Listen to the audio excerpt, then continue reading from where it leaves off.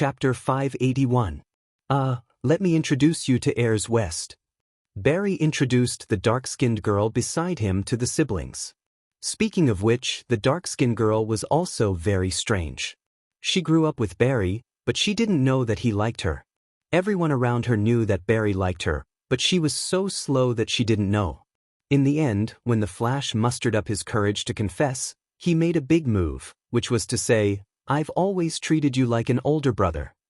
The Flash's blood stained his clothes red. The four of them actually knew each other before, but they didn't talk much. They chatted for a while and then went to eat.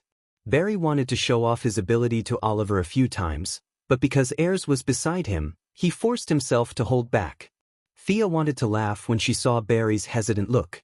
What was even funnier was that she deliberately glanced at Reverse Lightning, who was in the cutting-edge technology laboratory, and he was as anxious as an ant on a hot pan. He couldn't help but be anxious. If Barry showed off his speed, then his previous words would be completely exposed. What about traveling through time and space was true, but his relationship with Barry was completely fake. Reverse Lightning was so anxious that he was scratching the wall, but he had to pretend to be calm in front of Psyker and Caitlin. Fortunately, Ayers was with him the whole time, so Barry didn't get a chance to show off his speed to his good friend. Just as Reverse Lightning was secretly observing and felt that today's incident had passed without any danger, an accident happened. Just as the siblings were about to drive back, gunshots rang out from the other side of the road and the shouts of the crowd. Barry was in a dilemma. Should he turn into the Flash in front of Ayers, or should he let Thea and the others deal with it? This was a difficult question for him. Fortunately, he didn't hesitate for long. A piercing pain released him from the problem. "My leg. It hurts." Barry suddenly sat on the ground, hugging his leg. This made Ayers and Thea stunned. "You were running and jumping just now. This illness came too quickly. Let me take a look." Thea wasn't bragging. She turned her multifunction wristwatch and started to check Barry's leg. He thought that he wanted to send Ayers away so that he could be the Flash himself. Unfortunately, that was not the case. His leg was seriously injured. This kind of injury was very strange. Even with the support of the power of seraphic speed, it would not heal in a short time. There was no need to guess. It must have been the god of speed expert, Reverse Lightning, who had done something to him. For him to be able to research the god of speed himself, his scientific attainments were extremely deep. Barry did not know that he had been plotted against. He was only concerned about the other side of the street. He grabbed Thea's hand and said, "Don't worry about me. Save the people over there first." His eyes were firm and decisive, and Thea could only follow his instructions. After all, Reverse Lightning would only make him unable to run today, not kill him. Thea gave Oliver a look. It was not suitable for Green Arrow to appear in this kind of situation. Thea did not have such concerns. She flew over to Ayers, who was surprised. It was only a short block, so they arrived in the blink of an eye. Just as she was about to make her move, she saw a flash of red lightning speeding towards her.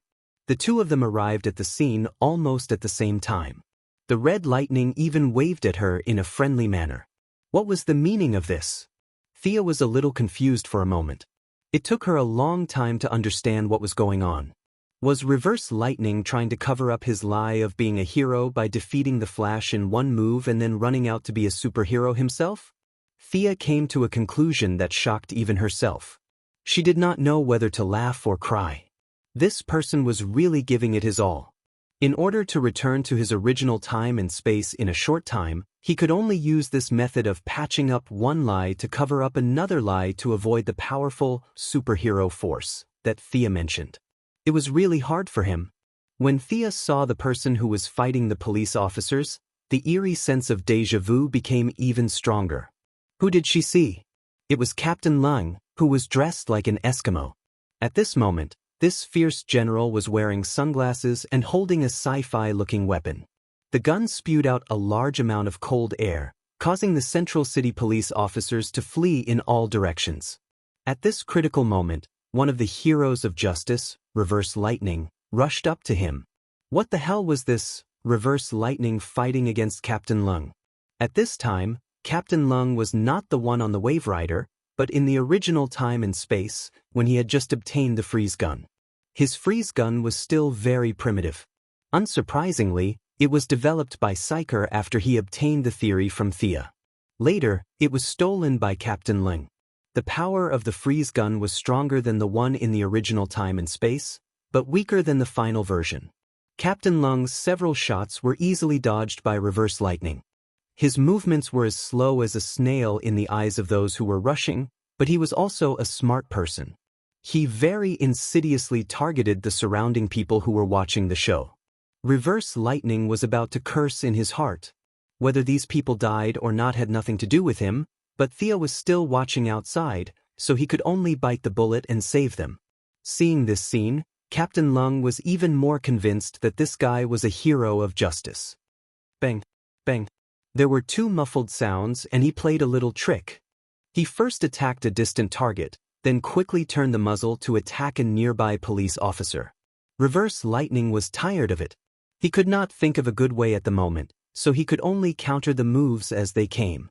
Unfortunately, he had underestimated his own speed, and Thea had previously absorbed the power of speed from his body, which had a subtle effect on him.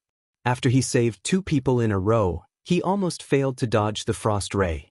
The cold air swept past his calf. Absolute Zero was no joke. Reverse Lightning's combat experience was 100 times richer than Barry Allen's at this time. He hurriedly mobilized the power of speed on his leg, trying to accelerate the cell healing. Unfortunately, Captain Lung had already predicted this. He had already aimed his gun at Reverse Lightning, and his finger was about to pull the trigger. At this critical moment, Thea knew that it was not suitable for her to watch the show. She used her divine weapon to block in front of Reverse Lightning, and waved her hand to create a wind wall in front of Captain Lung's surprised eyes. Captain Lung was an ordinary person. He was blown away by the strong wind and pressed against the wall like a mural. He fainted immediately. "Are you okay?" Thea held back her laughter and asked Reverse Lightning. He was also a good man, pretending to be fine. "Thank you for your help." He did not wait for Thea's reply and ran away like a wisp of smoke. He had no choice but to run. He had used the excuse of going to the toilet to escape. He had already wasted a few minutes saving people. Psyker and Caitlin were smart people. It would be troublesome if they found out something was wrong. He had to go back immediately. He mobilized a large amount of the power of speed to wrap up his wound, and ran like the wind back to the cutting-edge laboratory. He quickly changed into the alias of Dr. Wales, and slowly walked in his wheelchair. There was no need to mention the gloominess in his heart. His leg had already been injured by the frost gun, and after running for a while, it had worsened the injury. Fortunately, he had the foresight to see that Dr. Wales was also in a wheelchair every day. Otherwise, it would be hard to explain how he could cripple his leg after going to the toilet. Chapter 582. Reverse Lightning didn't forget about Barry Allen. He also needed to treat his wounds. He sent Psyker and Caitlin to pick him up. His excuse was ready-made. His good friend Barry was injured. Why didn't they hurry up and bring him back? After the two left, he finally had time to treat his wounds. It was a ghastly sight. There was a palm-sized area on his calf that was frostbitten. The regeneration of his cells was suppressed. Fortunately, Reverse Lightning's knowledge was not ordinary. He concocted a lot of medicine on the spot and applied it to the wound. However, it would take at least 10 days for the wound to recover. He had just finished treating the wound when the rest of the team came back. Thea, Olivier, the Flash, and a few of his friends ran back. Ayres was very anxious. "Don't worry, leave it to us. We have done a lot of research on his injuries." Reverse Lightning calmly comforted Ayres. At the same time, he kept looking at Thea. "Why is this girl still here? You have so many things to do. Staying in our central city will affect humanity's interstellar travel. You should hurry up and leave." His prayers came true. A few minutes later, Thea and her brother received a call at the same time. Olivier's team had found the Count of Vertigo's new stronghold. Thea received a call from the company, saying that there was an urgent matter to discuss with her. This disappointed Thea, who had been waiting for Reverse Lightning to lie, greatly. However, she didn't waste any time and flew to the two places with Olivier. After dealing with the urgent matter, Thea turned her attention to reverse lightning. Reverse lightning gave Barry an excuse of muscle wear and tear. He also pointed out how unscientific and irregular his running movements were. In other words, this injury was caused by the accumulation of small problems from daily running. After that, he slapped Barry and sent him to the underground tunnel to practice running. The lie could be maintained for a while, but not forever. Reverse lightning just wanted to accumulate enough strength to return to his own world as soon as possible. He was annoyed by this group of superheroes. Unfortunately, he was smart, but others were not fools. After lying in bed for a whole day, Barry still discovered the problem.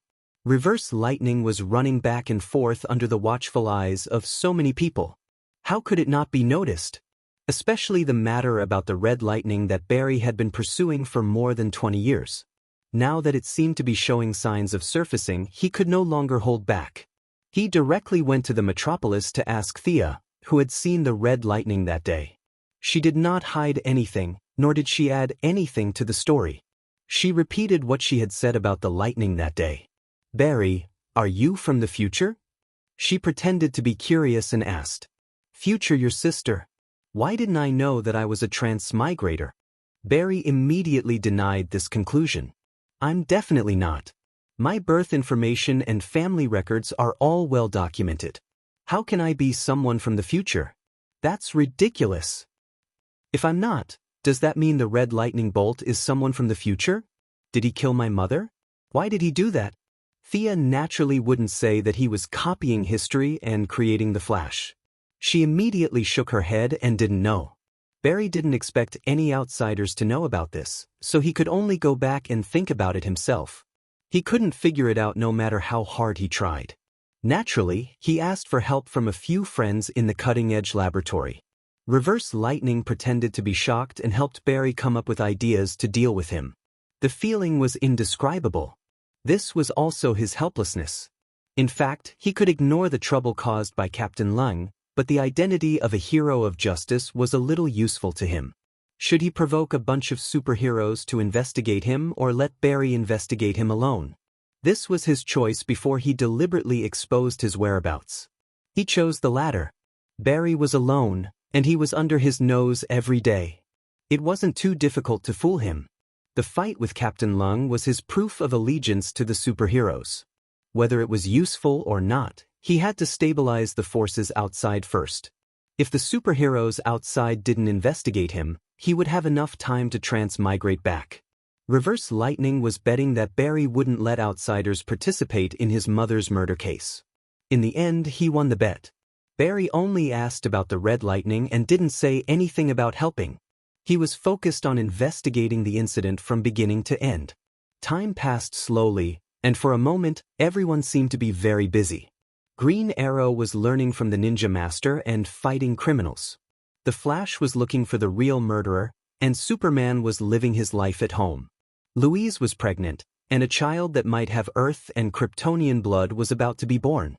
The Martian hunter was also busy teaching his niece. His niece was also a naughty child. After getting familiar with Earth for a few days, she accidentally saw Princess Starfire's live broadcast and said that she wanted to be a celebrity. This made the Martian hunter very worried. Batman was even busier. Because the interstellar travel plan was brought forward, this guy was moving his experimental base. He was very generous. Thea only had to build an underground laboratory, but this guy built his laboratory on the moon. The speed of human development on Mars was getting faster and faster. His lunar base could be discovered at any time, so he could only move it further away. After a few inspections, he finally moved to Dion. He was busy for half a month before the project was completed. Thea was also very busy. The modification of the mothership had entered a critical moment, and the military had invested a lot of effort into it. All kinds of materials, manpower, and technology were invested regardless of the cost. Almost all the scientists that could be gathered were gathered together, and they were doing the final adjustments. The military took out the USS Ford electromagnetic nuclear-powered aircraft carrier, which had not been in active service for a long time, to do a new modification. On this day, the sun was shining brightly. Many politicians, business tycoons, and scientists gathered at the U.S. military base in Guam.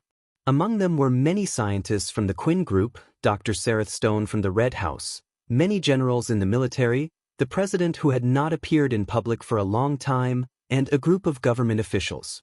There was also Sia, Ray Palmer, Maxwell Rhodes, and a large number of financial groups that supported the military. They were all present. They were going to watch the entire process of the mothership's ignition and liftoff at the command center. The commander of the mothership was Major General Alice, a relatively young female general. Thea looked at it when she first heard the name, but she gave up when she found that it had nothing to do with Resident Evil. This test flight was a bit confidential. No one was confident that such a large ship could fly into the sky. Even Thea did not dare to make any guarantees. This was also the reason why she was there in person. If something went wrong in the middle and the whole thing fell, she would be able to catch it. No one dared to call the reporters. Everyone who had a stake in the project silently watched the preliminary inspection of the warship. The cost of the hull alone was more than $20 billion, and the cost of the later modification would be quadrupled. This was the main reason why the military could not withstand the pressure and took in the funds of the financial groups. As for how much the financial groups benefited from the government, they did not care. The young Major General Alice was methodically issuing orders.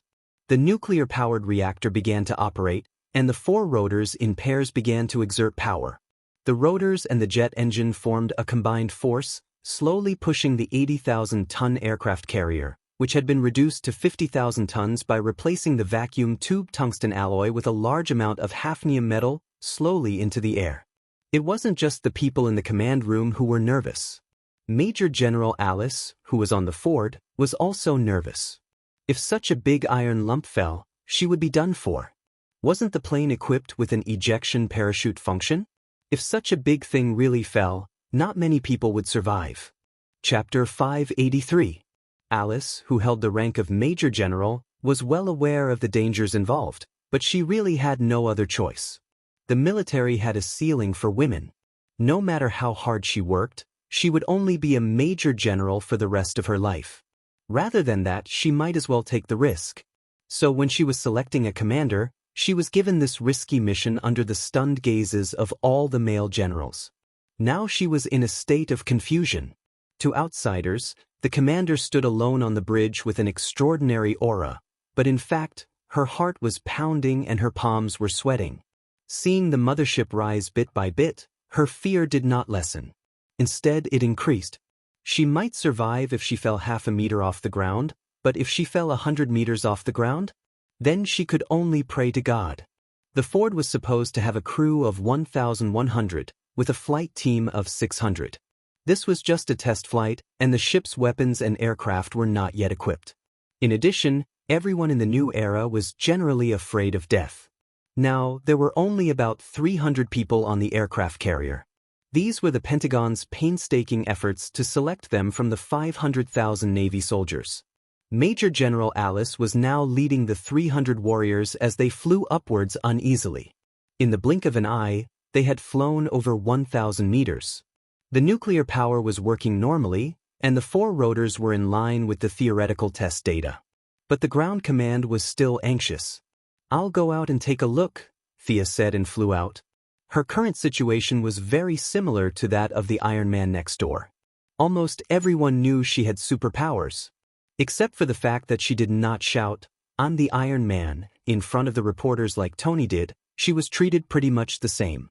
At first, everyone was a little afraid of her, but after a while, they realized they were not affected at all and gradually got used to it. The higher-ups were relieved to see her go out. At least it was a safety measure. Although there were no reporters, in fact, military satellites from various countries were watching Guam. If more than 300 people fell to their deaths, it would be difficult to explain. 1,500 meters, reporting to ground command. The mothership has taken off steadily and is beginning to accelerate. Major General Alice saw Thea too. She more or less knew what was going on, so she gave the order at the right time. The rotors began to rotate at full capacity, and the mothership rose rapidly. 5,000 meters, temperature drop. Activate the broadband active field thermostat. 15,000 meters, reporting to the ground, we are about to leave the troposphere. 28,000 meters. The mothership is operating normally in the stratosphere. The clouds here are beautiful. After rushing out of the troposphere, she suddenly realized that the clouds were already below her. Major General Alice was overwhelmed with emotions. She couldn't help but express her feelings of having survived a disaster. The Ground Command Center responded with warm applause. Although the cost of the project was too high, at least the experiment was a success. After the biggest difficulty of lifting off was solved, the rest was much easier to handle. The ground commander then directed the mothership to fly east back to Andrews Air Force Base. Yes, this thing took off from the naval base and flew back to the Air Force Base. The ownership of the mothership could no longer be divided between the Navy and the Air Force. Several generals from different military branches fought over this matter, but they still couldn't come to a conclusion. The propulsion system of the mothership was taken from them. The Red House scientists disassembled Abin Su's spaceship and used a computer scan to install 5 high-powered propulsion systems on the mothership. The original speed of the mothership was only a few dozen knots on the surface of the sea, but now it was increased to Mach 3. The mothership timely activated the new protective shield developed by the former Quinn Corporation based on the Luther Corporation's foundation and flew back to Washington at lightning speed. Thea also followed along to protect them. There were no accidents until the mothership landed, which made her sigh in relief. After waiting for a few hours, many politicians took a special plane back to Washington and sent their late condolences to Major General Alice, who had accomplished this feat. The first few sentences were still normal, but as they spoke, they went off topic. The Navy believed that the flying unit of the mothership had to be Mach 3, while the Air Force believed that it had to be Mach 3. The two groups of people then argued about the personnel structure, clothing, military ranks, and a lot of other issues. It seemed like a small issue, but in fact, it was a matter of who would be the boss and who would be the second in command. The successful test flight of the mothership also meant that the Navy would gradually withdraw from the stage of history. Merging with the Air Force was the opinion of many knowledgeable people. Then came the question: should they rely on the Navy at this stage to seize the leadership position and lead the Air Force, or should they be led by the Air Force? This was the question that the military leaders were most concerned about. Thea did not have time to listen to their nonsense. She told the vice president to report if there were any problems and returned to Star City alone. When she was in the sky just now, she received a call from Felicity. She did not say anything in detail. Thea was afraid that the mothership would fall, so she did not have time to deal with it. Now that things had come to an end, she finally had time to deal with it. Thea directly teleported to Felicity's villa. This big sister had been the vice president of the Quinn Corporation for many years, so her wallet was bulging. She did not hesitate to buy a mansion in Star City. What happened? Caitlin is also here. Oh, isn't this Ronnie? Aren't you dead? In addition to the two women in the room, there was also a destitute man sitting in the room. He turned his head, and Thea was slightly stunned when she saw his face. The man was Caitlin's fiancé, but he died in the explosion of the underground pipeline during the particle accelerator explosion in Central City. Caitlin was now the Frost Killer, but she did not forget their old relationship. This was also the reason why she immediately rushed over when Felicity contacted her. Professor Quinn, I'm not that young man, Ronnie Raymond. I'm Martin Stein. Do you remember me? The man asked nervously. She remembered, wasn't he the fat old man on the Wave Rider? Although Thea was not very familiar with many people, she still knew the first generation of Firestorm. Coincidentally, she also knew the two people who formed him, Ronnie Raymond and Martin Stein. Although she knew him, she could not immediately show that she already knew. After thinking for a while, she asked, Professor Martin Stein from the University of Chicago? Yes, we talked before. This young man, Ronnie, also said that he knew you. That's why we came to find you. The man was very excited. It was obvious that the fusion of the two people was driving him crazy. With all due respect, Professor, how did you become like this? The one who occupied Ronnie's body was the fat old man. He told Thea about the explosion that day. The creature chose? During the reconstruction, the creature chose the most optimal setting, which is Ronnie's young body and your excellent brain. So now you are the one who is controlling the body. Is that what you mean, Professor? Thea made her own judgment after hearing the connection. Yes, Professor Quinn is indeed an expert in biomedicine. You are absolutely right. The man wanted to hug her leg and cry. He finally met someone who understood. Chapter 584. Professor, you want me to help you separate the two of you, right? Thea asked again. Yes, you're absolutely right. Professor Stein almost shouted at her. Thea ignored Stein's salted face and split a portion of her spiritual energy to scan the two of them. After scanning for 2 minutes and combining it with the science she already knew, she sighed. Professor, because of nuclear fission, the molecular structure of the two of you has completely fused together. This is your expertise in nuclear physics. You should know that even if the two of you are separated, you will no longer be normal humans. Both your immune system and hematopoietic function will be severely damaged. Stein was depressed. I know that we have already missed the best treatment period, but at that time, the two of us were entangled with each other and were in a daze for a long time. We only gradually regained our consciousness recently. Thea also started to think. In the original timeline, Reverse Lightning acted as a living bomb and used the black technology on her battle suit to decompose the nuclear power that formed the foundation of the two of them. Did she have such a thing? She really didn't have it on hand at the moment. She had a few technological products that were somewhat related, but they needed major modifications. The technology aspect was a little troublesome, but she had magic. Just like how she decomposed Miss Abby and Professor Holland, she could separate the different souls and then find a dead body to reincarnate into. Everything would be fine. Unfortunately, she was a hero of justice and couldn't do it. The fat old man was so old-fashioned that he wouldn't agree to it. Basically, she couldn't use methods that involved moral aspects such as reincarnation, cloning, and so on. Thea could only think of another way. Separating from the original body was the only way. Professor, do you believe in magic? The fat old man didn't believe in it at all, but he didn't have a good idea at the moment.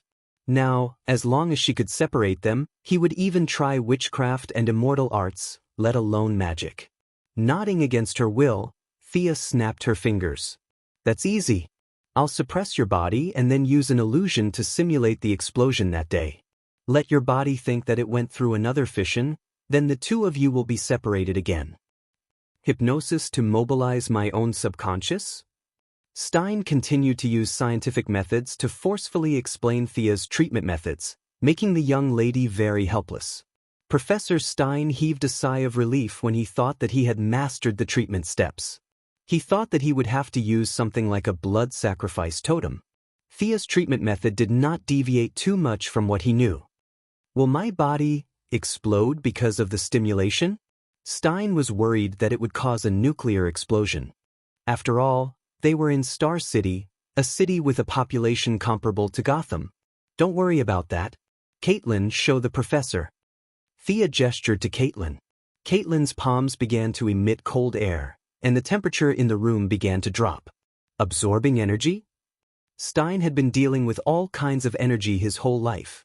He quickly analyzed that Caitlin's ability was not a simple freezing ability, but a heat absorption ability. This was the complete opposite of his nuclear energy ability. He looked at Caitlin in surprise and finally felt relieved. His self-destruction was not something that could be done at will. The chain reaction also needed time. As long as the initial energy of the explosion was absorbed, it would not explode. Thea did not let down her guard. After all, this was Star City, and she had set up a few barriers. Some were triggered, some were energy-absorbing. Professor, I'm going to start. What you need to do is to remember that there are two of you in your mind. Stein pursed his lips and calmed down a little. He gestured to Thea to start.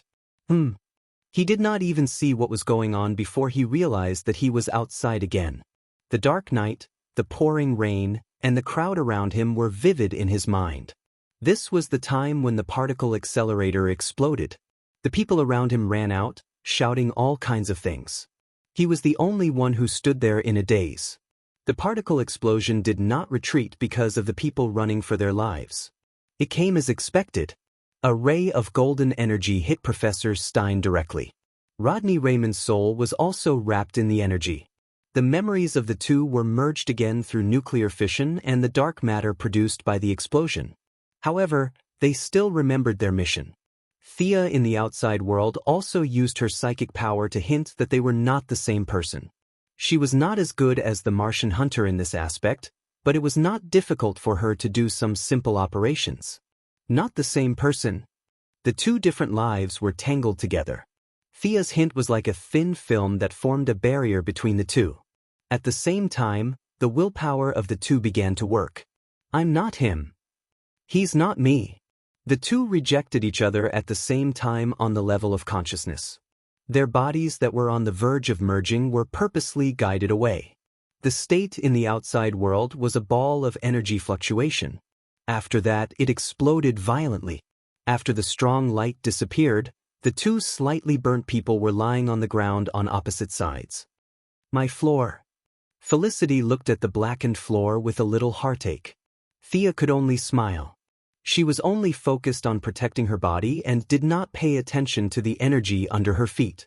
Even if there was no fission at all, just a small leak in the initial reaction was enough to burn a big hole in Felicity's villa. Miss Smokey, I'll pay for it. The fat old man, Martin Stein, stood up shakily. When he saw that he had returned to normal, he was overjoyed. As a big name in international physics, he had the money to pay for a piece of the floor. On the other side, Ronnie Raymond also stood up slowly. He held Caitlin's hand and did not know what to say. Things were still the same, but people had changed.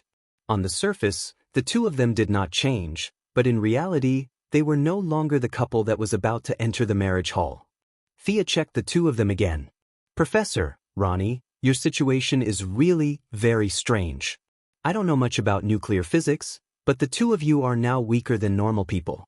After all, you were separated from a strong body, and, seeing that the two of them were a little pale, she still had to say what she wanted to say. In fact, in the big explosion of the particle accelerator, from a biological point of view, your lives were actually dead. It was only the nuclear energy that created a new body. Nuclear energy is the foundation of your life. This is something that cannot be changed. You have to periodically. Thea was still thinking about how to phrase it when the fat old man hurriedly interrupted her. I can think of a way.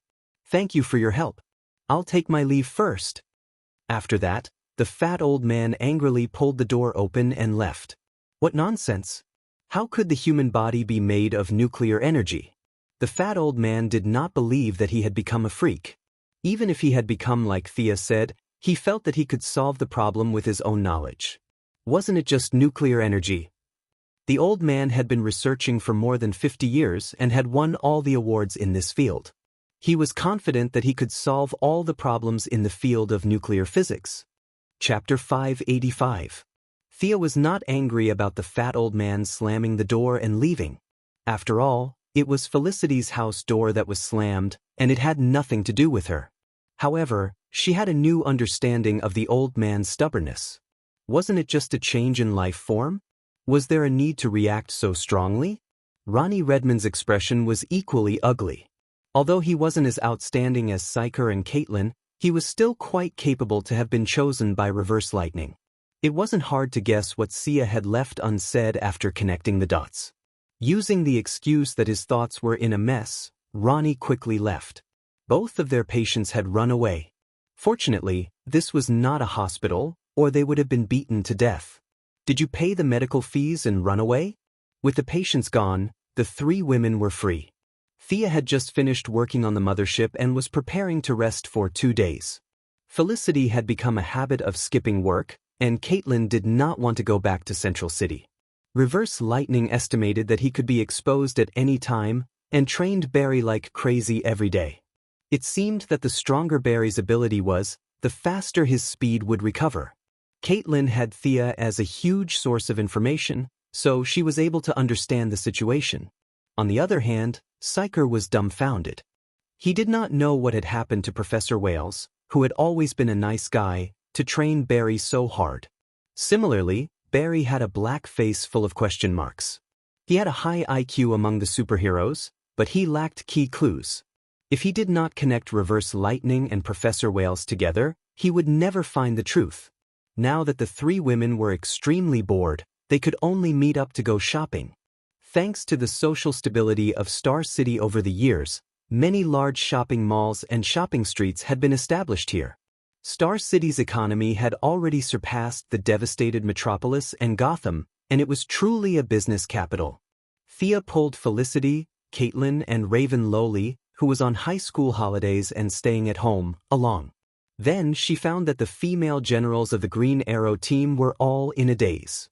She pulled all of them together and formed a group to sweep the goods. Green Arrow Shadow, Black and White Canary Laurel Lance, Sarah Lance, and even the Ninja Master's daughter, Nissa, were forcefully dragged out. The 8 women bought whatever they saw. None of them were poor in the true sense of the word. Sarah and Nissa were assassins, and money was just a number to them. Although Laurel and Shadow were just ordinary public officials with a moderate income, they couldn't compete with their boyfriends, Oliver and Tommy, who were rich. The two of them swiped their boyfriends' bank cards. She bought all kinds of spring and summer clothes, bags, accessories, and all sorts of other things.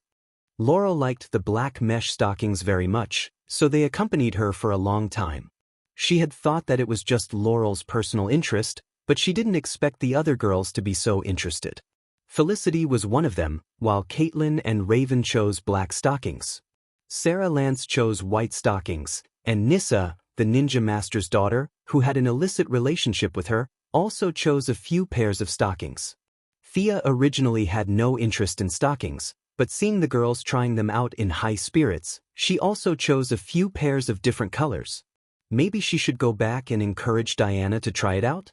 The long-legged goddess, and she never wore stockings. Perhaps Diana could wear stockings and high heels, which would make it easier for her to have a good fight. The goddess of trade and wealth had a wicked thought. Every store had a door-to-door service. Swiping a card to pack up, someone would naturally deliver the goods to the address. The girls didn't need to carry large and small bags after shopping. After a crazy shopping spree, they went to the gym and went to the hot spring. Lying comfortably in the hot spring, Thea couldn't help but wonder if she should form a female Justice League in the future. In fact, there were many female heroes in this world, but they were basically the vassals of the male heroes, suffering first and enjoying later. People only knew how to praise Batman, and gloriously ignored the Batwoman, Huntress, and Batwoman behind him. The Green Arrow team also had this problem. There were more women than men. Of course, the men took on the heavy responsibility, but the hero world's disregard of the female heroes was a bit chilling. If Thea didn't rise, the Justice League in the future would only have Diana as a female veteran. Even a high school student like Steel Bones could be a veteran, but Barbara, who was good at both civil and martial arts and had been in the industry for many years, could only be a bystander in the Batwoman team. This reflected the current situation of male and female heroes. The framework of the Female Justice League gradually took shape in Thea's mind. The first important indicator was combat power. Thea herself and Diana were the top combat power in the world at present. Supergirl and Fiora could also be recruited. In addition, the big lowly Raven's real strength was also fierce, but she didn't like to use it. There were also some remaining intermediate forces, such as the girls in front of her, the girls in Batman's team, the Sea King's wife, and a few friends. In fact, the number was quite large. Thea lay in the pool happily, imagining the evil act of breaking up the Justice League. At this time, a female assistant walked to her side and said softly, "There's a Mr. Barry Allen who wants to see you." "Why is Barry looking for me?"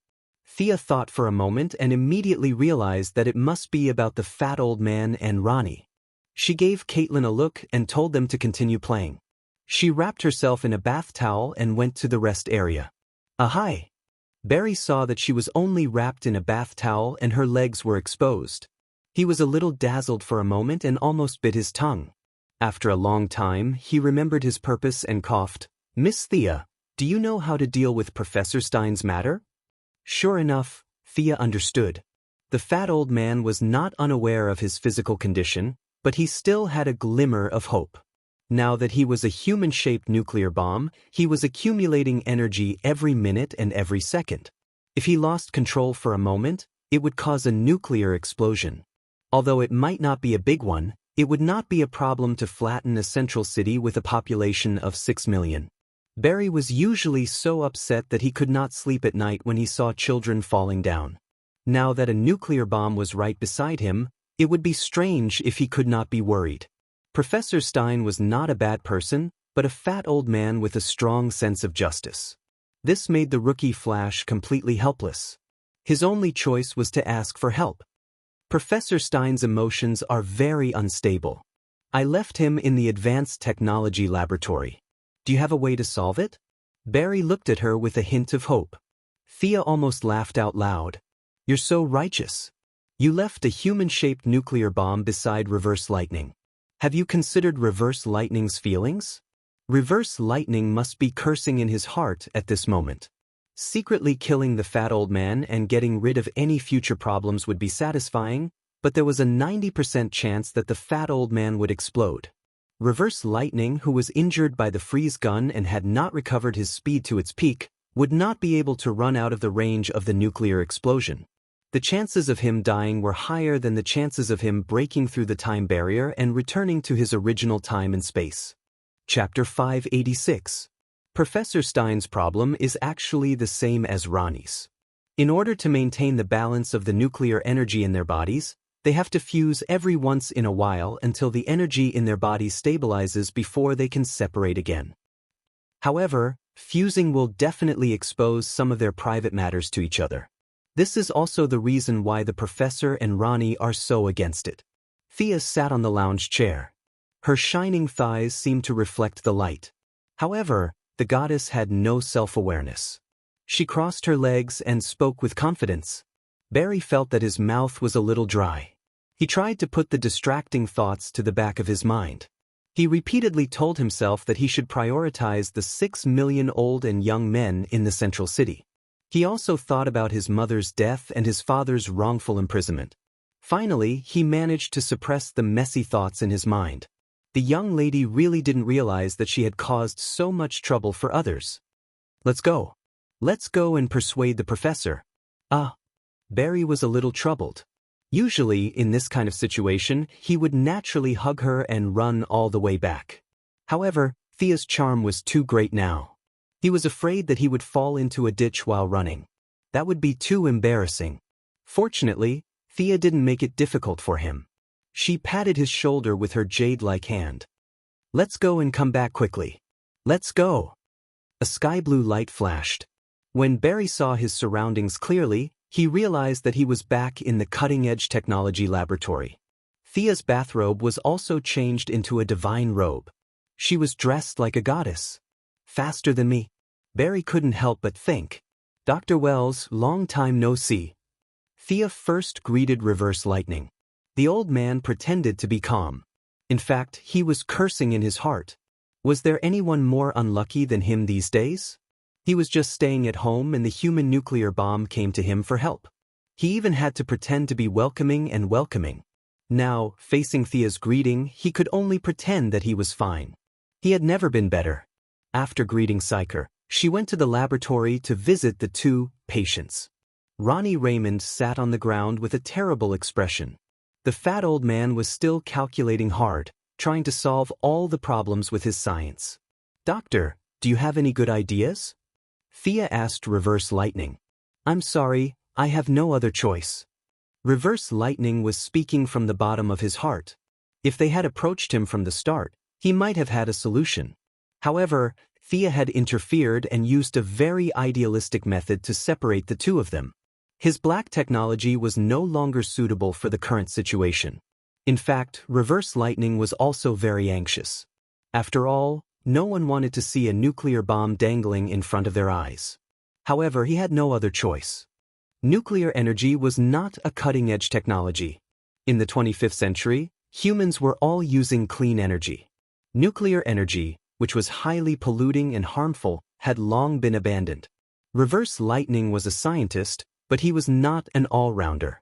In his time, no one researched nuclear energy. Purely from the perspective of nuclear physics, his attainments were not as good as Professor Stein's. Professor, Ronnie, you don't have much time left. You have to merge immediately, or the consequences will be unimaginable, Thea advised coldly. If they didn't listen to her, she would have to use force. Although her motive was different from Barry and the other heroes of justice, she would not give away the lives of 6 million people as a favor. The fat old man calculated for a day and went through everything he had learned. He found that he really couldn't solve the problem with his body. He was a little depressed and asked, "What happens after merging?" Sia thought for a moment and said something to Barry in a low voice.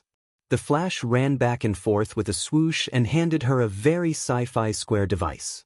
"Professor, Ronnie, this is a portable nuclear power device that I developed. With just 4 devices, it can drive a behemoth like the Ford to fly continuously for a week. I'm now using its principle and operating it in reverse. It can absorb the excess nuclear energy in your body. There's also a regulating valve here. When the valve is opened to the maximum, it will instantly absorb your energy, which means that you will be separated directly. When your body is full of energy, you will combine and use this device to separate. This is the only way I can think of. This is the only way." She briefly explained the principle to the old man. It was definitely not possible to use it directly. This finished product was from an aircraft carrier and had a diameter of more than 1 meter. Now, it needed to be miniaturized and portable. Thea still had to do some modifications. Fortunately, this was a laboratory. Whether it was Reverse Flash or the Flash's friends, they were all experts in technology. Especially the fat old man, who was a big shot in the nuclear physics field. Simplifying the chemical process wouldn't be a problem for them. "If we set the rotor in reverse, we can?" Thea was changing the circuit when suddenly, her vision turned black. Her supervision automatically switched to night vision. Only then did she realize what had happened. The cutting-edge technology laboratory had a power outage. "By the way, do you guys owe water and electricity bills?" Thea looked at them funnily. They all looked at Reverse Flash unconsciously. Reverse Flash, who was disguised as Dr. Wales, was a little scared, but he soon found the problem. "The whole city has a power outage." Thea couldn't do anything about the large-scale power outage. She had night vision, but without power, the modification work couldn't continue. She could only put down the tools at hand and wait for the power to be restored. "Psyker, go start the backup generator." Reverse Flash wanted to get these 2 human-shaped nuclear bombs away from him as soon as possible. He didn't want to wait a minute more. However, before Psyker walked out of the room, he heard someone outside shouting, "Dr. Harrison Wales. I want to see you. I know you're in there. Come out." The person's voice was very loud and clear. It sounded like a human speaker. Thea looked outside and saw a young man in a leather jacket standing outside the door shouting. The person had dark circles under his eyes and electric arcs flashed in his palms. From his appearance, it didn't look like he was there to talk. Thea knew that they didn't have supervision, so she cast a miniature illumination spell and a water mirror spell to project the situation outside. She pointed at the man in the leather jacket in the image, which meant, "Do any of you know this guy?" Everyone shook their heads. There was no power and no internet, so they didn't know who it was. Seeing that the person outside was still shouting at the top of his lungs, Barry naturally couldn't let the crippled Dr. Wales go out to die. With a whoosh, he changed into his combat suit and rushed out. Thea thought about it and didn't stop him. At least she didn't see how powerful the man in the leather jacket was. With the Flash's combat power, he should be able to deal with this kind of small monster easily. Unfortunately, the water mirror spell could only see the image and not hear the sound. The people in the room looked like they were watching a pantomime. They watched Barry and the other party talk nonsense for a while and then directly start fighting. At first, Sia thought that it was just a small matter, so she just looked at it casually. Perhaps the Flash had the same idea as her. He also had the idea of playing with the other party, as if he was watching a monkey show, watching the other party constantly throw electric arcs around. Chapter 587. However, there was a drastic change in the battle after 10 seconds. Seeing that the Flash was playing around with him, the man in the leather jacket came up with a little trick. He deliberately lowered his attack speed, making the Flash mistakenly think that he was running out of energy. Then he suddenly exerted force, and an electric arc as thick as a bucket hit the Flash's chest. Was it similar to Electric Lady's ability? Thea just realized that something was wrong. The electric arc didn't disappear after the attack, but became a bridge connecting the two. At first, it was silver-white energy, but then the energy suddenly changed its nature. A large amount of golden energy rushed out of Barry's body and gathered on the other side with the help of suction. The power of speed. Thea was shocked, and Reverse Lightning almost stood up. The power of speed was accumulating more and more. Not only was Barry dumbfounded, but the man in the leather jacket who was absorbing his energy also panicked. He didn't know what this energy was, but he instinctively felt that it was more powerful and harder to control than the energy he absorbed from the city's power grid. Stop him! Reverse Lightning was anxious. Thea also knew that this was a serious matter, so she directly teleported out. Unfortunately, she was still one step too late. The ability of the man in the leather jacket had a fatal flaw. He could only absorb energy, but he didn't know how to stop. Usually, he would absorb energy until there was no energy left. He always thought that his body could store unlimited energy, but today's encounter with the power of speed taught him a good lesson. A large amount of the power of speed was accumulating in his body, but he was not the son of the power of speed. He couldn't mobilize this energy at all. Before Thea could think of a magic to interrupt, his whole body exploded from the inside out. F***CK. Faced with the impact of the turbulent energy, Thea could only retreat to the subspace temporarily. When she came out, she found that the man in the leather jacket was like being possessed by a monster. There was a big hole in his chest and abdomen, and he was lying in a pool of blood with a frightened face. Half of his heart was blown away, and he died. On the other side, Barry didn't have the ability to retreat to the subspace. Fortunately, he was the son of the power of speed. The energy was all absorbed from his body, so it didn't cause too much damage to him. A minor character who wouldn't live for more than 2 chapters and didn't even have a name killed the Vanguard General of the Justice League, the Flash. Who would believe that? Thea looked at the pitch-black surroundings and directly took the jacket man's body. His body was very valuable for research. This guy's ability was like the DC version of the star-sucking great magic. Although the hidden dangers were huge, if used well, it could be very effective. If he could create thousands of clones while maintaining his abilities, he would be able to suck Darkseid's blood dry.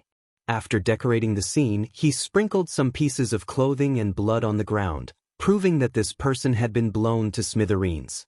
It would be even better if Reverse Lightning suspected that this person had been sucked into the Godspeed Force space.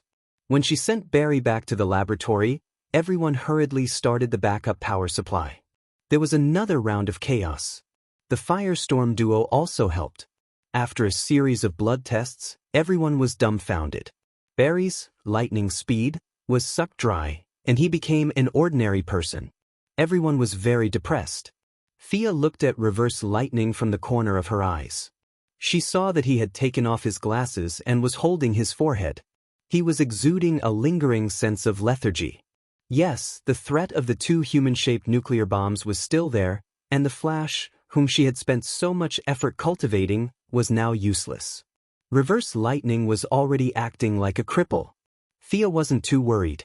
Barry's protagonist aura wasn't any worse than Batman's. The son of the Godspeed Force would at most be depressed for a while, and his Godspeed Force mother would definitely give him his abilities again. At the very least, Thea knew that reenacting the scene when he was struck by lightning would allow him to regain his Godspeed Force. Other people would turn into charcoal after being struck by lightning, but he would regain his Godspeed Force after being struck by lightning. This world was just that illogical. However, Thea didn't tell them this method. Reverse Lightning was 10,000 times more impatient than she was. It was better to let him think of a way. Not long after, Barry woke up. Looking at everyone's ugly faces and the bruises on his body, he seemed to have thought of something. At this critical moment, the veteran had to step in. Reverse Lightning was actually very sad, but he still had to pretend that nothing had happened and comfort Barry instead. His life mentor gave the Flash a lot of chicken soup. Compared to him, Psyker's conversation skills were very poor. What did he mean by, Barry is still Barry without abilities? What did he mean by, You will always be our friend? These words were very depressing. How could having superpowers be the same as not having them? Thea saw that reverse lightning was about to beat Psyker up, so she quickly pulled him away. Everyone was silent, and only the rustling sound of reverse lightning looking at Barry's body data could be heard. Barry's matter was very urgent, but the matter of the two human-shaped nuclear bombs was even more urgent. The equipment that she had helped them develop was interrupted halfway by the power outage and the leather jacket cameo. Now, she couldn't stop work just because Barry had lost his speed. She had to continue. It was just that the originally enthusiastic atmosphere was a little cold, and the few of them were no longer as energetic as before. Thea could only helplessly liven up the atmosphere and use the opportunity of explaining the theory to distract their attention. This theory was also very interesting. It was a parting gift from the fat old man when they were on the Wave Rider. However, she had been getting stronger and stronger, so she hadn't found a use for it. Now, using its ability to absorb and recharge energy, it was like a switch that could help the Firestorm duo to merge and separate at any time and place. As soon as he heard that it was the result of nuclear physics research and not some magic or witchcraft, the fat old man's interest was immediately raised. He pestered Thea to ask about the operation. She explained it to him. When the old man heard that he understood most of it and could roughly understand a few parts, he immediately recovered some of his spirit. Thea was a little embarrassed. Using the old man's future research results to fool the current him was really a test of how thick his skin was. When the device was finally set up and the worries were solved, the two of them no longer hesitated. Even if they died, they would drag 6 million people down with them. Neither of them would do such an evil thing. The two of them clasped their hands together. With a muffled bang, the Firestorm with Ronnie as the main body and the fat old man as the auxiliary came into sight again. Thea put the device on their chests and adjusted it slightly. The two of them were very educated, so they quickly figured out the specific operation method of this thing. Professor, Ronnie, even if you are separated, you can't be too far away from each other. One of you is in Chicago, and the other is in Center City. If you don't have a place to go, go to my Alien Administrative Committee. It's in the desert area of Nevada. Even if something happens to you, it won't be a big loss. Thea meant to pull this guy to the administrative committee. It was really a little embarrassing to rely on the black man to conquer the world every day. As the chairman, Miss Thea couldn't always fight for her own image, so it was imperative to recruit someone who was especially good at fighting. Chapter 588. Firestorm's strength was not as good as the top few, but he was still one of the best. This guy could transform all inorganic materials, and could even create kryptonite with his bare hands. His body was strong, his intelligence was good, he could fly, and he could use energy attacks. He was a rare jack of all trades. What if we explode there? Firestorm was still a little hesitant. He even wanted to find a deserted place to die. There are aliens there, Thea said casually. The few of them immediately understood. Were aliens human? That was for sure. But if they had to choose between sacrificing 6 million aliens and 6 million Earthlings, they would not hesitate. Even Barry, who was a saint, did not say anything to refute. Professor, don't worry. With my technology, I won't do what you think. Besides, there are 2 alien races that are still using nuclear energy. You can go take a look. Maybe you can get some new inspiration. Without much consideration, the two of them decided to go to Nevada. Ronnie did not mention his marriage with Caitlin again. It was too awkward to find a wife when he had a telepathic connection with the fat old man. When one of them was excited, the other would also have a strong telepathic connection. Ronnie would not be able to roll in the sheets happily for a long time. The fat old man also had this problem. He was old, but he also had a wife. Nuclear fission had changed his body. He looked old, but he was not much different from a young man. He did not want Ronnie to know about his passionate communication with his wife. The two tacitly left Central City and flew towards Nevada. Seeing the humanoid nuclear bomb fly away by itself, Reverse Lightning breathed a sigh of relief. What was left was the matter of the Flash. To be honest, Reverse Lightning was really worried about Barry. Unfortunately, he couldn't leave his name behind even though he had done a good deed. That feeling of frustration was indescribable. While Thea was dealing with Firestorm, he thought hard and finally came up with a solution that was not a solution. It was similar to Thea's idea. They just needed to recharge it. But Barry hesitated. In the face of 20 million amps of electricity, he did not dare to say that he could survive. Thea knew that he was the son of agility, but he did not know. Reverse Lightning anxiously waited for the result. Barry shook his head and said, "Let me think about it." After saying that, he picked up his coat and left the laboratory without looking back. Thea also bid farewell to the others. She had tricked them over, so she had to make some preparations. She did not dare to use the teleportation spell to bring Firestorm over directly, mainly because their condition was too unstable. If they exploded during the teleportation, she would be in serious trouble. Although nuclear weapons did not have a high level of technology, she was not willing to face the impact of a nuclear bomb head-on. Since Firestorm could fly by himself, she would let him slowly fly over. Thea rushed to the administrative committee first and informed her subordinates that Firestorm was going to join the company. Only then did she return to Star City. One must know that she was pulled out of the hot spring while she was soaking in it. It didn't take her more than a few minutes, so she could still go back and soak in it for a while.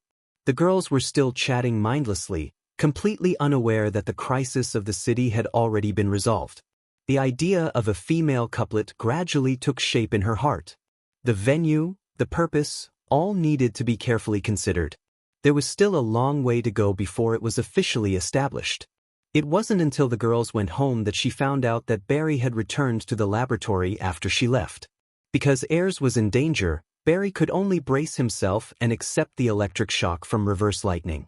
Fortunately, the results were good. His mother had not given up on him, her biological son.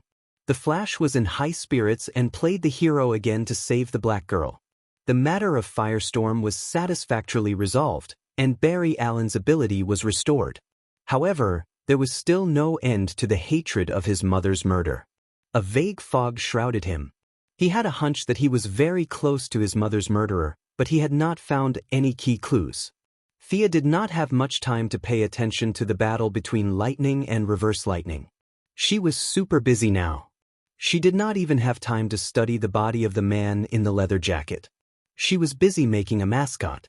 Moira won the party's primary election with a large number of votes. This first step was very stable. The next step was to give a national speech, a show, to let ordinary people know her political views and character. As a family member, Thea could only help to build momentum. Originally, Oliver was also a good choice, but compared to Thea's explosively good reputation, his reputation was too bad. The staff collectively rejected Oliver's proposal to walk around the country. They only asked him to be present in a few key cities.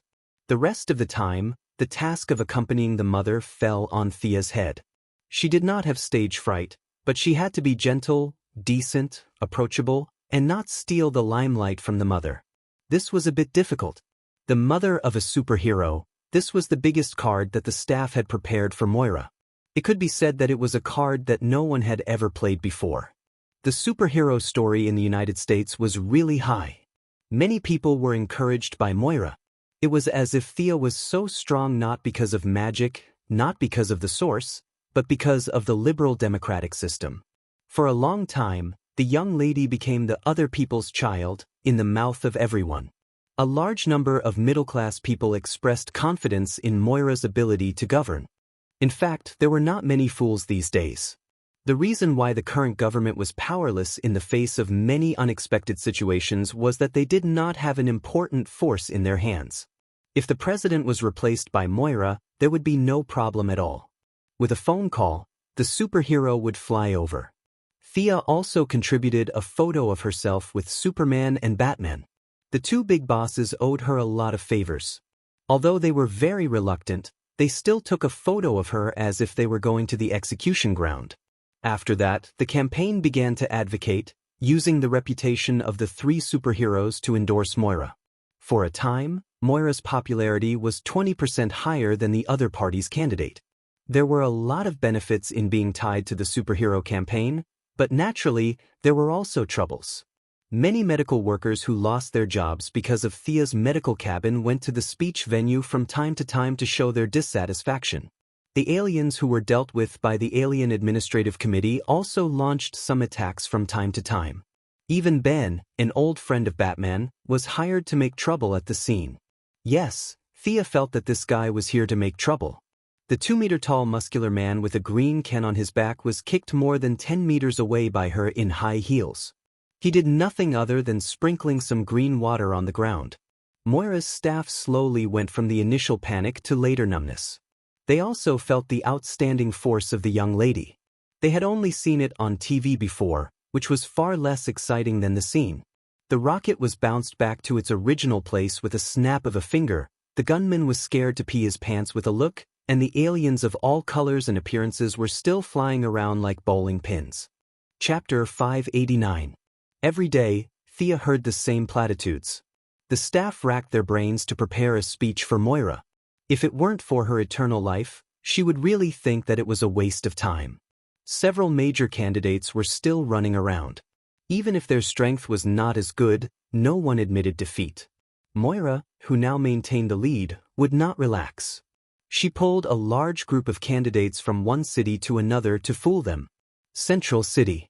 This was the third time Thea came here in the past 6 months. After learning about today's itinerary, Oliver also came to help. At this time, Moira was on the stage talking about the political strategy. Thea and the secretary were talking about the company's affairs in a low voice. Oliver was comforting his good brother Barry not far away. Thea listened a few times and really sympathized with this guy. Unlike the loving Oliver, Barry has nothing to say about love. He only loves Iris West. And just this morning, the love of his life moved out of home and lived with her boyfriend. This boyfriend was not him. When Barry mustered up the courage to confess to her like a defeated dog, Blackie decisively rejected him. Most of the time she said something like, "We are friends, you are a good person." This blow to Barry was no less than the disappearance of the power of Godspeed. It was hard to catch Oliver. Thea felt that she was gloating a little, but it was not good. But she wanted to laugh when she saw Barry. Barry would not know that in a place where he could not see, there was actually a person who was suffering more than him. That was Reverse Lightning. Because Iris's taste in men was very strange, she chose a police officer named Eddie Swan in the Sea of People. This handsome police officer was Reverse Lightning's 48th generation ancestor. He was his direct ancestor in the 21st century. His own direct ancestor and the Flash's wife were together. When the time came, would it still be his 47th generation ancestor? This was simply murdering Reverse Lightning at the source. Unfortunately, he couldn't use force against these two. Iris was too important. In the original timeline, she and Barry had a large number of speedsters. Reverse Lightning didn't dare to make a move. The Silver Superman was able to kill his own mother regardless of karma, but Reverse Lightning didn't have that ability. Every time he saw his ancestor and heirs having sex, he felt like his heart was about to stop. If they had a child, his chances of survival would be infinitely close to zero. Reverse Lightning felt like he was a bug trapped in a spider's web.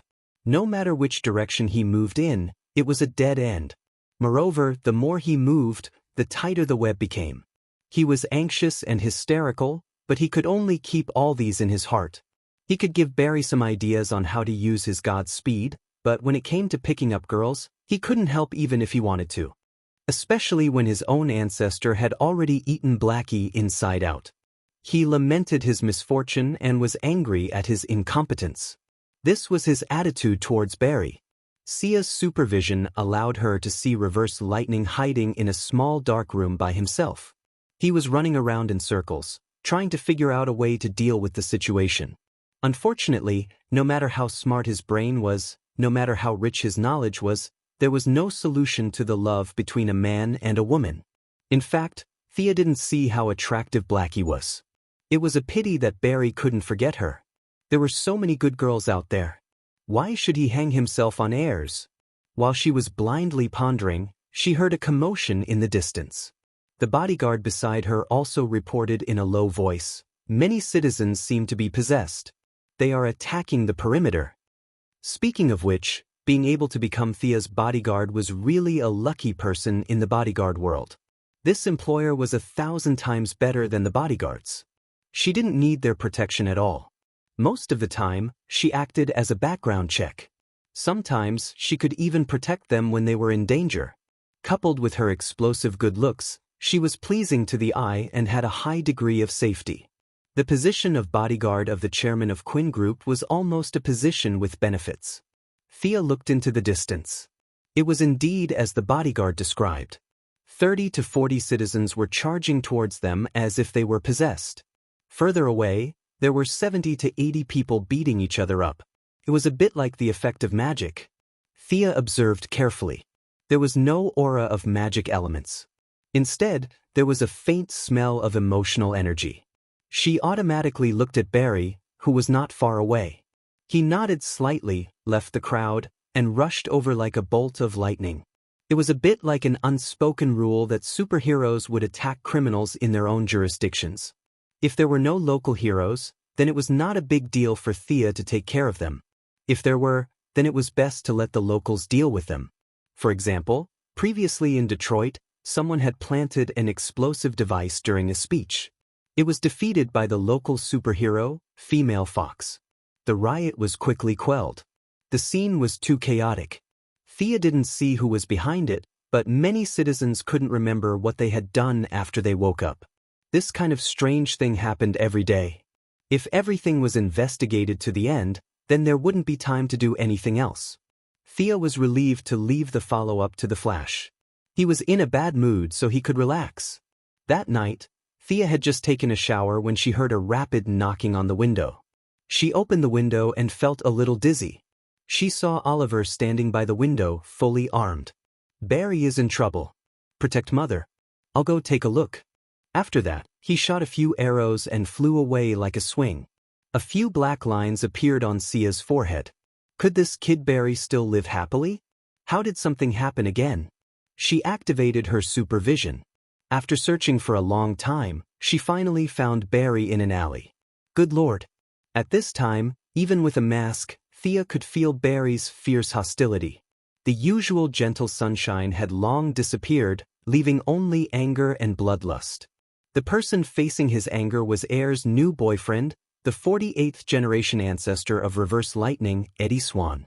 But now the handsome detective was beaten up a little by the Flash.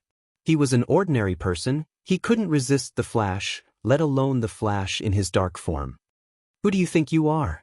Do you think you can come in like this and get whatever you want? Who gave you the right to do that, you stupid piece of shit? The corner of his mouth that used to be quiet was now only ferocious. In the dim light of the night, his eyes were like that of a beast eating human flesh. Eddie Swan was confused by what he said.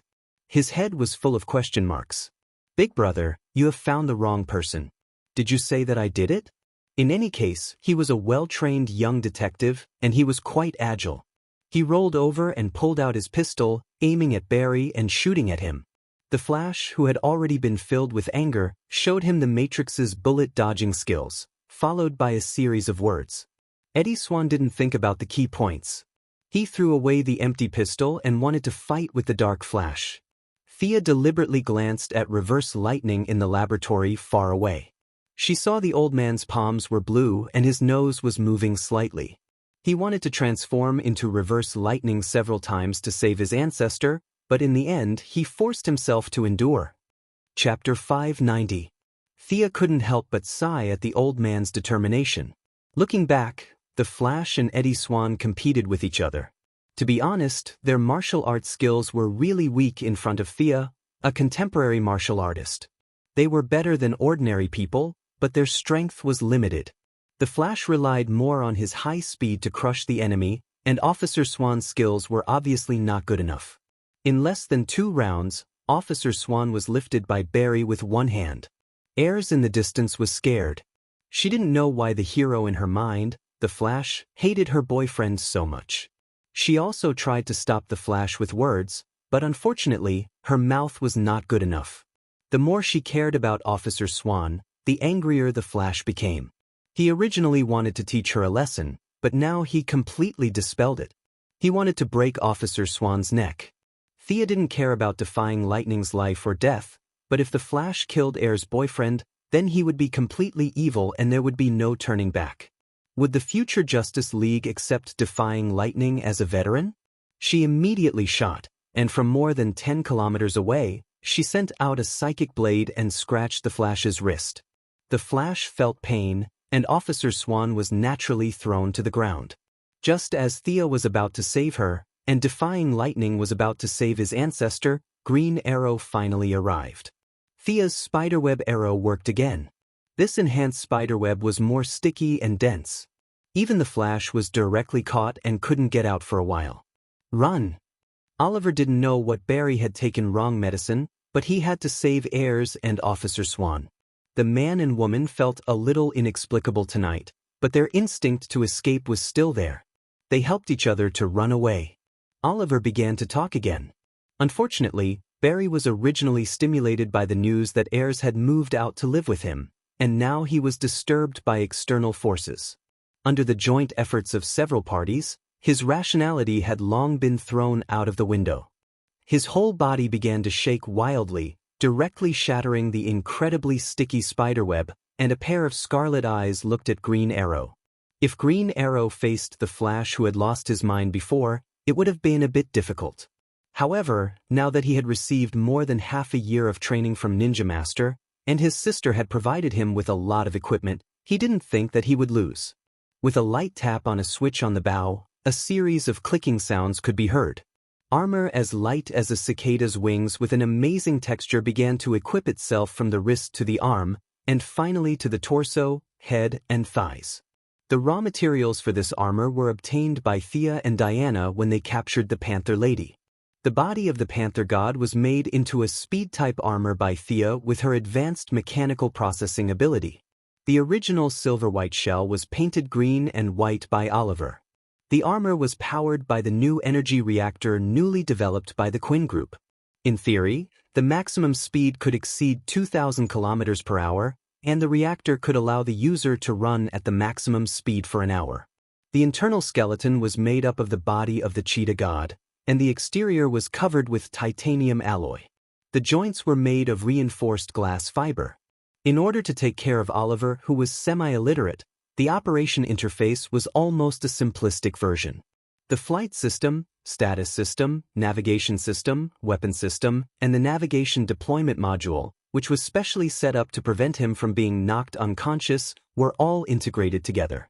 Oliver's weapon was naturally still the bow and arrow, but now it had been replaced with a cannon.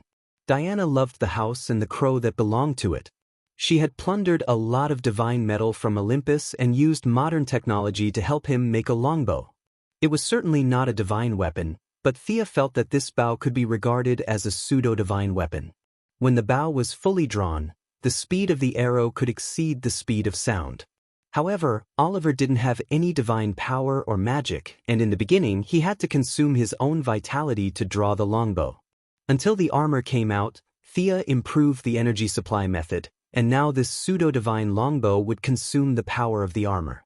The Flash was a little stunned, but Green Arrow had already finished equipping. His combat experience was much better than that of the rookie Lightning, and he directly drew the bow and shot an arrow at his calf. He underestimated the speed of Green Arrow, and when Lightning wanted to dodge, it was already too late.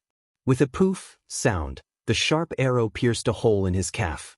Blood gushed out, and the Flash pulled out the arrow, and the wound cells quickly recovered under the effect of the power of lightning. Barry, with a fierce look, stared at Oliver fiercely.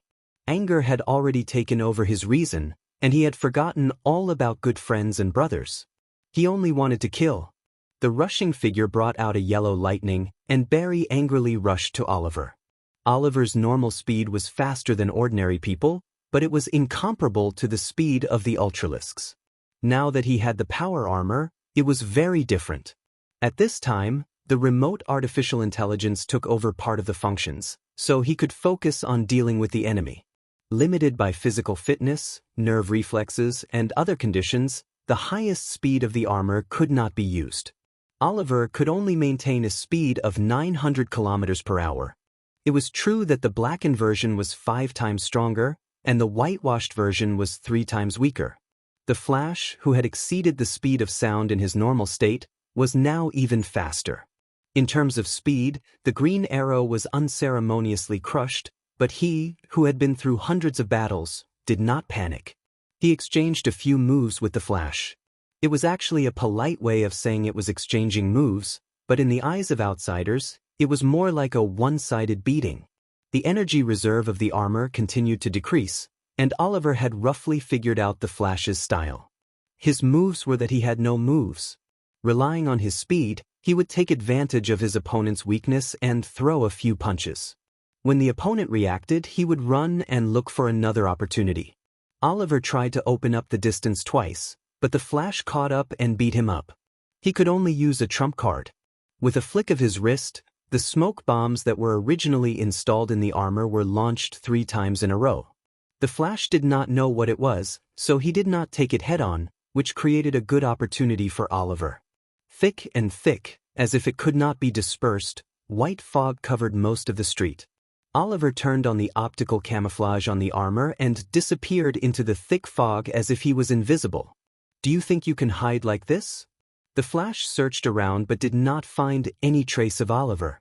With a cruel smile, he began to run quickly on the spot. The air was stirred by his speed. Even if the smoke bombs were black technology from Batman, they were slowly dispersing. Oliver was very calm. He knew that Barry's recovery was amazing, and he also knew that his ability was mainly focused on his legs. His main aim was his legs. With his legs injured, no matter how capable he was, he would not be able to run. "Paga!" He quickly pulled the bow, and the bowstring made a crisp buzzing sound. Because the movement was too fast, the sound was transmitted through the air and had a unique charm. Chapter 591. In less than 10 seconds, Oliver had shot hundreds of arrows. While shooting, he was also moving quickly to avoid being caught by the Flash. Hundreds of arrows were shot from different angles and heights. Every arrow was aimed at Barry. Regardless of the accuracy, the choice of direction, or the grasp of opportunities, Oliver could be said to be the best archery master in the world. There was no one who could compare to him.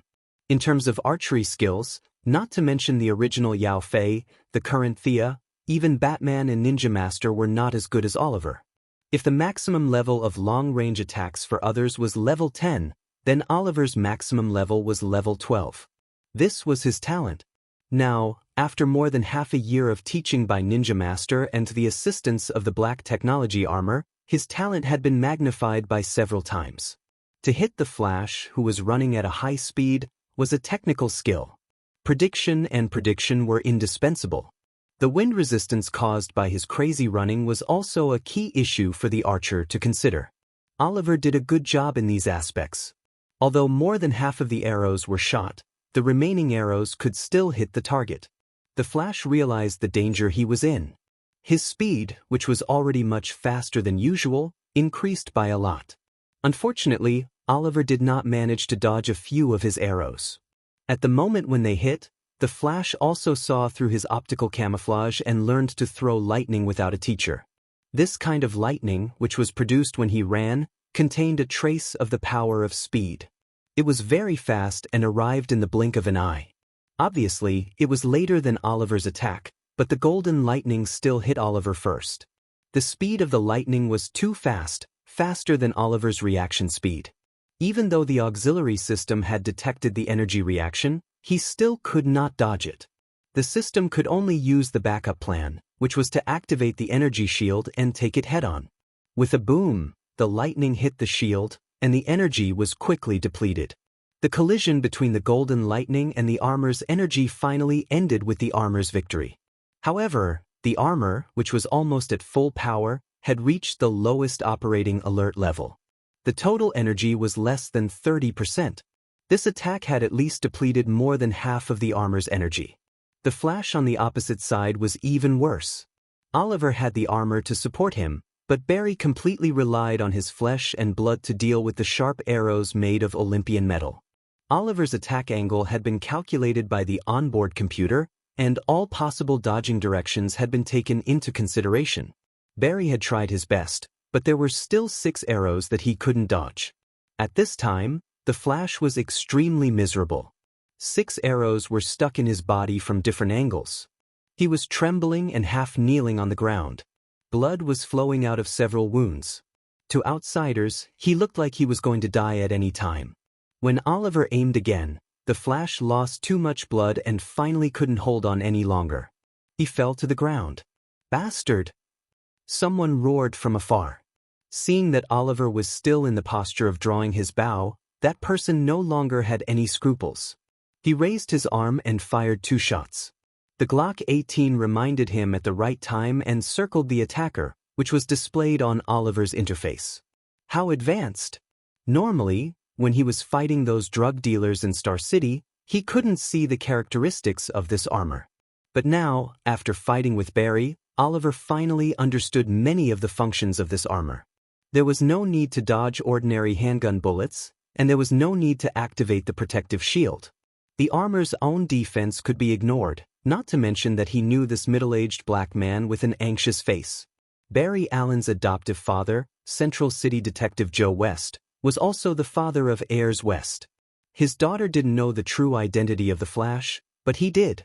Now that he saw Oliver shooting Barry like he was a target, he didn't even care about the professional ethics of a police officer. He only wanted to avenge his adopted son. Barry is fine. He seems to have been bewitched by something. Oliver whispered with a voice changer. Before Joe could say anything, a few people from the Advanced Technology Laboratory drove to the scene. Reverse Lightning, who pretended to be a cripple, saw that Barry was fine and let out a sigh of relief. This kid was too good at courting death. Everyone wanted to go back to save Barry. Oliver thought for a while and followed them. On one hand, it was out of concern for his friend. On the other hand, he was afraid that Barry would still be the same when he woke up.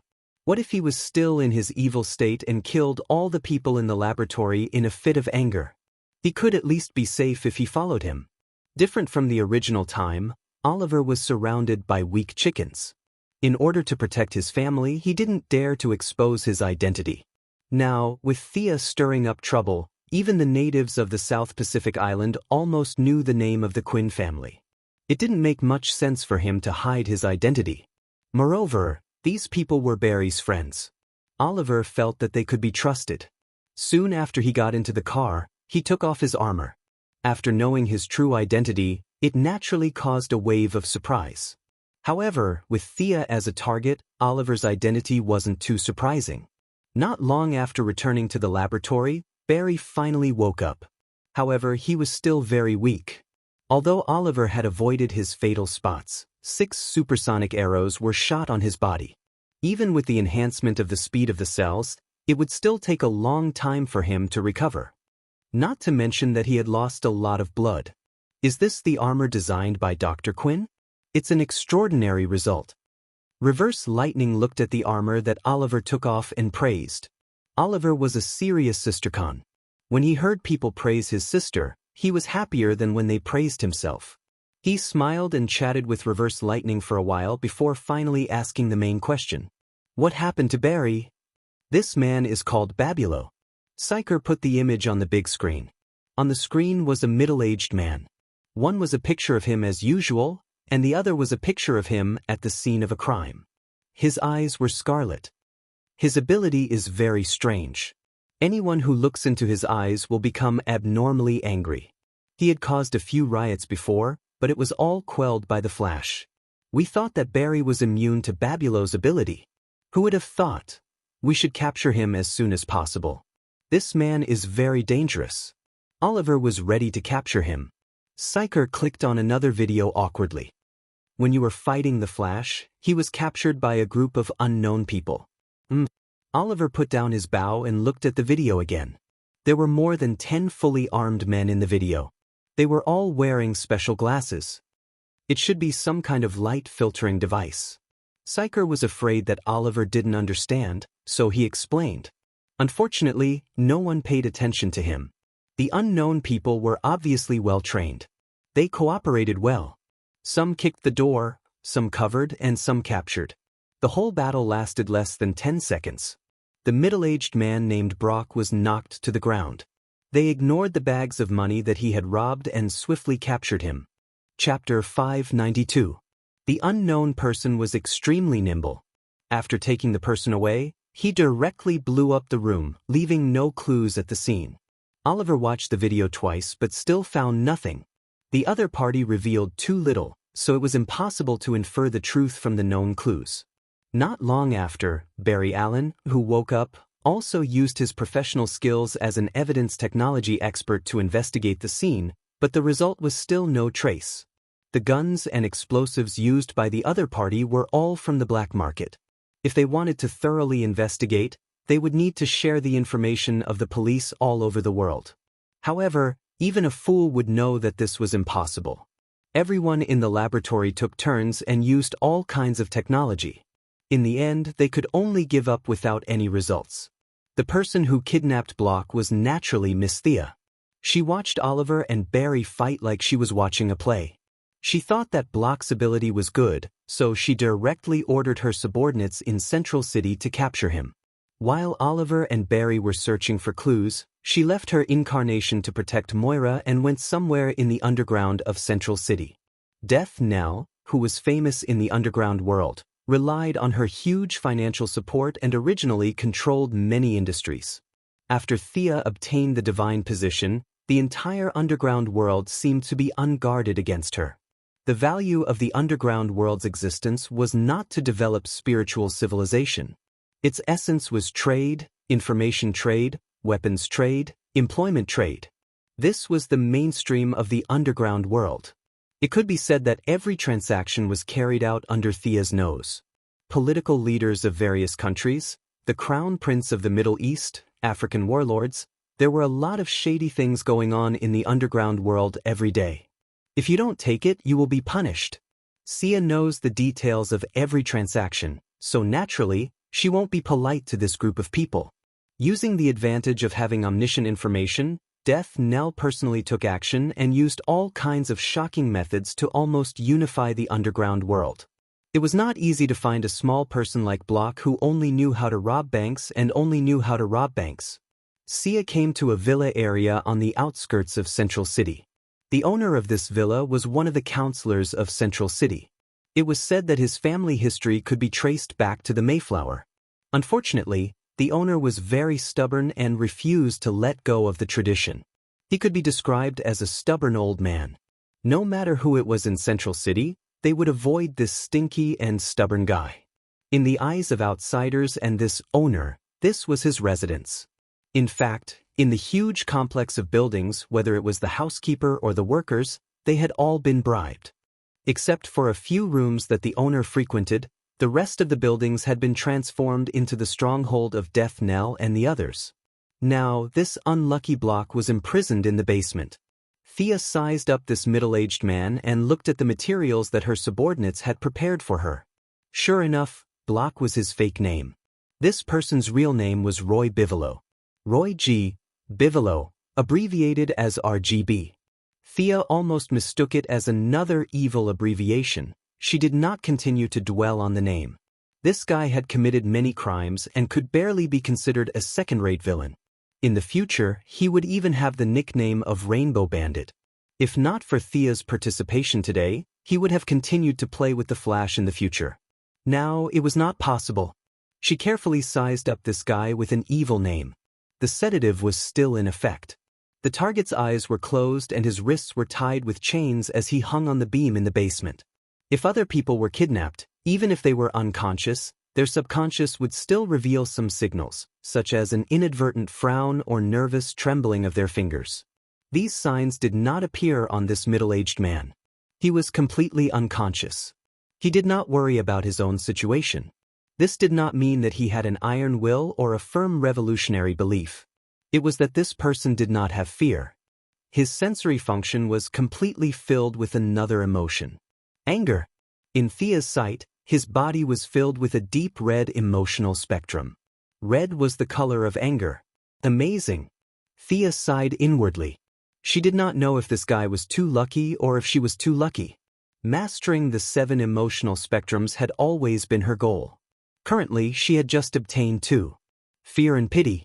The red light of anger, the orange light of greed, the yellow light of fear, the green light of courage, the blue light of hope, the green light of compassion, and the purple light of love. Among the 7 spectrums, the green light of courage was the most peaceful and the easiest to control. With the green light as the center, the left side of the spectrum was all negative emotions, and the right side was all positive emotions. At least from a universal perspective. The further away from the green light, the more extreme the emotions were, whether it was the red light of anger or the purple light of love. Thea had been hesitant about whether to touch these 2 emotions. She did not like to go to extremes. Now, this small character gave her another opportunity to touch the emotional spectrum other than the light ring. Unlike the complete emotional spectrum on the light ring, there was always a limit to personal anger. If Thea faced anger alone, she would definitely be affected. But if she only faced a psychic as a god facing a human, the probability of mental imbalance would be minimized. Come on, let me see your spiritual world.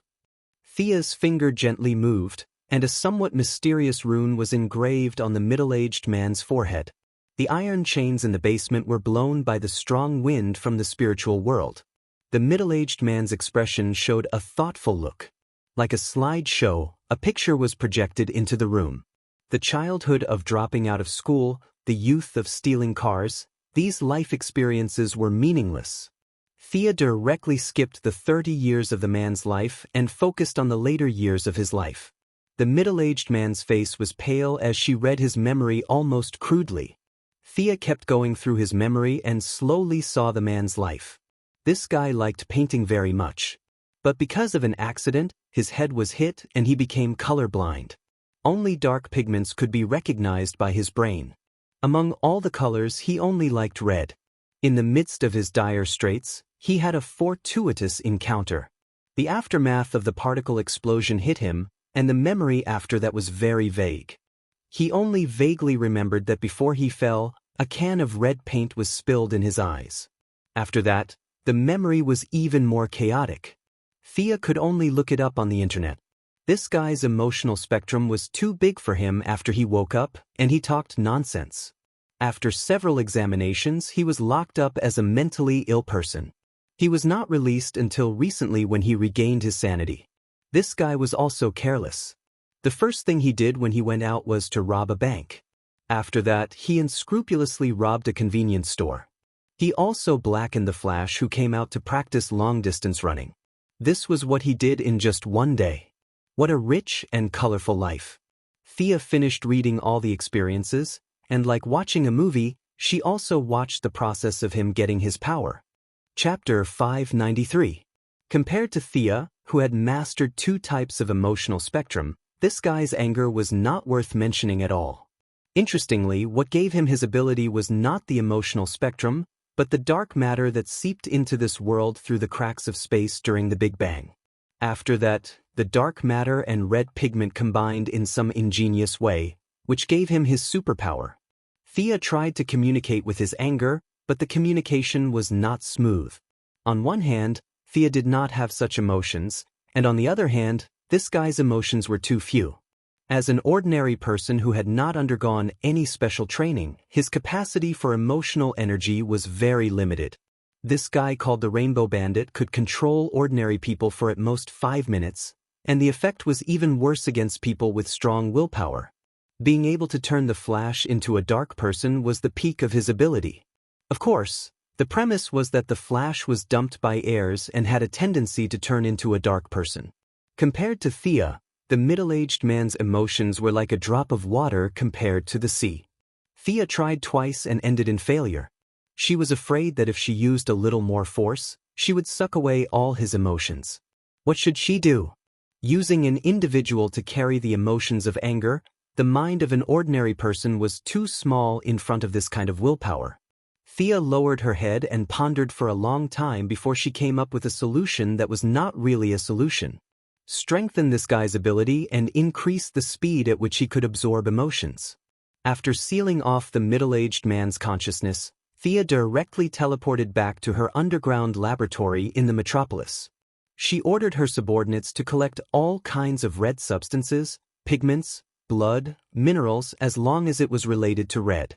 Thea experimented with them one by one and finally found that the absorption and transformation effect of red pigment was the best for this guy. She ordered her subordinates to soak this guy in the pigment pool on time every day. Thea also considered the possibility of this guy's strength increasing and killing his way out. In theory, the magic seal could suppress his own will for 10 years. In order to prevent accidents, such as him suddenly giving birth to a new personality, Thea also set up a trigger alarm in the dark room. As long as there was an accident here, she would know. The middle-aged man's anger was at the level of the Red Lantern Corps at most. This level of strength was no longer in her eyes. When she returned to Central City again, Oliver had not returned yet. After chatting with Moira for a while, Thea went back to her room to sleep. The entire campaign team stayed in Central City for 3 days. They visited the city council, the police station, and the school one by one. Other than the hospital, which still did not welcome the young lady, everything else was considered harmonious. The team did not stay for too long and went on to fight in major cities.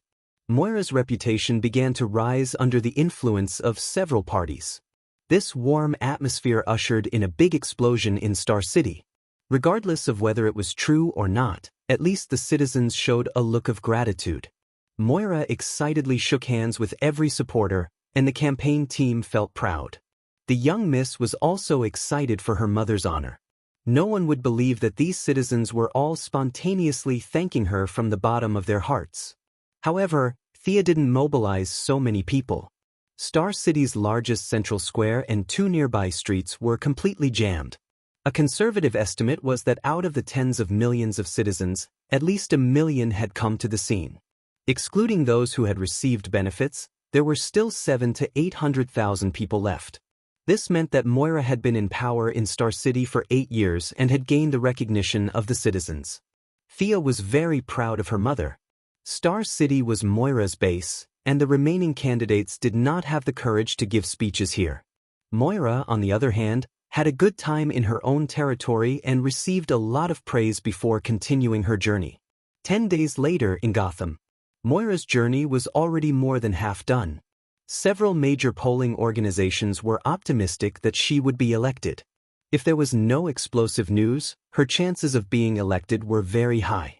In the face of the future owner of the White House, many of Gotham's business and political elites had to give face.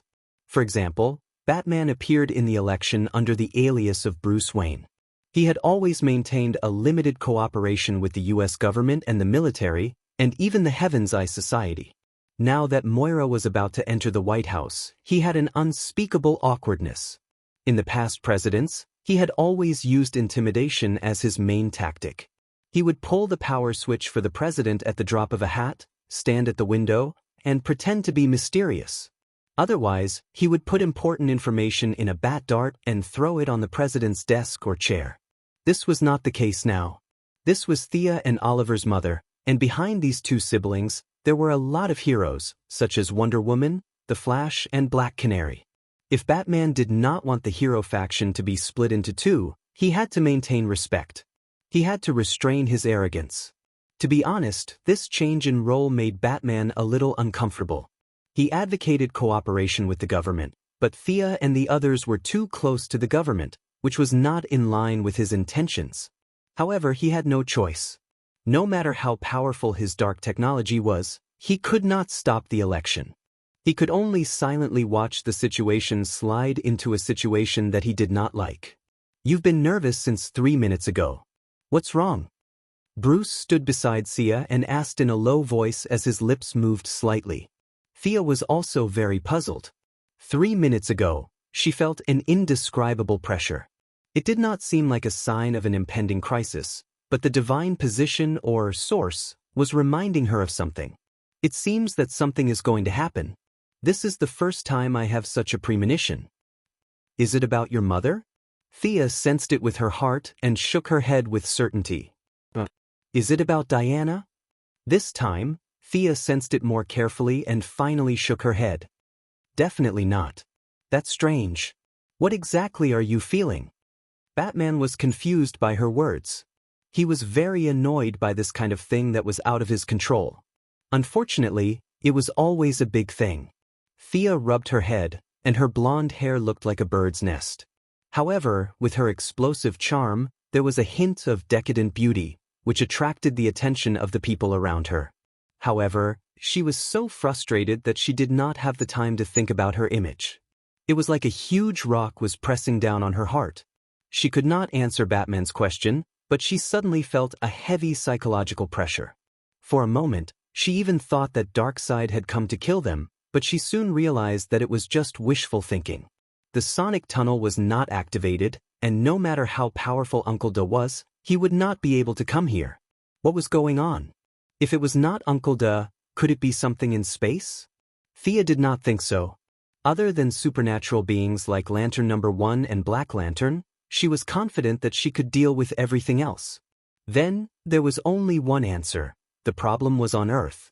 Leaving a clone behind to cover the scene, Thea flew out of the atmosphere.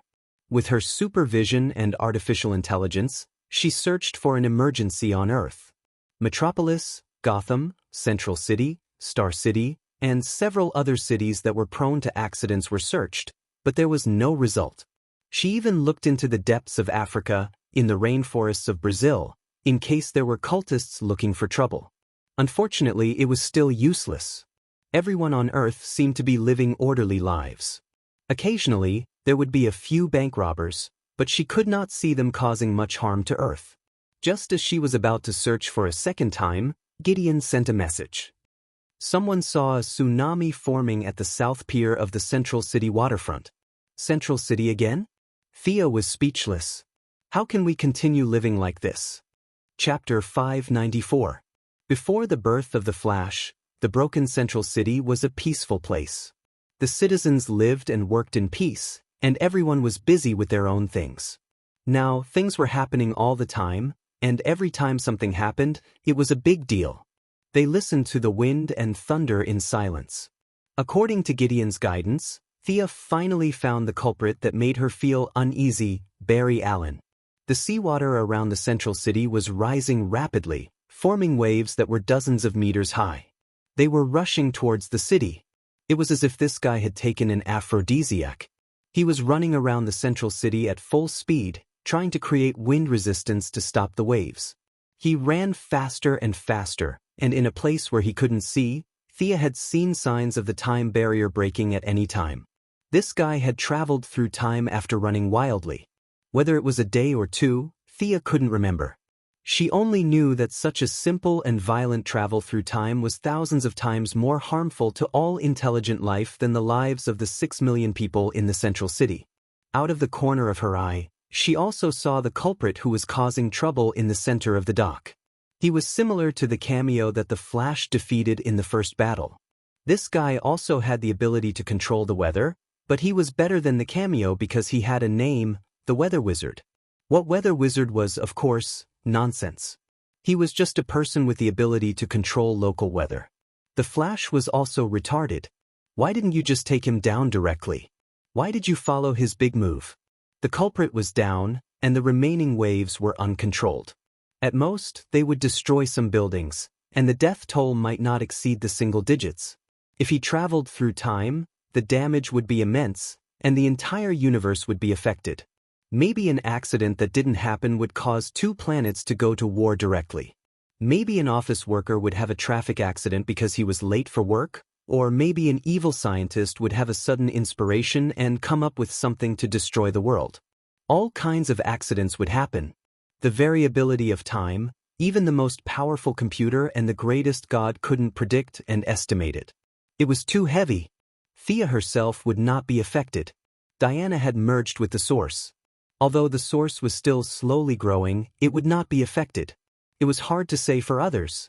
Would Louise in the Metropolis miscarry because of a small accident, and end up with 2 lives, and then Superman would become evil?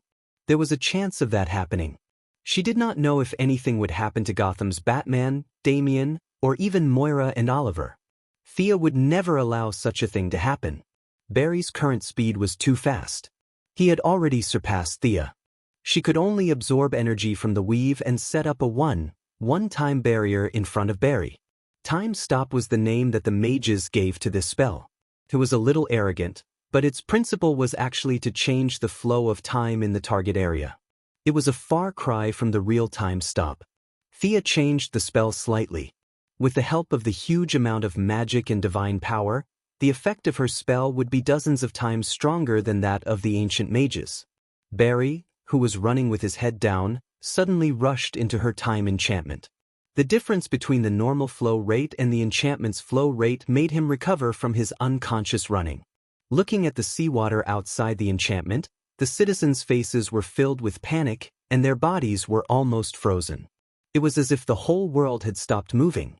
Before he could figure out what happened, he saw Thea standing in front of him with a serious face. "Mr. Barry Allen, do you know what you are doing?" To be honest, after knowing each other for so long, this was the first time that Mr. Barry saw Thea speak with a serious face. As the saying goes, a person with a good temper looks scary when they are angry. Miss Thea's current state was similar to that. However, the Flash also had his own persistence. He would not back down because of a casual sentence. "I am saving Central City." Hearing his neither servile nor overbearing words, Thea was so angry that she laughed. Perhaps the sneer on her face made Barry uncomfortable, and his tone became serious. "Is it funny? I don't blame you if you don't want to care. Central City is my home. I have to protect this place." He looked around again and felt that the seawater seemed to have risen a little. The citizens' limbs also moved slightly. "Where is this place? Let me out." This is a relatively static time buffer. If you use your ability to read 800 pages of papers in an instant, you can also achieve a similar effect. In Thea's impression, Superman and the Flash could chat in a world where the people around them were relatively static. They were different paths leading to the same goal. When a certain power reached its peak, it would almost have a similar ability. "You keep saying that you are protecting the city. Why don't you just take down the psychic?" Thea asked, a little puzzled. Barry looked left and right, but he could not see the mystery of this place. Time was static. Time was relatively static. He had not touched on these concepts yet, so he could not understand them. Now that he heard Thea's question, he asked, "What about the seawater? Have you thought about how big of an impact the whole city would have? Have you thought about how many people would have died?" Thea was silent. This was the difference between her and a proper superhero. They would save every life.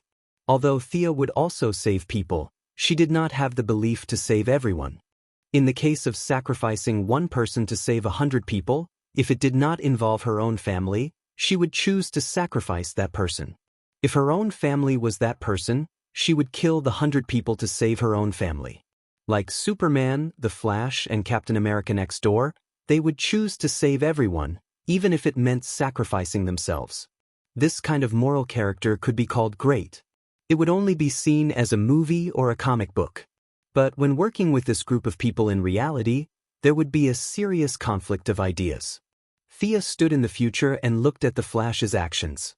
She would think that he was very unwise, but in Barry's opinion, this was his only choice. "Mr. Barry Allen, I need to remind you that I'm afraid you don't know what you are doing. If you continue to run at the speed you just ran, you will pierce a big hole in the barrier of time.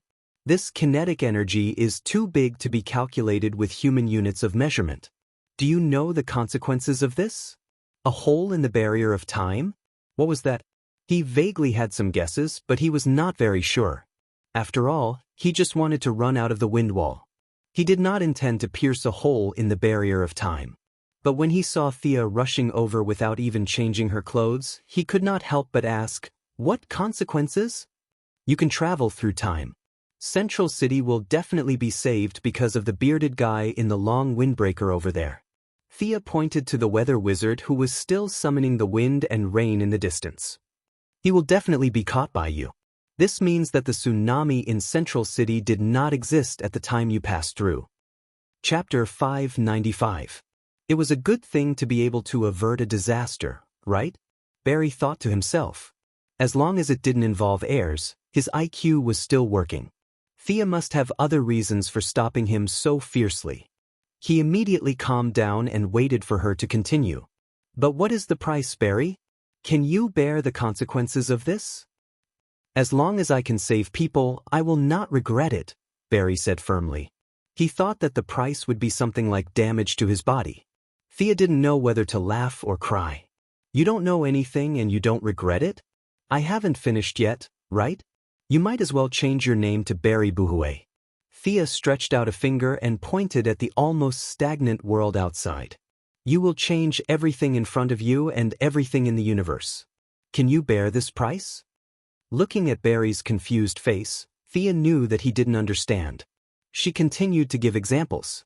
Every one of us, forget it.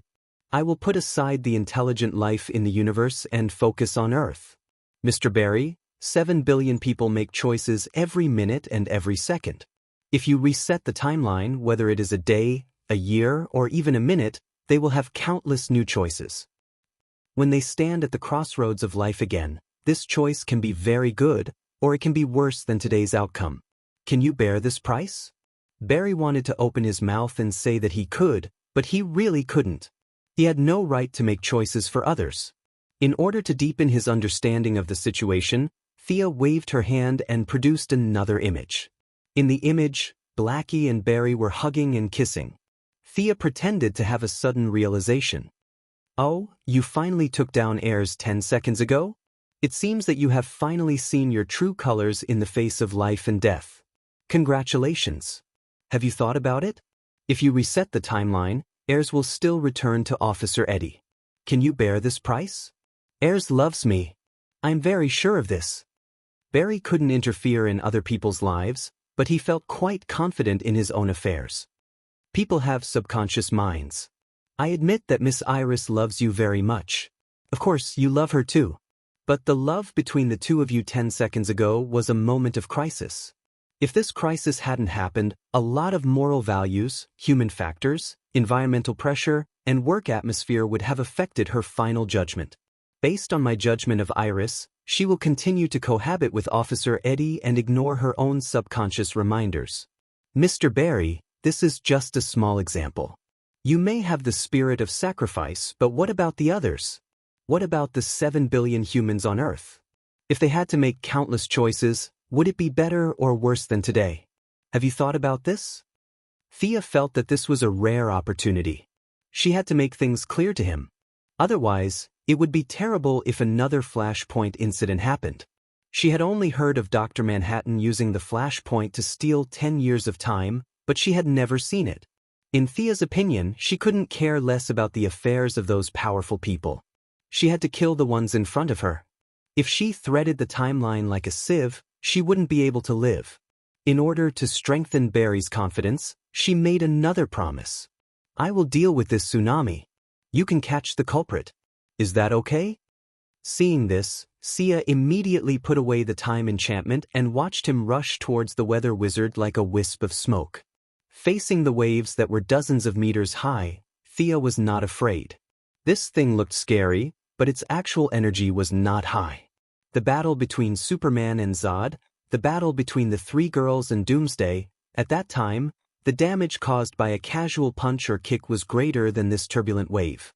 This kind of wave caused by the weather did not have a strong impact on the ground. Thea took out the God of Death's staff. This was an artifact created by the first king of Atlantis. Like the Sea King's trident, it also had the ability to control water. She called the Sea King couple and communicated with them. Both sides exerted their strength at the same time. The waves that were originally covering the sky were completely suppressed, and the water surface was as flat as a mirror. As for the tornado caused by the weather wizard, in the eyes of a real mage, it was like Li Kuei had met Li Gui. Thea easily extinguished it. After solving the disaster, she had the time to look at Barry. She didn't pay much attention before, but now she saw that Barry's speed was even faster. Previously, all of his speed was sucked away by the man in the leather jacket, and he had to cultivate again. Then he became evil again. Now, Barry seemed to have leveled up twice. At this time, his top speed had reached 5,000 kilometers per hour, surpassing Thea and Diana. In her opinion, he should be about the same as Supergirl, but not as good as Superman and the Martian Manhunt. She had been busy for 7 or 8 years, and now her single attribute was surpassed by someone else in 2 months. Thea was still a little depressed. Fortunately, speed was not her forte, and the feeling of unhappiness faded quickly. Barry's movements became faster and faster. The weather wizard, who had been standing in the middle of the dock, was tied up like a dumpling before he could see what was going on. Seeing that Thea had stopped the disaster, Barry happily saved his adoptive father, his future father-in-law, Joe West. Thinking that heirs could finally be with him, he felt full of energy. As for Officer Eddie Swan, he could only say sorry. Just when Barry felt that he was going to reach the peak of his life, the call in his headset made him fall into the abyss. The truth was revealed. Dr. Wells was Reverse Lightning. He had wanted to kill Psyker, who had found out the truth, but his tracks were exposed and he was stopped by Caitlin in time. Reverse Lightning did not know that Caitlin was so powerful. The Frost Killer with full firepower, or rather, full of ice power, saved Psyker in the nick of time. Caitlin could not catch up with Reverse Lightning's speed, but she only defended and did not attack. Using a large area of effect attack, Reverse Lightning used himself as the starting point and constantly absorbed the heat around him. No matter which angle he attacked from, he could not avoid this 360-degree attack without any blind spots. As long as he was within a certain range of Caitlin, the heat in his body would begin to disappear rapidly. It was like a mouse trying to pull a turtle. Caitlin tried to throw lightning twice, but unfortunately, after becoming Thea's follower, she would also receive some combat training from Death Knell and Fiora from time to time. She could not compare to the experienced mercenaries, but she was definitely not a rookie who would go weak at the sight of battle. The initial speed of the lightning was very fast, but unfortunately, lightning also had heat, and it would be affected by Caitlin's absorption of heat. The loss of heat naturally decreased the speed. Under the premise that she was prepared, it was not too difficult to dodge. Caitlin, I have underestimated you. Reverse Lightning took off his mask, revealing the elegant and wise face of Dr. Wells. Caitlin, who had been with Thea for a long time, had excellent acting skills. Doctor, why did you kill Psyker, and what are you wearing? Are you the one who killed Barry's mother? But why did you do that? Chapter 596. Psyker looked at his mentor in confusion. Caitlin already knew the truth, but he didn't. Just 2 minutes ago, he had treated Dr. Wells as a teacher, as a father. Now that this father wanted to kill him, he felt cold, heartache, and all sorts of emotions. At this time, he also looked at Reverse Lightning anxiously, waiting for him to give them an answer. Why would I do that? Good question. You are both my best students, Caitlin, Psyker. Psyker, you know, I look at you like I'm looking at my son. Reverse Lightning looked around with some emotion. Although Caitlin was frozen like an ice house, he could still see the structure of the buildings. This is my home. Barry are like my family. The time I spent with you was the happiest time of my life. Then why did you do that? Why? Psyker roared with blood at the corner of his mouth. He couldn't understand why the respected Dr. Wells would kill Barry's mother. The two of them had nothing to do with each other. Reverse Lightning's skinny face had a slight change. It was very subtle. If you didn't look closely, you would think it was an illusion. He was about to say something when he suddenly noticed something. He put on a cynical smile again. Barry is back. He should be able to answer your questions. I look forward to our next meeting. After he finished, he turned into a red lightning and left. As soon as he left, Barry turned into a yellow lightning and rushed back to the lab. Seeing that the two of them were fine, he didn't bother to explain and chased after them. The two lightning bolts started an intense chase in Central City. Barry leveled up twice and Reverse Lightning also benefited from it. His speed was faster and more agile. Unlike Barry, his experience was unparalleled. He was also very familiar with the terrain. This chase was like a simulation in his mind countless times. Thea didn't participate in this race. Barry was still very young, so it wasn't a bad thing to accept some setbacks. Besides, Thea really couldn't catch up. Of course, she found many excuses for herself. She said that the grass was too soft and too hard, the weather was too cold and too hot, she didn't have her own sportswear and so on. After giving Psyker a simple treatment, Lin Xianxia realized that this silly boy had suffered quite a serious injury this time. The physical damage was still manageable, but the psychological damage could only be healed by himself. She asked about what had happened, and Psyker told her everything with a blank expression. The situation wasn't complicated at all. Reverse Lightning was truly frightened by the mess of adepts in Central City. He wasn't afraid of them, but he was afraid that one day, Barry wouldn't be able to hold on and die. If that happened, it would be too late for regrets. However, Barry was the kind of person who would die if he didn't help others. Reverse Lightning, who was so worried, could only pressure him in another way. Intentionally exposing his tracks, Reverse Lightning personally went into action. The two of them chased each other around Central City, and the result was undoubtedly Barry's complete defeat. Knowing that he had many shortcomings, Barry sought help from Dr. Whale's sock puppet account. He cried and shouted, "Coach, I want to play basketball." Reverse Lightning naturally did as he wished. Barry reduced his crime-fighting activities and focused on long-distance running with the coach.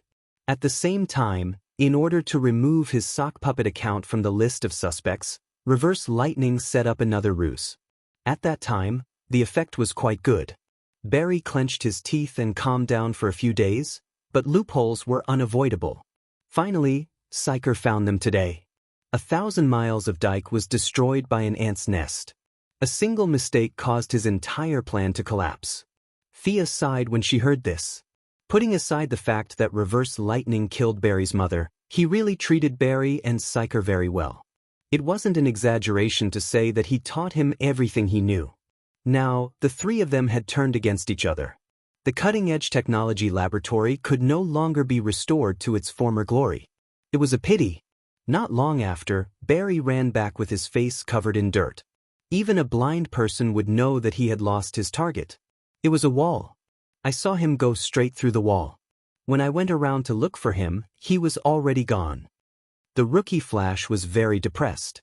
He thought that his speed was great, but he was taught a lesson by Reverse Lightning. He didn't know how to go through walls. When he gradually calmed down, the few of them began to exchange information. Psyker knew that Reverse Lightning was a transmigrator, and Barry knew why he was exposed. For a moment, the two of them were silent. That means he came from the future. He trained you to go back to the original time and space? And Barry, you had the chance to transmigrate tonight, but Thea stopped you? Psyker sorted out the relationship and finally felt that the fog in front of him wasn't as dense as before. Then why did he kill my mother? Reverse Lightning's various abnormalities were explained, but Barry still couldn't figure out why he killed his mother. Psyker was also puzzled by this question. Thea didn't participate in the discussion. Her vision was getting more and more profound. Sometimes she couldn't help but think, was Barry's mother really such a person? Could she be the incarnation of the seraphic speed space? Did she come to Earth specifically to give birth to Barry? Or did she create an incarnation or simply possess an ordinary person's body? Otherwise, it really couldn't explain the close connection between Barry and the seraphic speed space. He was too special. If he was the biological son of the seraphic speed space, then everything could be explained. Like what was said before, it wasn't a coincidence that lightning struck him, but lightning chose him. This was fate. As for the reproductive isolation, it wasn't a problem at all. The Kryptonians could have children with Earth, the three palace magicians could have children with Earth, and Darkseid could have children with the ancient Earthlings and the current Amazons. There was no reason why the seraphic speed space couldn't. Although the genes of the Earthlings were weak, they were extremely tolerant. Thea felt that this was the most reasonable explanation. Barry's mother wasn't dead at all. She was just using Reverse Lightning to complete her mission. However, she didn't say such ridiculous words. Barry was still far from the seraphic speed space. She would let him find out the truth himself. What's your plan after this? Thea felt that there was nothing for her to do here. She still had to go back to be the mascot of the election. I want to catch him and ask him why he killed my mother. I also want to find evidence to clear my father's name. Barry had always been the deputy leader of the team. Now that the leader had run away, he had to make the decision. Do you need my help with your father's matter? Thea wasn't bragging. She didn't need magic or any means. With her current influence, the so-called justice could be done with just a word. It might be a little difficult to release him directly, but it wouldn't be a problem to get him out on medical parole. This simple sentence stumped Barry. He wasn't deaf or blind. He knew what Thea meant, but this was the main reason why he hesitated. Chapter 597. With his speed, saving his father from prison was as easy as buying a pizza, but he didn't want to use such a dishonorable method to get his father out of prison. Now that Thea had provided him with another method, although he knew that it wasn't fair, at least his father would be able to walk in front of people without having to hide all day. Barry, who had always valued relationships, was in a dilemma. Should he stick to justice or reunite with his father? Thea nodded. This kid had integrity. She just had to make a few calls and get him out. It was really easy to control the underworld and get someone out of prison. This matter would be done quietly, and Thea wouldn't be involved. Flash couldn't send his father back to prison when he saw him, right? He would most likely admit the truth when the time came. She was experienced in dealing with these arrogant heroes. Ignoring Barry's father, Thea still wanted to ask Reverse Lightning what their attitude was. "What are your plans for Reverse Lightning?" Caitlin continued to pretend to be invisible, while Psyker and Barry looked conflicted. First of all, kill? Impossible. Not to mention that they had been together for such a long time, they still had feelings for each other. Reverse Lightning couldn't kill them, so Barry and Cisco had to add the word update. They couldn't let him go either. Barry felt that this was his responsibility. He had to catch Reverse Lightning. "All right, I'll help you." Thea took out the Croydon compass and threw it to Barry. The Croydon compass. This is a magic tool. As long as you think of someone, the compass will automatically find the direction. It's safe and pollution-free. Ordinary people can use it. Thea explained how to use it. The two boys with high scientific knowledge seemed to have found a new toy. Cisco circled around Barry while Barry used the compass to correct the direction. The result was exactly the same. What's the theory behind this? Is it the effect of the magnet? Cisco, who was originally depressed, was attracted by the theory behind the compass. He became more energetic. Thea could only smile bitterly. Who the hell knew what was going on? This bunch of science-oriented people would try to use science to explain everything they encountered. The fat old man from Firestorm was like that, and so were Psyker and Barry here. Although she had lent them the compass, Thea was still not optimistic about Barry's ability to find Reverse Lightning. This was mainly because Reverse Lightning knew him too well. He had been silently observing a person for 15 years. Perhaps Reverse Lightning knew how much Barry talked in his sleep and how many times he went to the toilet. The information was completely unequal. Chasing after him under this premise would only result in nothing. In fact, the best way to deal with Reverse Lightning was to let Madame Xanadu divine his location. After that, a few heroes would go together and find this person. Then, a large number of speed-limiting spells would be thrown out. With a wave of skills from the heroes, Reverse Lightning would definitely die. However, judging from Barry's intention, he still wanted to investigate it himself. Thea didn't really want to see Shangdo now, mainly because their relationship was too awkward. In the past, it was just a simple relationship between an old senior and a new junior. Since old Ma and Xanadu rolled together, they had become a friendly senior and junior relationship.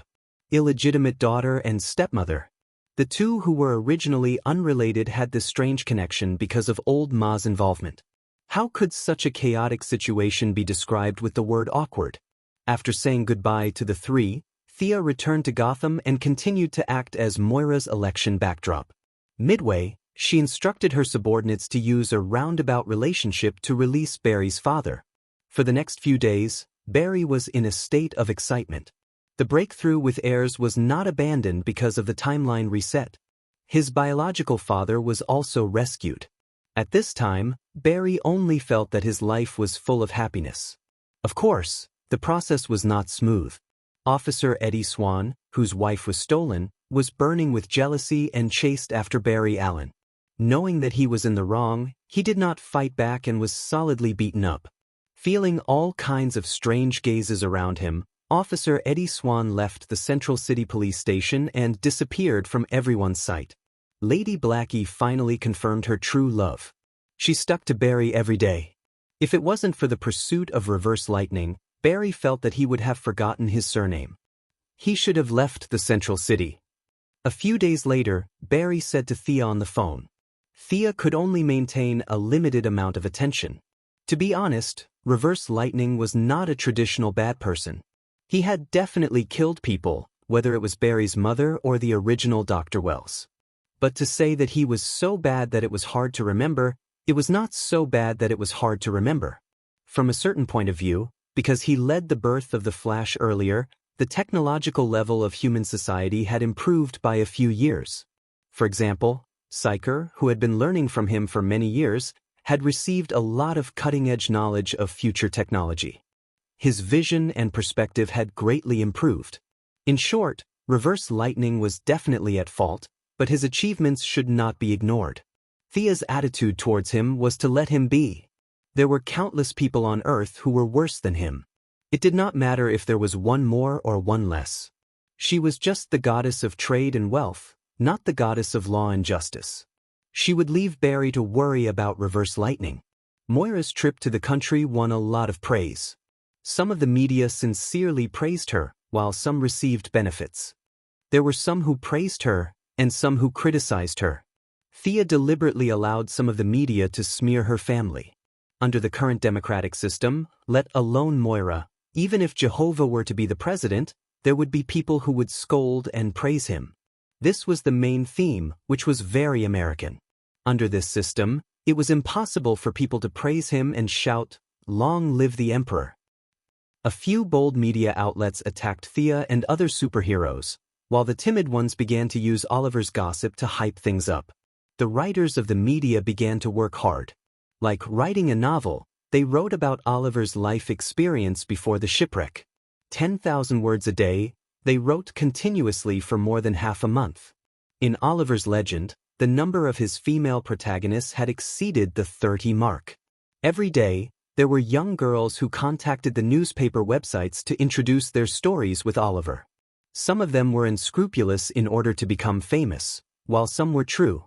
At least, Thea's investigation showed that among the 30 women, at least 22 had slept with Oliver.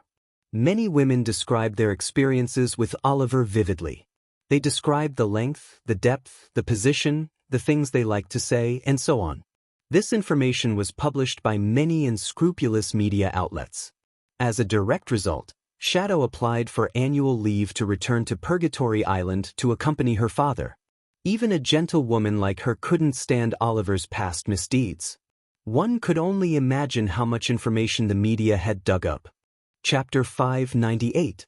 Oliver, who had already turned over a new leaf, naturally could not watch his wife go back to her parents' home without doing anything.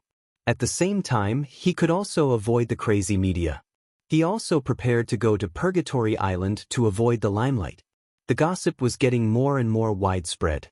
Soon, someone dug up the story of Laurel Lance and Sarah Lance fighting for a man. If they were separated from each other and did not see each other, it would be easy. However, they saw each other every day, which was very awkward. Seeing that Oliver was going back to Purgatory Island to fish, Laurel and Tommy also planned to take a break for a few days. Old Ma had left all the overseas assets and real estate except for the Merlin Group to Tommy. This guy was also a hidden rich man. There were even a few small islands under his name. The two of them found a small island and prepared to go on vacation. At the same time, they could also avoid the troubles in America. The few of them had an awkward meeting and immediately decided that the Green Arrow team would stop work for a month. Before he left, Oliver handed the safety of Star City over to his sister. Moira's side had come to an end for the time being. The rest did not need Thea's help. She also took it as a vacation and prepared to stay in Star City for a few days. The young lady, who had returned to the novice village, was very comfortable. The four main generals of the Green Arrow team had gone on a journey together. The remaining Sarah Lance and Shadow El Ghul had come out to take refuge because of Talia's tyranny. They were more like external aides, not team members. Then, the only one left was Roy Harper, who was now codenamed Arsenal. Facing the young lady now, Roy, the lover of Thea 1.0, was still very nervous. Thea simply gave them a collective vacation. With her personally overseeing things, nothing would happen in Star City. This period of time was a rare buffer period. The leather jacket man and the angry middle-aged man that she had harvested a while ago directly entered her new research range. Of the two, one could absorb Barry's energy and even all kinds of energy, while the other had anger in the emotional spectrum. The clone immediately failed. The angry middle-aged man could be cloned, but the emotional spectrum couldn't. The middle-aged man's clone didn't have any emotional power at all. No matter how scientific methods were used to recreate the scene of that day, or using spirit force to trigger the angry emotions, none of them succeeded. Thea had no choice but to slowly absorb the anger from the middle-aged man's body. Unlike fear and pity, she did not need to use her mind to experience anger. She was already a god, and with her own divine power, she could forcibly control anger. Of course, the downside was equally huge. His anger towards Thea was like a rootless tree. If he used it, it would be gone. If he used it again, he would have to find a middle-aged man to absorb it. Every now and then, she would take a breath and watch the anger in her spiritual world grow from the size of a strand of hair to the size of a finger. This process would be very slow, but it would accumulate. When she could control the anger as much as a lamp ring, she would have completely mastered the emotion of anger. The research of the man in the leather jacket had reached a stalemate. There was nothing wrong with this guy's clone. It was just that the upper limit of his absorption was fixed. This was determined by genes. Unless Thea resurrected the man in the leather jacket and raised him by 2 levels, the clone would always be at his level when he was alive. Whether this ability was strong or not, Thea would say it was very strong. It was just that the man in the leather jacket was congenitally deficient. Thea had tried many ways, but she couldn't increase the limit of the clone at all. The idea of creating an army of hundreds and thousands of clones floated in Thea's mind, but she immediately rejected it. 1 or 2 clones could remove their brain functions at the embryonic stage, but it couldn't be done if there were too many of them. Moral factors needed to be considered, and those invisible causes and effects also needed to be paid attention to. Mortals were afraid of fruit and bodhisattvas were afraid of causes. The more Thea knew now, the more careful she would be when doing things. She directly sealed the body of the man in the leather jacket. Thea was about to leave the laboratory when she saw the secretary come in. Facing the many unknown bloodstains in the laboratory, Miss Maisie wasn't surprised at all. It was just that she had seen the same scene too often by Luther's side. Although the new boss's orientation was a bit of a criticism, the previous boss's orientation was also very problematic. In the dead of the night, the secretary couldn't help but wonder if these geniuses were all sick. "What's the matter, Miss Maisie?" "Spus. 3 minutes ago, someone took control of the Star City TV station. It's now live broadcasting." The secretary then handed Thea a tablet. She summoned a ball of water to wash her hands. After drinking some water, she took the tablet and looked at it. In the picture was a young woman, but her taste in clothes was very poor. She had light yellow hair and was wearing an orange jacket. Coupled with the big round black-rimmed glasses on her face, she looked very stupid. The woman, who didn't know that she was called stupid, was dancing with excitement. She shouted at the camera, "Quinn Group's idiots, you rejected the greatest invention in the world. You and your superhero boss are all idiots." Thea, who was drinking water, spat it out. It wasn't because she was scolded, but because she heard this woman's words. Was she related to her own group? She thought it was Star City's trouble, but she didn't expect that the other party's target seemed to be her. Without looking at the crazy woman on the screen, Thea asked the secretary, "Who is this guy?" The secretary was chosen by Luther. She was really capable. Now that she had the green light lamp ring, it was very easy for her to investigate anything. She had already collected the information. When she heard Thea's question, she directly answered, "This woman is called Brie Lavin. She graduated from the University of Chicago with a degree in biomechanical engineering. She came to work at Quinn Group 3 years ago. She was a very smart and creative roboticist. She had once developed microrobotic bees for agricultural use, but her pace was getting faster and faster.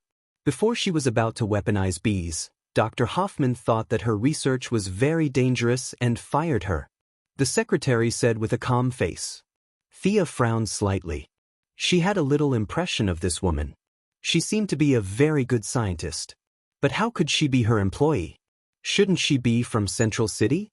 She remembered that the Flash was almost stung to death by her mechanical bee. Thea was too lazy to think about it.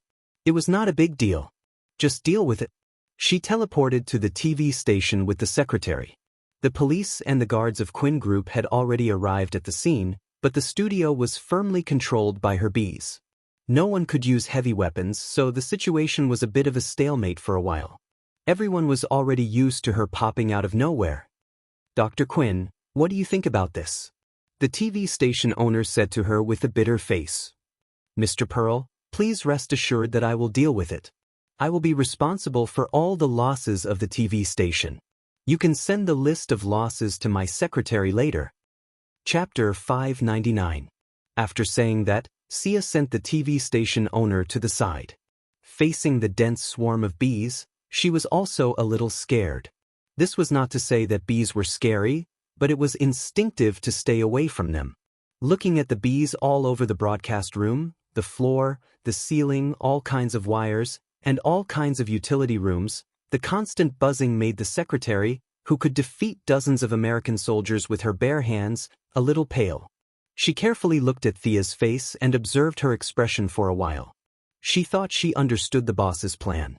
She waved her hand, and dozens of Quinn Group security personnel began to clear the area. "Use electromagnetic weapons." Thea glanced at the bees and ordered happily. The security personnel did not know that these bees were actually mechanical creatures. Although they were puzzled, they still changed their weapons. A person who looked like a captain threw an electromagnetic pulse bomb at the swarm of bees. An invisible wave swept across, and the bees fell to the ground. Thea suppressed her disgust and ordered everyone to attack. The following battle was boring. Without the bees, the woman was just an ordinary person.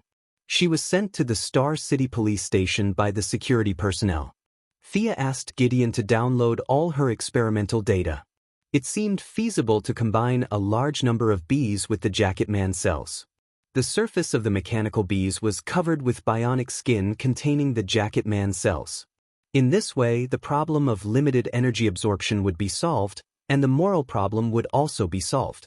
Imagine a wave of bees when facing an enemy, and the enemy's mana would be depleted. What a magnificent scene that would be! However, Thea was a little allergic to bees, so she did not want to use this trick. She asked Gideon to work on the combination of the two. Thea did not use it herself, but others could use it. She was going to ask which fierce woman was not afraid of bees and teach her this trick. After staying in Star City for a week and defeating 2 gangs, Milady's current strength was like using an atomic bomb to kill chickens. Olivier went fishing, Tommy went swimming, Superman stayed at home with his wife, and the Flash and heirs were intimate every day. Since they all went on strike, Thea felt that she could not treat herself badly. She didn't have any conscience to blame her at all. She left an incarnation in Star City to put on an act and took Diana to travel with her in the name of improving her state of mind. Diana agreed wholeheartedly. Traveling was a good thing. She set 3 rules with her. No magic, no magic, no magic. The two of them had been busy for the past few years and rarely had time to relax. Thea needs to slowly adapt to her new identity, and Diana needs to grow up. Thea tells the secretary not to call her if there is nothing important, and takes Diana out for a stroll. The two of them carried a large backpack, a water bottle, a sun hat, outdoor equipment, and hiking shoes like ordinary people and began their pleasant journey. At first, Thea didn't think it was necessary to bring these things, but Diana insisted, so she could only agree. Thea can survive in the wild, but her ability is based on the convenience and speed of magic. Now Diana asks her not to use magic and to experience the hardships of ordinary people. Thea is exhausted. "Have we left the mountains?" Thea asked Sister Di with a gloomy face. The two of them crossed the Rocky Mountains on foot. At first, they followed a group of people. The two of them were wearing scarves and sunglasses, so no one recognized them. Soon after they entered the mountains, the group of backpackers left, leaving only the two of them to climb the mountains. Diana's ability to survive in the wild was very strong. Whether it was the previous 100 years of living alone or the recent journey to find the source, she was worthy of being a powerful warrior. Diana repeatedly said that she could not use magic, so Thea could only follow her on the long journey. Fortunately, she had a divine body. Otherwise, how could she drag an ordinary woman to climb the mountains with her? She was exhausted. Unfortunately, they met a black bear before. Sister Dai stopped her idea of using lightning to barbecue the bear, so the two of them fled in the forest like ordinary people. The silly black bear didn't know how lucky it was. It chased the two of them for nearly a day. In the end, maybe it was wondering why the two of them were so strong, or maybe it was just too tired. Anyway, Thea and Diana found that it was gone. The two of them breathed a sigh of relief. This bear was too persistent. Ha! Diana laughed as she clutched her stomach when she saw that Sia's face was as messy as a cat. What are you laughing about? You're not much better than me. Thea looked at Diana, not knowing whether to laugh or cry. The Valkyrie also suppressed her strength. Otherwise, even 1,000 bears of that level would not be enough to kill them. In the process of being chased by the black bear, the long-legged goddess missed a step and fell into a ditch. Thea had to pull her out. The two of them looked at each other and couldn't help but laugh. Thea touched Diana's face with her fingers. There was a lot of dust on the Valkyrie's face. Her skin was very elastic and had a texture like silk. Diana Prince, has anyone ever told you that you're too beautiful? It's my honor to meet you. Why are you suddenly so serious? Diana was a little stunned. Then she saw Thea's sincere eyes, and she was also infected. You're the real beauty. Even Aphrodite can't compare to you. My lover is the most beautiful goddess in the world. At this moment, words were no longer effective. Everything was explained by actions. The two women's lips were close together. Diana's lips were thick and dark, while Thea's lips were thin and light. Their lips and teeth were touching, and their tongues were gently stirring. Thea didn't expect Diana to be so passionate. She was a little unprepared and couldn't help but swallow lightly. Diana caught her slight movement and her tongue suddenly opened her mouth, wantonly enjoying the tip of the goddess of wealth's tongue. Woo! Thea was annoyed. This Diana's personality was too strong. She always wanted to take the initiative. She wanted to tell her that she wasn't someone to be trifled with. While Diana was in a daze, she directly opened up a second battlefield. Her hand was originally behind her head, but now it went down and brushed against her slender neck. Her hot breath blew on the tip of her nose and the side of her face. At the same time, Thea's eyes were also electrifying. Her watery eyes disintegrated Diana's consciousness of resistance. Thea took advantage of the victory and pressed her lips together. She grabbed Diana's hands and put them behind her back. Just as Diana felt that something was wrong, Thea freed up a hand and pressed her down. The two women's indescribable bodies were tightly pressed together. The goddess of wealth was above, and the guardian goddess was below. When their eyes met, Thea sucked her trembling lower lip, then her upper lip, and finally the tip of her tongue went in between her lips. It was a short, deep, and thorough kiss. Chapter 600. The two girls couldn't compare, but they knew each other very well. Thea looked weak, but she had a strong heart that ordinary people didn't know. Diana was the opposite. Under her valiant appearance, she lacked love. In the exchange of body, spirit, and divinity, their attachment to each other was getting deeper and deeper. Diana was glad to have such a lover to accompany her forever. Thea also liked the Valkyrie to fill her inner world. The road ahead was too difficult, and it was too difficult to walk alone. Just like Batman's analysis on the note he gave to the Heaven's Eye Society, their weakness was each other. In the dead of night, there were roars of wild beasts in the forest, but neither of them took it seriously. Diana was in a good mood and didn't care about the promise that they couldn't use magic. Thea moved mountains and seas, pushed down a dense forest, and built a wooden house. The two of them chatted in the hot pool. You seem to have become bigger here? Also softer? Is it because of the divine position? Diana touched Thea's neck with a playful look. The young lady didn't know whether to laugh or cry, but she had to admit that Diana's observation was very meticulous. She noticed such a small difference, but she couldn't tell why. She could only attribute it to the self-development of her charm. It's perfect. Diana, who had the essence of Greek aesthetics, couldn't resist this kind of beauty at all. She played with her like a toy for a long time. Diana's figure was also very good, but she was more inclined to be a warrior. Some parts of her body were not as beautiful as Thea's. How dare you tease me? Thea also didn't want to be outdone. Her hands began to touch her long legs and all the way up. This time, the battle was more intense than before. Halfway through, Thea suddenly thought of finding a few pairs of silk stockings for Diana. Her long legs with black stockings really had a unique flavor. Diana also didn't let her go. Thea tried it on, and the coffee color suited her. The two pairs of long legs intertwined together, and the atmosphere in the wooden house was so thick that it was like water that couldn't be dissolved. After a night of intense fighting, Diana sat up very early the next day. My origin seems to have taken a big step forward. Valkyrie pulled up Thea, who was still pretending to be asleep. There was such a thing? This was the only thought left in Thea's mind. She used her heart to feel her own body. Her changes were not as obvious as Diana's. She only vaguely felt that she was more in tune with the universe. Of course, this was not caused by a night of lovemaking, but by some kind of change in the state of mind. The two of them immediately packed up and continued their journey. From the United States all the way south, through Mexico into South America. As an American country, the difference between here and the north was like heaven and earth. Thea felt that the trade here was chaotic and disorderly. The distribution of wealth was even more unreasonable. Money was only in the hands of a few people. Naturally, the ordinary people did not need to trade. She even saw bartering in a certain area, which made her very unhappy. Diana didn't like this place either. Who was she supposed to protect?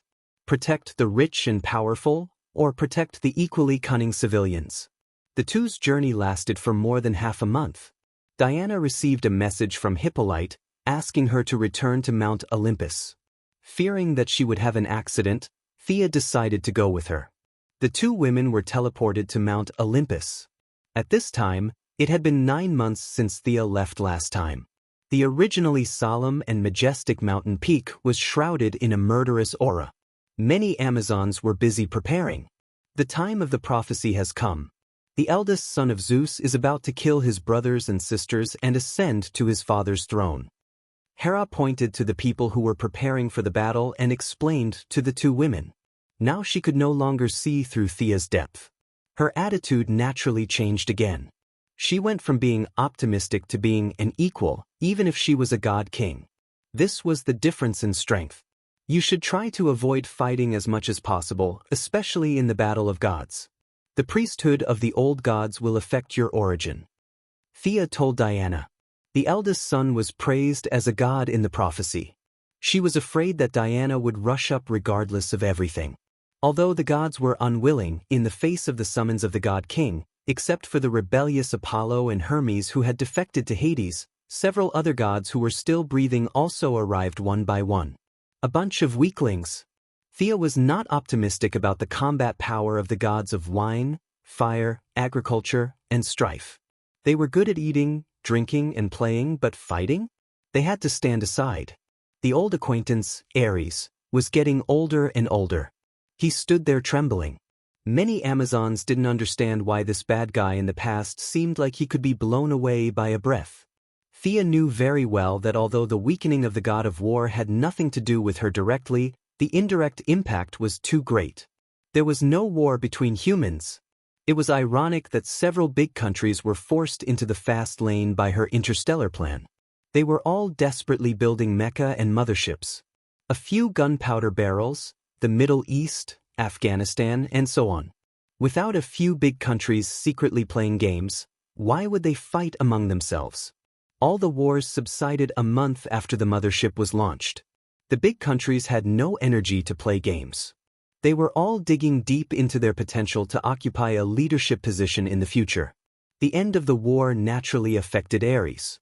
100 years ago, he pretended to be a cripple in front of Thea, Diana, and Steve. Now, he didn't need to pretend. He was already crippled. He was a candle in the wind. In the next few days, The gods waited for the enemy to attack in Olympus. The fighting power of the god of wine was not worth mentioning, but the wine he brewed was simply the best in the world. Thea and he chatted well. She brought a lot of good wine and was going to let Moira, Oliver, and the others taste it. The god of fire had been helping the gods to build weapons. Thea discussed with him twice, and he agreed to build a weapon for Diana. The god slayer that he had obtained from Paradise Island, Sia had jokingly called it the sword that Ares must die. This sword had already completed its historical mission. Ares did not need anyone else to do anything as he was about to die. Now, it was just the right time to take it out and reforge it with Diana's Vulcan sword. These two swords were built by the god of fire. Now that the two swords were back in his hands, he couldn't help but sigh. After asking Diana about her fighting habits, the two swords were returned to the furnace to be forged. 3 days later, a pair of blue swords was handed to Diana. 2 swords, this was her fighting style in the future. The combination of sword and shield was no longer suitable for Diana's increasing strength. Low-level enemies couldn't break her defense, so she didn't need the shield. High-level enemies couldn't defend her with the shield. Instead of being awkward, it was better to give up the shield and strengthen her attack power. With golden armor and a red cloak, and 2 long swords in her hands, Diana now looked more heroic. Thea had a different style. It was not suitable to wear the old gods' equipment in the territory of the new gods, but it was okay to wear the new gods' equipment in the territory of the old gods. At least, Hera and the others couldn't see the origin of Thea's divine robe. They just thought it was very mysterious. Chapter 601. Diana gave people the impression of a brave warrior, while Thea embodied the mystery of a spellcaster. The hood covered most of her face, and her beautiful chin, slightly opened lips, and the occasional strand of golden hair peeking out from the hood were filled with a tranquil aura. The gods waited for 10 days, and the enemies in the prophecy finally appeared. Mount Olympus, which was covered in starlight, seemed to have been hit by something, and a deep crater suddenly appeared on the empty ground. Countless evil creatures descended upon the land of the gods. The leader was a tall and strong man with a fierce face and an open chest full of scars. His hair and beard were like weeds, and his equipment was very simple, as if he had stripped off the skin of some animal and put it on his body. However, no one would underestimate this leather outfit. This was dragon skin, the skin of an adult black dragon. It was barbaric, coarse, and violent. Even from thousands of miles away, one could still feel the bone-deep hatred from this person. He hated this place, hated everyone here. He was a nameless god, the eldest son of Zeus and Hera. When he was born, he was abandoned by his biological parents because of the prophecy that he would sit on the throne of the gods. He grew up in the wilderness and fought with wolves during his childhood. When he became an adult, he tried to prove his worth to Mount Olympus, killing evil dragons and fighting everywhere. Unfortunately, his bravery was not valued. Instead, it aroused fear. Zeus personally took action and sealed him in the depths of the Earth's core. With hatred for Mount Olympus and the whole world, he climbed with his bare hands for 6,000 years. After countless hardships, he finally saw the light of day again. He wanted revenge and to take back what belonged to him. He was the eldest son. The appearance of the evil creatures naturally attracted the attention of the gods. At this time, Thea was chatting with her new friend. It was Aramani, who had the upper body of a woman and the lower body of a spider. She had followed Thea out when Hera was wreaking havoc in the underworld. She was also at the level of a demigod and was one of the few important combat forces under Hera's command. Thea happened to pass by and saw her spinning silk at the same time, which attracted her interest. After that, they started chatting casually. Even though Sia was now in the camp of the Greek gods, she still felt that these gods were quite kept up. Back when Aramani was immortal, she was the wife of a king. Her hobby was weaving, which was completely harmless to humans and animals. Not only that, it also had a very positive effect on ordinary women. Men would farm and go to war, while women would weave. Logically speaking, such a harmonious and positive scene should be a good thing. Unfortunately, the goddess Athena heard of her good weaving skills, and Athena, who had nothing better to do, personally descended to the mortal world to compete with her. Naturally, ordinary people couldn't compare to the gods who had cheats, and Aramani couldn't take it anymore and committed suicide. If things stopped here, it would already be too much, but the worst was yet to come. For some unknown reason, Athena captured her soul and reincarnated her into a half-human, half-spider. How could such a vile thing be described with the word F***ck? Do whatever you want, submit to me and prosper, oppose me and perish. Even if you die, you have to carry shame with you. This was the thinking of the gods at that time. After listening to the outrageous story, Thea couldn't help but look askance. Others were afraid of Athena, but she didn't have to. Athena wouldn't send a group of Saint Seias to push her, so what was there to be afraid of? She stood in Aramani's position and scolded Athena. Only then did the spider woman and her have a little friendship. Over the next few days, Thea chatted with her every now and then. The two of them could barely be considered friends, and Thea made her request. She wanted to use her divine spider silk to weave stockings. She wanted a variety of colors so that she could spar with the long-legged goddess in the future. Ordinary people's stockings were too easy to wear and tear. Only quasi-divine items could match them. The spider woman, who didn't understand her evil intentions, was puzzled. What was the purpose of weaving stockings with spider silk that was as thin as a cicada's wing? Was it for defense or to increase one's speed? Although she couldn't figure out the purpose, Aramani, who could spit spider silk and had max-level tailoring skills, made a few pairs of stockings according to her request even though she had turned into a spider. Aramani, who felt like she had found a treasure, returned the favor and helped the spider woman check it. Athena's technique wasn't brilliant.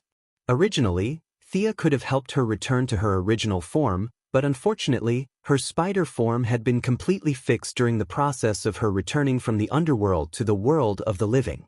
Even with Thea's ability, she couldn't change the situation. She could only take a step back and cast a permanent human transformation spell on the spider woman. This spell allowed her to maintain her human form for 4 hours a day.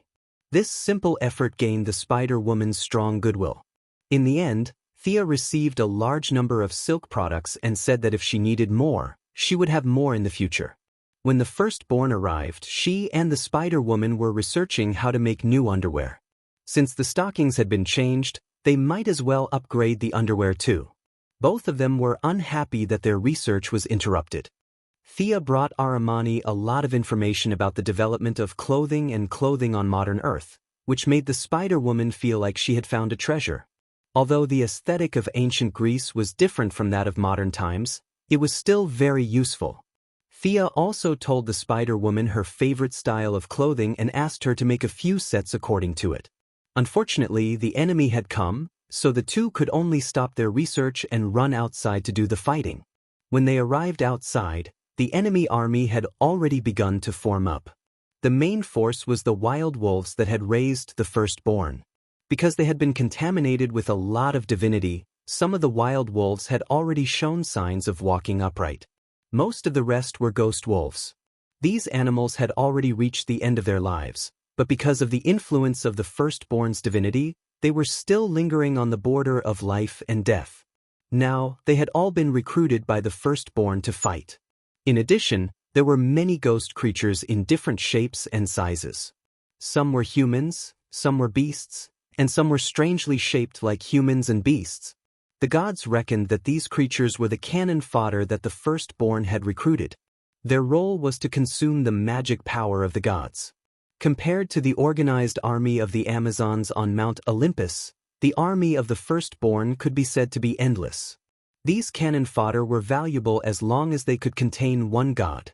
The evil army began to march toward Mount Olympus in silence, as if dark clouds were pressing down on the city. "What do you think?" Diana whispered to Thea. She was referring to the firstborn. It was similar to how the Heavenly Father dealt with Darkseid. In a battle of this level, the battle between small soldiers would not affect the overall situation at all. As long as the firstborn could be dealt with, the ghost creatures would not be of any help. Thea looked a little serious. The strength of the firstborn was not a bluff. Just looking at its powerful and murderous appearance, she was not very confident. Chapter 602. It was a battle of revenge, a battle to the death, not to mention true divine power. Thea could not compare with the other party in terms of momentum. The other party had suppressed his anger for thousands of years, and it was said that it took him 6,000 years to climb back to the ground from the core of the earth. A minute ago, Hera was still discussing the issue of stockings and underwear, and the other party came at her. Unless there was a crushing difference in strength, it would be strange if she could defeat him. It was not the same style at all, and she was the goddess of trade and wealth, which had nothing to do with fighting. And this firstborn was similar to Hercules. They were both old gods who had escaped the twilight of the gods and were in relatively good condition. No one knew what his specific clergy was, but in Thea's view, it was very similar to fighting and revenge. Diana asked again when she didn't answer for a long time. Sia saw that she was eager to try, and she complained in her heart. Between her and the firstborn, who was stronger and who was weaker, she needed to really fight, but Diana was definitely a little weaker, and this was the critical moment of her fusion of the source, so it was better not to fight. For her wife, the goddess of trade and wealth could only fight the firstborn of Zeus. Far worse than me, Thea whispered to Diana, and also pretended to be arrogant as if the enemy was not in her eyes. No, I think he's quite strong. Diana had not seriously fought with Thea for a while. She really did not know the true strength of Thea after she became a god. Seeing her firmly guarantee, she slowly relaxed. The huge ghost army seemed to be moving slowly, but in fact, it was moving quickly towards Mount Olympus, and an invisible pressure began to envelop everyone's heads. Antiope, who replaced Hippolyte, was commanding the Amazons to set up a line of defense. Bundles of magic arrows, many enchanted swords, shields, and armors were sent to each warrior. The Amazons were the most elite warriors of this era, and Hera was not stingy with them. She opened the treasury of Mount Olympus and took out many precious equipment from ancient times. Unlike Hippolyte, Antiope was a pure warrior. She knew that the Amazons did not have the advantage in numbers, so she directly set up 3 lines of defense on the periphery and prepared a group of cavalry for mobility. The advantage of the firstborn's army was their numbers. There were endless ghosts and beasts, and the ratio of their numbers to the Amazons was almost 100 to 1. It was his idea to use quantity to fight quality. That was why he dared to come to Mount Olympus with his massive army and his own martial arts prowess. The advantage of the Greek gods was that they had a large number of gods. Even the most useless gods were more powerful than the monsters and beasts. They could defeat a large number of them with a wave of their hands. The only weakness was that they were forcibly conscripted by Hera. They could fight a favorable battle, but it was impossible to expect them to risk their lives against the firstborn. The depressing atmosphere lasted for an hour. All the gods came to the mountain peak to watch. A few of them were exchanging glances. The prophecy had clearly stated that the eldest son of Zeus would kill his brother and eventually ascend to the throne. The gods on the mountain were all in line with the prophecy. Each of them had their own plans. The firstborn came with thousands of years of hatred. No one could ignore its powerful power. They did not want to be the first to stand out. Zeus, Hera, according to the prophecy, I want to take back everything that is mine. The firstborn, who was 3 meters tall and was wearing a dragon skin cloak, strode out and roared at Mount Olympus. Following his words, the spirits and beasts also roared at the sky. The hatred contained in their roars made the gods take a step back involuntarily. Hera looked a little sad. She was not in a good mood to fight with her own son. But seeing that both sides were waiting for her reply, she reluctantly stood up. Child, I am your mother. I don't want to do this. It was Zeus' idea to abandon you. Seeing his mother, the firstborn was still a little silent. Hera continued, the prophecy is a farce. I am willing to correct this mistake. We are still a family. Child, are you willing to give me this opportunity? Before the firstborn could reply, a woman came out from behind his majestic figure. Brother, don't listen to Hera's lies.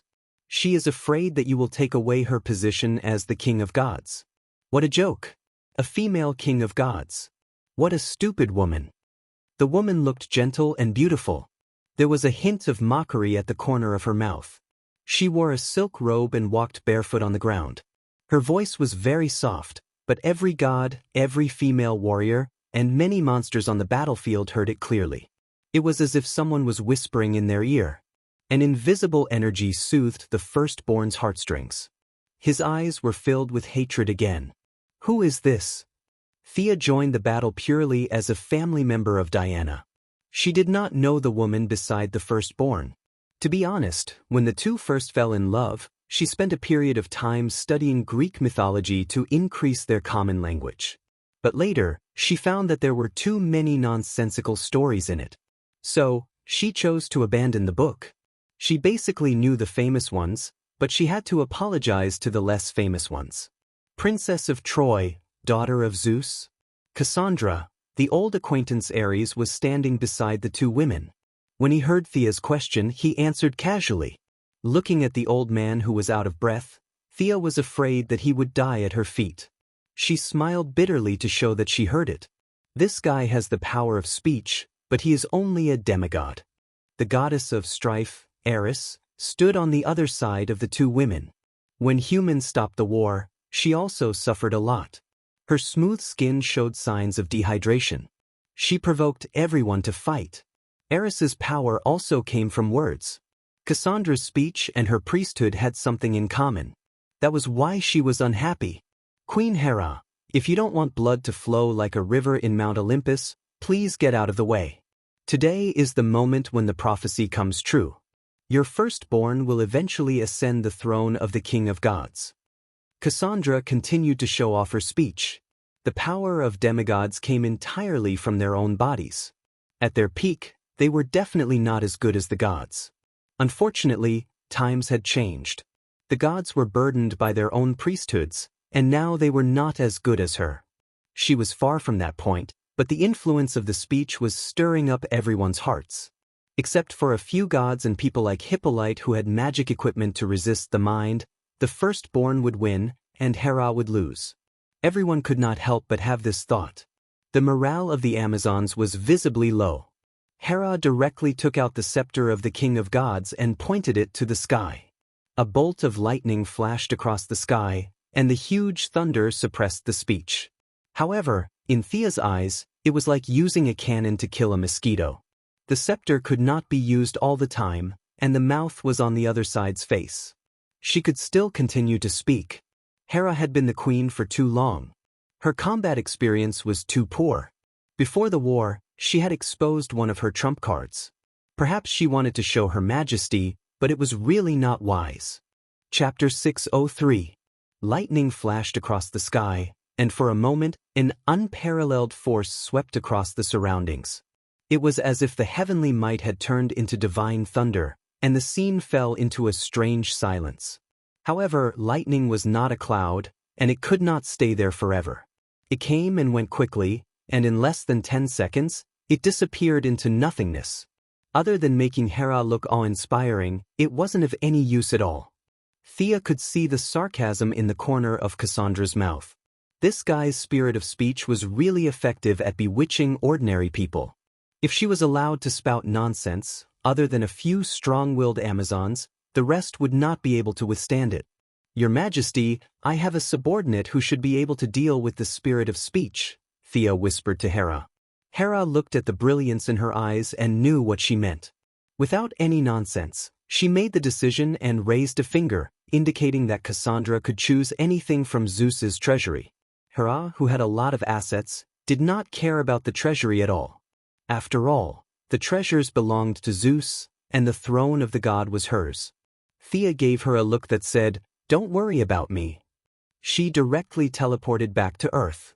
Her subordinates on Earth were not suitable to deal with this kind of ability that involved the rules, so she directly called Qing Nu and the Green Lantern Corps. After revising the Corps' mission, the number of people in the Corps had increased from the original 100 to more than 300. Thea did not summon all of them, and only asked Qing Nu to bring 100 people to help. The Green Lantern Corps' teleportation ability was unparalleled in the world, and the Corps came very quickly. Thea briefly explained the situation and brought everyone back to Mount Olympus. The strange appearance of the Green Lanterns attracted a burst of amazement from the gods. Thea felt that their worldview was still stuck in the era of the square sky and square earth, and they really could not explain what kind of existence aliens were. Qing Nu, who was holding the Book of Nu, directly showed the giant book. Compassion turned into subtle energy and poured into the hearts of the wavering Amazons. The fearful ones were encouraged, and the hesitant ones regained their courage. The reckless ones regained their rationality, and the cowardly ones straightened their chests. The remaining Green Lanterns established a new line of defense, a line of defense for the soul. Compassion was incomparably inclusive. It could accept good words, and it could also absorb evil words. This was the purpose of Thea calling them here.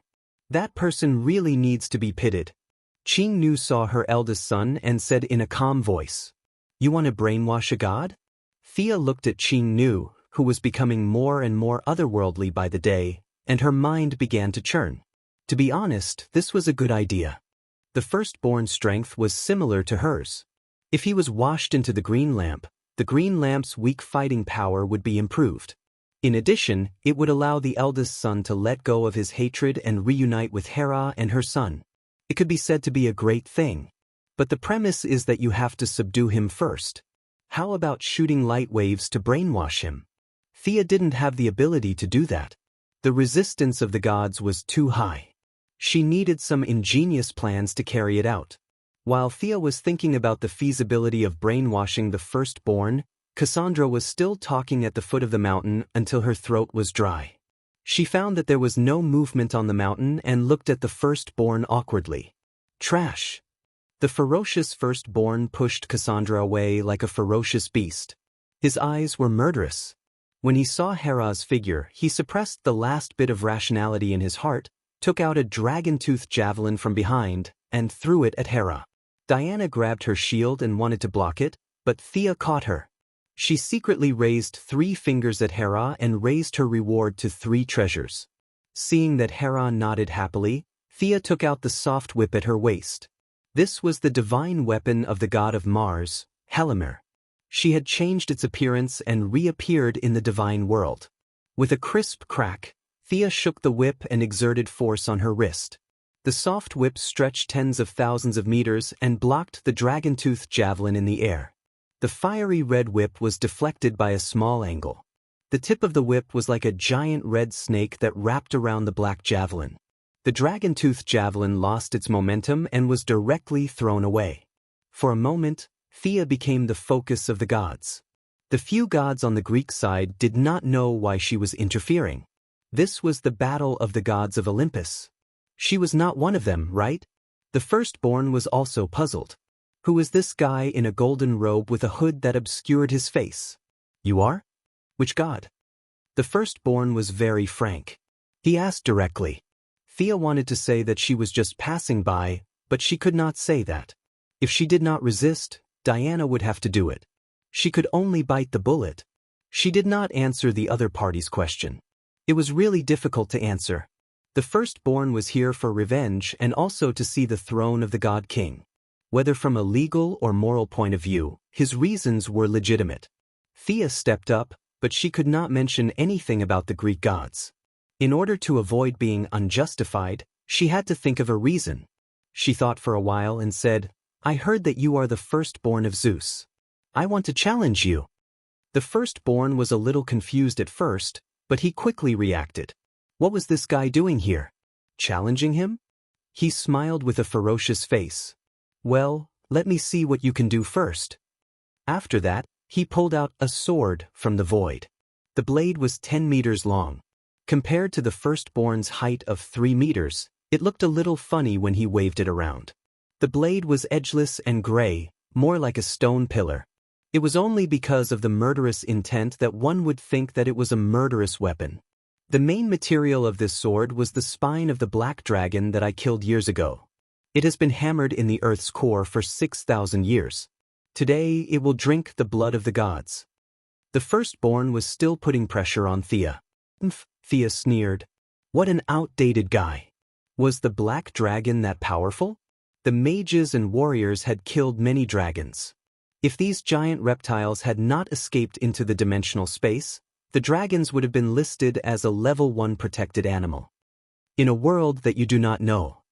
Thea raised her soft whip. This is the weapon of a god. Wasn't he just bragging about his achievements? Who was afraid of him? What's so great about killing a dragon? I killed a god. The firstborn did not want to waste any more time with her. He stood up and rushed towards her with the 10-meter-long sword in his hand. Bravado! Two gods fighting on the mountain would inevitably hurt the innocent. Thea set the battlefield to be in the air. She swung the soft whip in her hand and poured magic into it. A silver-white flame ignited on the tip of the whip. Silver fire. This was the technique that Thea learned from Hramir's living fire. Unlike the firstborn who extracted it from a huge amount of spiritual power, Thea could only use pure magic to imitate it. The uniqueness of the living fire disappeared and was replaced by the flexibility of magic power. The firstborn was caught off guard and the whip wrapped around his ankle. He hurriedly swung his sword at the soft whip. Thea pulled back the whip, but the silver fire was still attached to the firstborn. The dragon leather boots with amazing magic resistance sizzled as they were burned. Not bad. The firstborn reached out his huge palm and grabbed the silver fire. He exerted force with both hands and crushed the flame. I'm very capable. The silver flames that filled the sky were continuously danced by her. Chapter 604. You can take 1 or 2 balls of fire, but try hundreds or thousands of balls. Thea's magic quickly transformed. Her whip was like a snake, constantly flinging out silver flames. For a moment, the originally starry realm of the gods seemed to have multiplied. Countless silver flames with deadly light shrouded the whole sky. Try my silver flame cage. The flames were controlled by Thea, advancing and retreating in an orderly manner like a group of well-trained soldiers. The firstborn swung its long sword with all its might. The dragon's sword tempered by the core of the earth was not afraid of the silver flames. The flames transformed from the purest magic were shattered by the firstborn. The residue fell to the ground, but it could still burn the spirits into ashes. Cassandra, who was in command of the army, hurriedly led the army away from the battlefield. The firstborn's fight was not ineffective. It was just that the firstborn was fast, but Thea was faster. The colorless and transparent silver flames gradually piled up in the sky.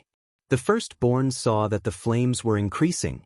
It immediately stopped slashing and increased its speed to the maximum, ready to fight Thea in close combat. The firstborn ignored the flames. Its dragon skin with amazing magic resistance was burning black smoke. A large part of its open chest was also burned by the flames. But the distance between the two was rapidly closing. Your father is the god of thunder and lightning. I don't know how resistant you are to thunder and lightning. Thea's long whip kept dancing.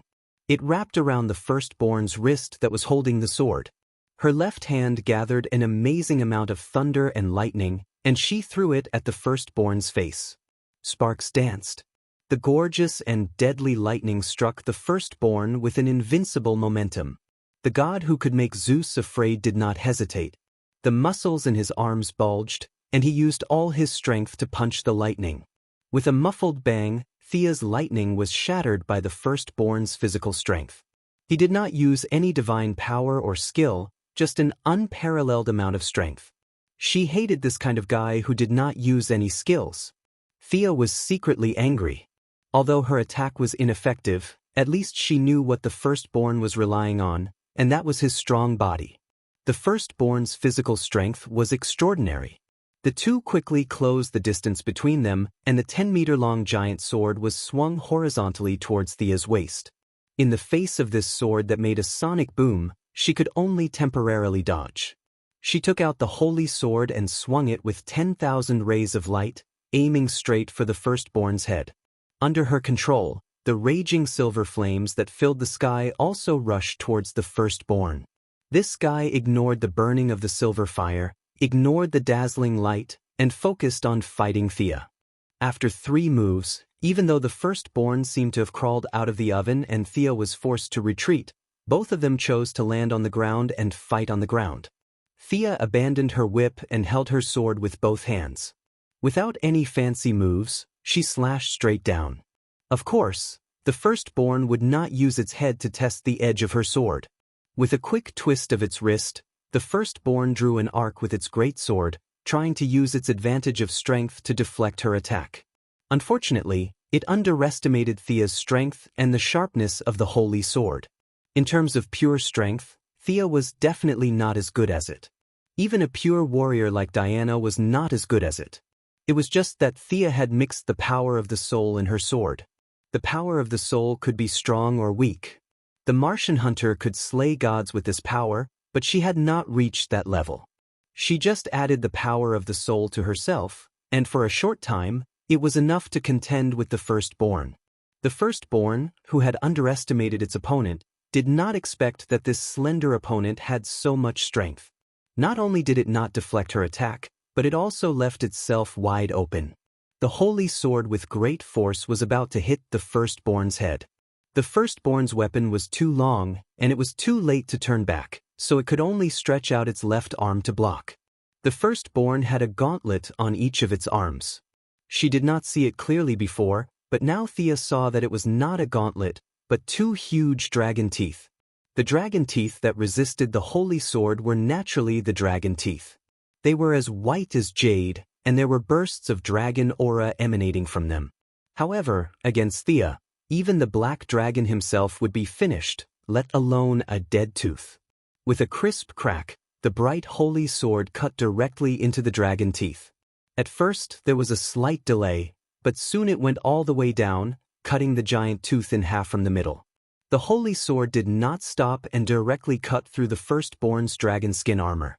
Seeing that it was about to hurt the firstborn's body, the firstborn sacrificed the armor to buy himself less than 1/10 of a second. The firstborn's giant sword also turned to attack Thea. He relied on his own body and traded injuries for injuries. As the eldest son who relied on himself to fight since birth, he had suffered countless injuries. His strongest weapon was not so much the great sword, but rather his tempered body. If Thea continued to cut, even if she could cut off the firstborn's arm, she would also be injured. She was only there to help, so naturally she would not risk her life so much. She stepped on the ground and left the firstborn's attack range. "Sneaky guy, you are qualified to be my opponent." The firstborn's fighting spirit was completely aroused. It had been a long time since he met a god of the same level, and he was too lazy to ask who his opponent was. You talk as if you are so powerful, but that's all there is to it." Thea's voice was blurred by divine power, and it was impossible to tell whether it was a man or a woman. The firstborn had rich combat experience and would not underestimate the opponent because of the opponent's weakness, nor would it be angry because of slight. Realizing that the opponent was not inferior to itself, its fighting style began to become more stable. The gods watching the battle on Mount Olympus naturally had their own thoughts. Some were surprised and some were jealous. Eris, the goddess of strife, walked to Diana with a sinister smile on her face. "Your little lover seems to be more powerful than you? As your sister, I really feel sorry for you. You have such a good aptitude, but now you have been surpassed. How does it feel?" Diana was watching Thea's battle attentively, ready to save her if there was an emergency. To hell with the rules of the battle of gods. At first, she did not understand what Eris meant, but after a while, she realized that she was trying to drive a wedge between them. She sneered. "Go away, Eris, you bitch who only knows how to show off your tongue." After that, she no longer looked at her. Diana's love was simple and single-minded. Once she confirmed her lover, she would repay him with everything she had. In the world of the League of Injustice, she had done countless bad things with Superman, and the starting point was her love for Superman. Her love was higher than her own values, and even a little blind. Thea had always known this, but she had never meant to correct it. If Thea became evil, Batman and the Martian Manhunter would immediately become her enemy, and Oliver would also stop her. Only Diana would always be by her side. Even if she had to fight with her friends, turn against her people, or even become the enemy of the whole world, she would go on without regrets for the love in her heart. So Eris's self-righteous provocation was laughable and boring in the eyes of the Valkyrie. She did not even bother to explain. The greater the achievement of her lover, the happier she would be. Jealous? How could it be? Chapter 605. Is she using some kind of secret technique to increase her combat power? Hera's question was more normal. She had to be concerned. She did not have the combat power to fight against the firstborn. If Thea and Diana left, she could only ignore the dignity of the divine king and live like a coward. This choice was worse than death in the eyes of Hera, who had always been prideful. In the face of her mother and Antiope's superior, Diana still maintained a relative respect. She answered readily, this is her real combat power. There are still many tricks that she has not shown. When it came to her lover, Diana's heart was full of joy. She was not boasting. Seeing that Thea and the firstborn were evenly matched in close combat, she was confident that her lover could win. After all, Thea's strength was not close combat. She used her weakness to attack the enemy's strength. She was more testing the enemy's strength. It turned out that her guess was not wrong. Thea was indeed gathering information. There was not much divine power in the firstborn. It relied more on its physical strength to fight against the combination of divine power and spiritual power. It was not weak. A strong body brought about an all-round improvement. Its strength was great, its speed was fast, and its stamina was almost endless. However, the firstborn's weakness was still obvious. Its strength was completely dependent on its body. Opponents who were not as strong as it could only feel deep despair because they could not kill it. If one was on the same level as it, one would find a weakness that was not a weakness. The firstborn lacked the means to win in one blow. Thea, who was confident, began to attack. The strong confidence made her spiritual power rise to another level. The firstborn on the opposite side had the trait of becoming more and more courageous as it fought. It also squeezed out physical strength crazily in the fierce battle. And as the number of injuries increased, its physical attack power became more and more powerful. The holy sword and the giant sword kept colliding. The holy sword that gathered the faith of all beings was still shining brightly, while the firstborn's giant sword was a little overwhelmed. So what if it was the spine of the black dragon? So what if it was buried in the earth's core for 6,000 years? It was still cut like a saw by Thea. The range of the battle between the two was getting larger and larger. At first, the firstborn was still worried about its subordinates. Later, when the battle became more intense, it became hot-headed and could not care less. Many ghosts and beasts were hit by the aftershocks.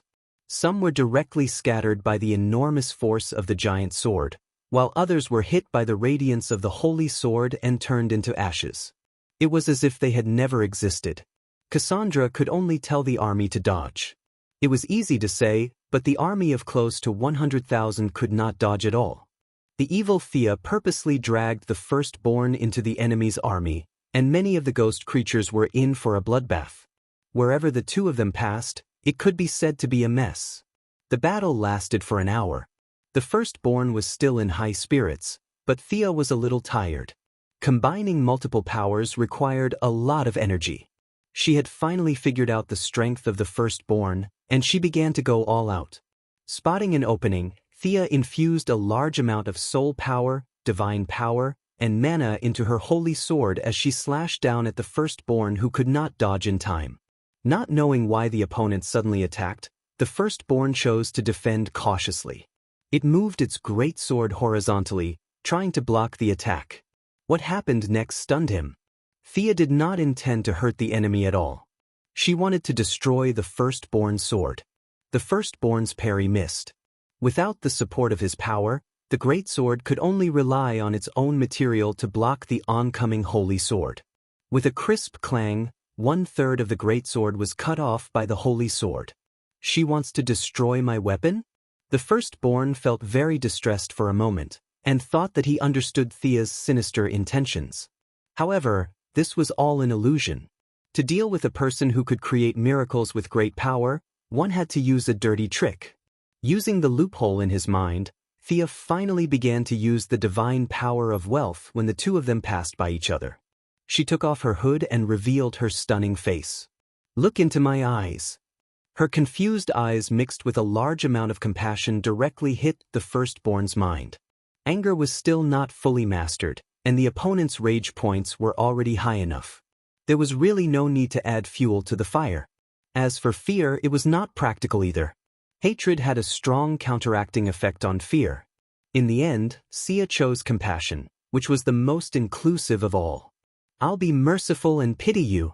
Such a strange attack really hit the firstborn's weak spot. Growing up in the wilderness, there were no gods to teach him how to use his divine power. Without guidance, he only knew how to train his body over and over again. He had no experience in dealing with emotional shocks. Even if his chest was full of hatred, Thea's confusing divine power still pried open a gap, and a large amount of compassion poured into his heart.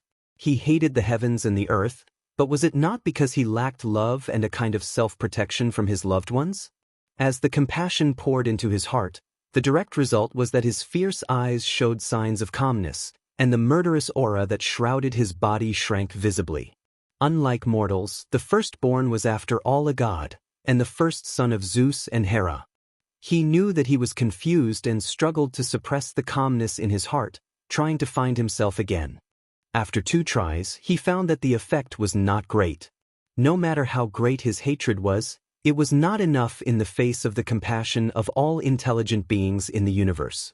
Helplessly, he could only force himself to chase after Thea. His combat instinct told him that as long as he killed this woman, he could find himself again. Thea did not feel good about brainwashing a god with compassion. Compassion poured into the firstborn's heart through her body as a medium. She also had to stay awake at all times to avoid being taken advantage of. Her advantage over the firstborn was that her spiritual power was much higher than the other parties.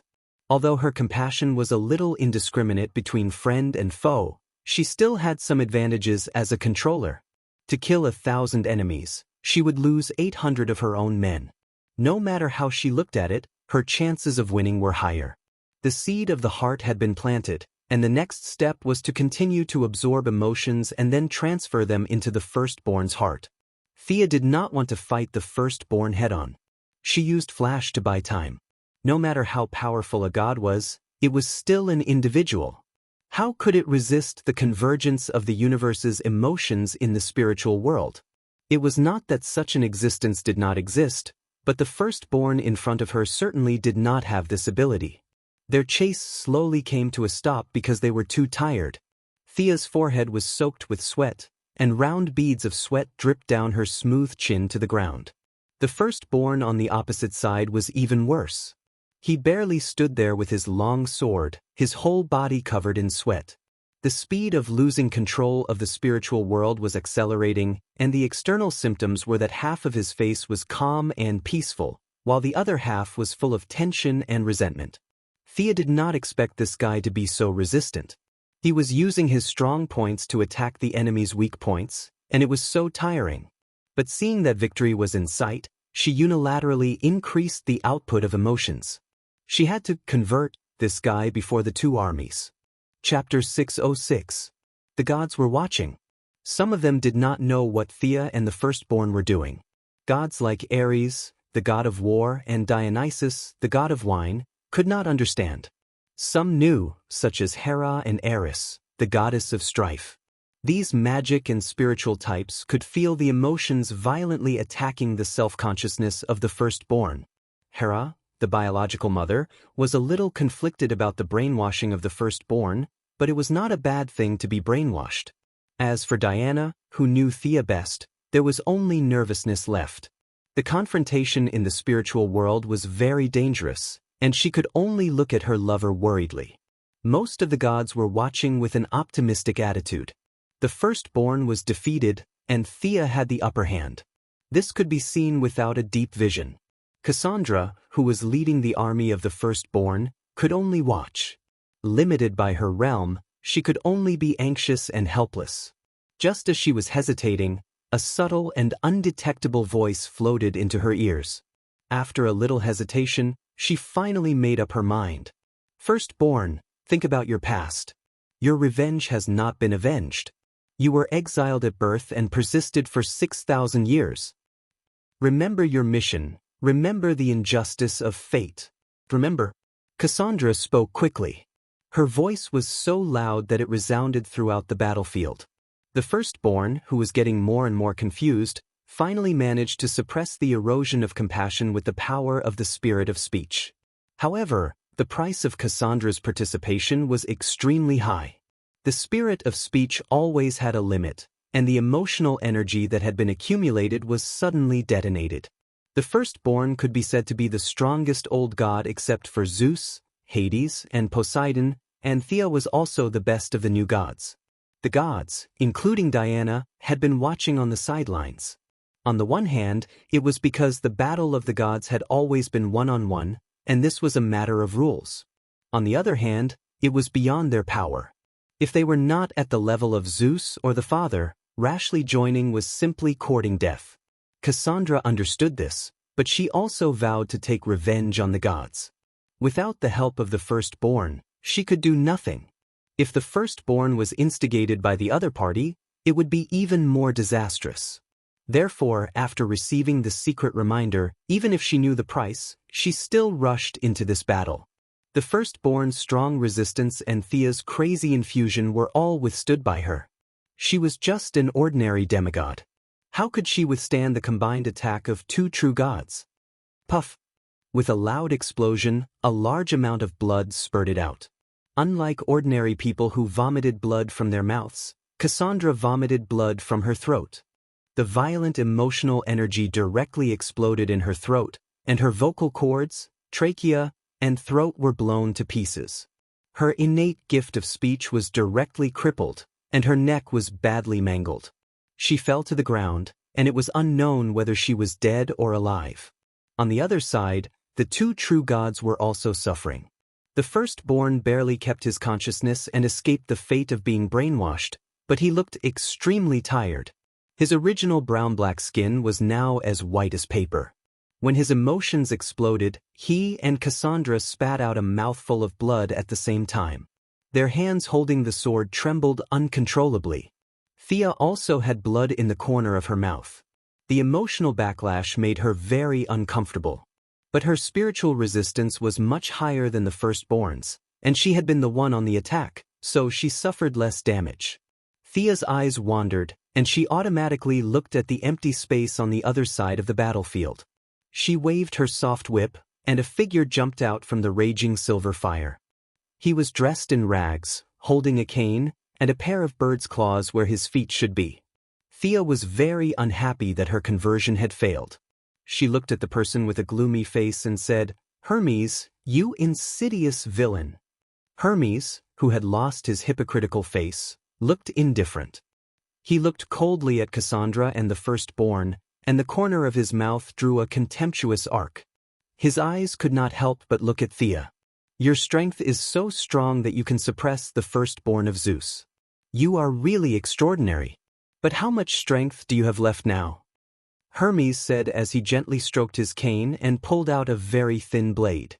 Thea wiped the blood from the corner of her mouth and said, "This firstborn did consume a lot of my divine power, but I still have companions. What do you have?" Following her words, Diana also came to her side. The Valkyrie looked coldly at Hermes, the guy who had deceived her. "Tell us where Zola and her child are, and we can spare your life." Diana stood in front of Thea with two swords in her hands and asked sternly. Hermes let out a burst of silent ridicule, filled with disdain and contempt. Thea was disgusted by his attitude. She resisted the discomfort and set up a time-stop enchantment. She wanted to join hands with Diana to take down this annoying bug. But the accident still happened. Hermes turned into a stream of light and ran out of her enchantment in an instant. In Thea's view, this speed was not inferior to Barry's. Hermes was not so fast in the past. There was the twilight of the gods, and then there was the rise of the god of speed. Hermes, who had speed as his priesthood, should be lying in the nursing home with Ares. How could he suddenly burst into such high speed? Surprised? I was faster than this when I was at my peak. This is only half of my speed. As if he had expected their doubts, Hermes smiled grimly and pointed at the gods on the mountain peak. "Since we are brothers and sisters, let me remind you that His Majesty Hades' army is about to flatten Mount Olympus. Think carefully about your position." After that, he took out a black whistle from his arms. An obscure sound wave shrouded the army of the firstborn. All the spirits seemed to have received some kind of signal, and one by one, they rushed to the Amazon camp. Hermes teleported away with the firstborn under Thea and Diana's angry eyes. As for Cassandra, who was lying in a pool of blood, he did not even look at her. The army of nearly 100,000 spirits did not distinguish between friend and foe. The werewolves of the firstborn and the Amazons were all within their attack range. The battlefield was in chaos. The gods were shocked by the news of Hades' impending arrival. Antiope, who was facing the attack, fought hard, but still had some of his subordinates injured. "I'm fine. You go and help." Thea certainly could not stop Diana. This kind of low-intensity battle would not affect her. Fighting side by side with her people may further understand the meaning of protection. As for herself, she was sore all over and did not have much combat power at the moment. After teleporting back to the top of the mountain, the gods also felt that it was beneath their dignity to be frightened by a sentence. They all began to clean up the army of spirits. The green lamps helped Thea to calm her spiritual world and shared the burden of compassion. With the help of the gods, the Amazons' defense line quickly stabilized. Javelins, crossbows, and many other weapons that were infused with magical light entered the battle. The ghost creatures fell like wheat being harvested, turning into a cloud of smelly black ash. Chapter 607. Diana did not take the initiative to attack, but continued to support everywhere. Even if there were a few injured female warriors, she would send them to the rear in time. With the help of Qing Nu's Book of Nu, they would quickly recover. The battle lasted for a whole day, and a large number of ghostly creatures were finally wiped out by the gods. The werewolves who were loyal to the firstborn fled the battlefield soon after the battle. One of the key figures of the war, Cassandra, was captured by the Amazons who were inspecting the battlefield. The Princess of Troy was still alive, but her injuries were too serious and she was still in a coma. The broken part of the firstborn's greatsword was also picked up by Diana. Even if it was only 1/3 of the sword, it was still nearly 3 meters long. The spine of the black dragon had been forged in the core of the earth, and Diana, who was also proficient in forging, felt that it would be a good material no matter what weapon it was made of. Thea finally eased her discomfort with the help of the green lanterns, and Diana entered her spiritual world again to help her slowly stabilize. The Valkyrie was also exhausted. She was a very pure warrior goddess, and she liked swords, fists, and feet more than spiritual power. Fortunately, her level was high, and her shortcomings were not obvious. She also knew how to use spiritual power. After 3 full days, the two goddesses, mainly Thea, finally recovered. Occasionally, she would have a headache, but it did not affect the overall situation. Her spiritual power was less than half of her peak, and she could not brainwash the firstborn in a short time. Plus, the other party was prepared and would not be fooled again. Thea was quite regretful that she had lost this good opportunity. The firstborn was very powerful, and it would be a super fierce fighter in the Green Lantern Corps. Yes, she worked so hard to brainwash firstborn, but not for Hera. Thea did not intend to return him in the first place. An appropriate ceasefire would have been enough. You didn't take your own son with you, and now that he has reached the maximum level, you want to repair the relationship? How could there be such a good thing? Unfortunately, all her plans fell through. An insignificant character ruined her plan, and Thea was very upset. When she heard that Cassandra was captured, she took Diana to have a look. Miserable, really miserable. Cassandra, who was facing an emotional explosion, was lying on the bed alone. There was no one around to take care of her. Fortunately, she was also the daughter of Zeus, so no one abused her. However, her beautiful face was twitching because of the pain. There was a big bloody hole in her neck, which still showed her reckless behavior. Thea stretched out her hand and released a ball of magic to examine her. After a while, she snorted coldly. This troublemaker could be said to be completely crippled. Her vocal organs had exploded into a bloody mist. Even if her skin and flesh grew back, her talent had already left her forever along with her vocal cords. In order to take revenge against the gods, this woman was willing to sacrifice herself in order to retain the power to challenge the gods. Needless to say, It was similar to the Spider-Woman Aramani. There must be a tragic story behind this. Thea could only say that the Greek gods had done too many immoral things, and she had to take the blame for them again. Walking out of the lounge, he saw that the Amazons were still passionately preparing for battle. However, the gods were a little disappointed. The Netherworld king had given them too much pressure.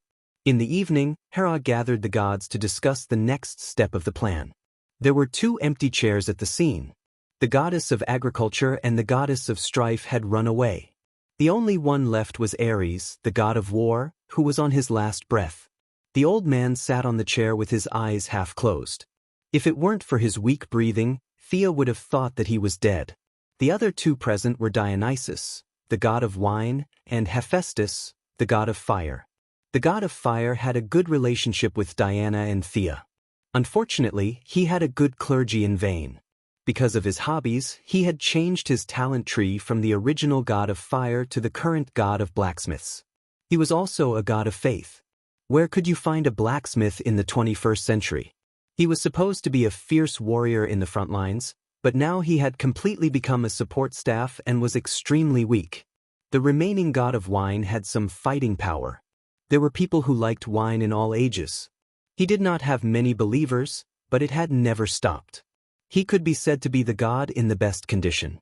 But the god of wine, just by hearing his name, one could tell that he was weak. It was impossible to expect him to defeat Hades. Hera was speechless as she looked at her subordinates. The old were old and the weak were weak. This was also the reason why she hurriedly invited Thea and Diana when she heard that they had recovered. "Your Majesty Hera, what's with Hermes' speed?" Thea asked her own question first. Unlike Barry's reverse lightning, the resistance of mortals to magic was completely different from that of gods. If many speed reduction spells did not work, Thea would be very passive when dealing with an extremely fast enemy. It should be that Hades gave him something from the underworld. If I'm not wrong, Hermes' way of life has been rewritten. He doesn't look like a living being now. Without the disadvantage of being jealous, Hera's knowledge was unparalleled after following Zeus for so many years. She analyzed calmly. Undead? Lich?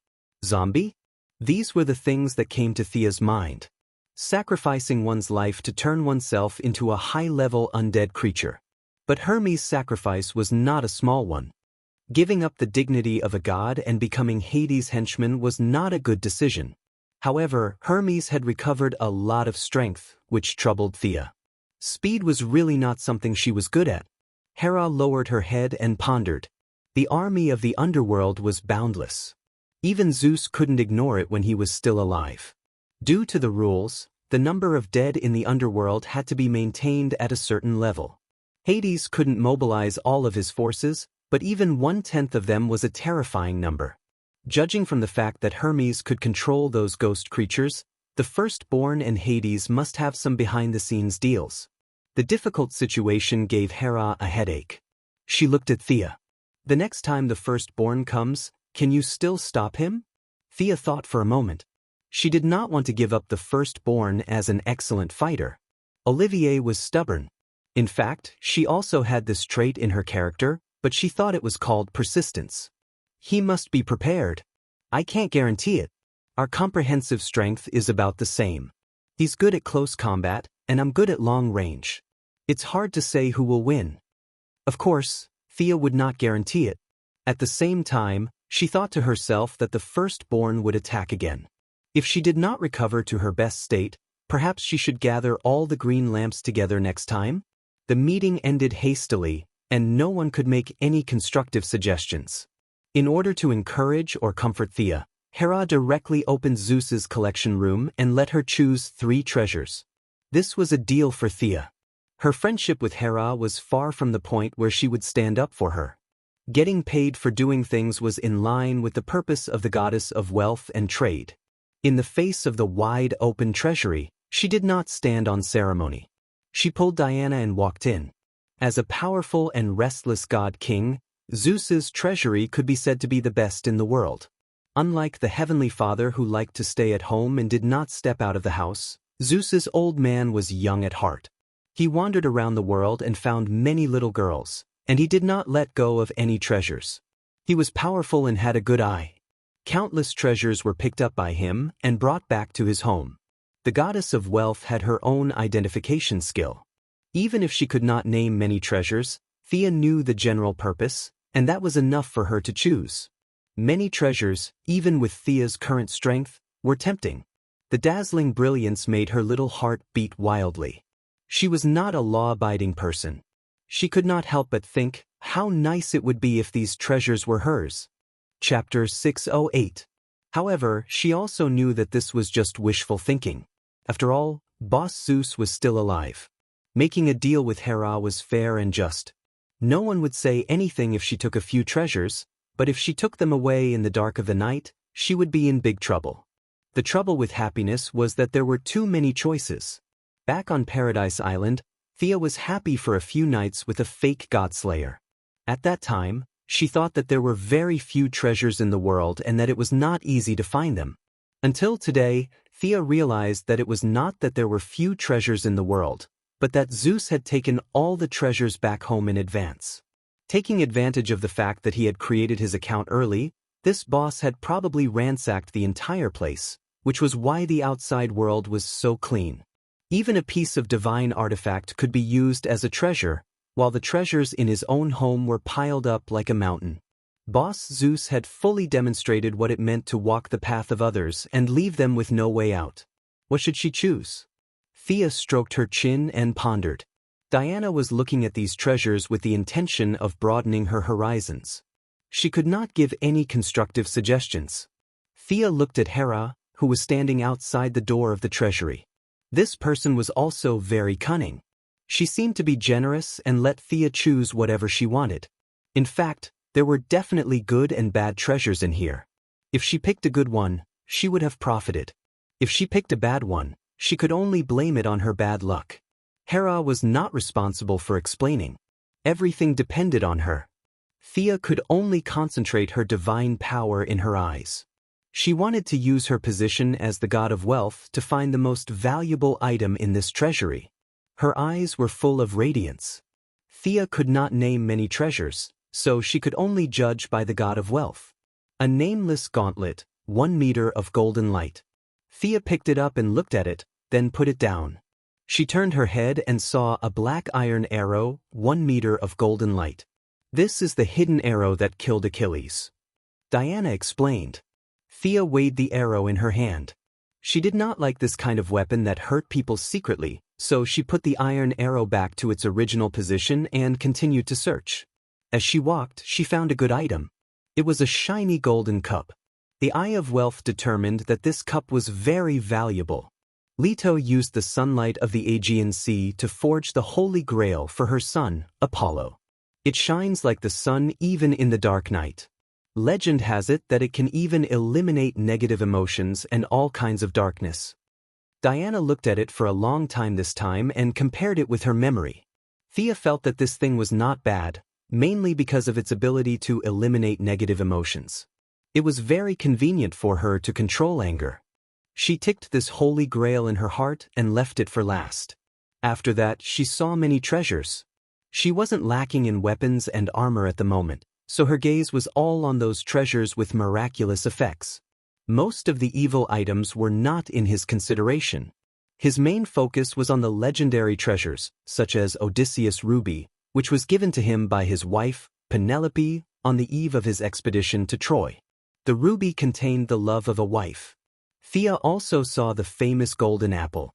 As long as she carried this apple with her, it would increase her charm. Her charm attribute was about to explode. It was better to leave it for Hera to admire. While she was strolling around, a ball in the corner suddenly caught her attention. Golden fleece? A furry ball of fleece was casually piled up in the corner. Compared to the many divine weapons and subdivine weapons, this ball of fleece was insignificant. However, Thea's divine power of wealth told her that this thing was priceless. How could this be? Thea touched the fleece. Other than being a little soft, there didn't seem to be anything unusual. What was she going to do with this thing? Was she going to make a scarf? Thea's thoughts diverged as she pondered about its use. She shook her head and smiled secretly. She stood up and was about to continue looking at other things. However, just as she took a step, a strong premonition in her heart told her that she would miss something if she left. The premonition came without reason. She turned back. That's right, this ball of fleece was the most dazzling thing in the entire treasure room. Perhaps it had an unknown use or contained some secrets. Trust your intuition. Thea didn't hesitate and picked up the fleece. After picking and choosing for a long time, she finally chose Austin's ruby of love, Leto's golden cup, and the golden fleece whose use she couldn't explain. Hera didn't comment on her choice. She had the right to choose. Whether she earned or lost, it had nothing to do with her. The ruby of love could provide her with enough love and emotions, but the process of absorbing them would come after anger. The golden cup would automatically take effect when placed next to her. It could eliminate all kinds of negative emotions. For her, who dealt with all kinds of emotions every day, it was a rare divine weapon. Thea carried the golden fleece back to her room.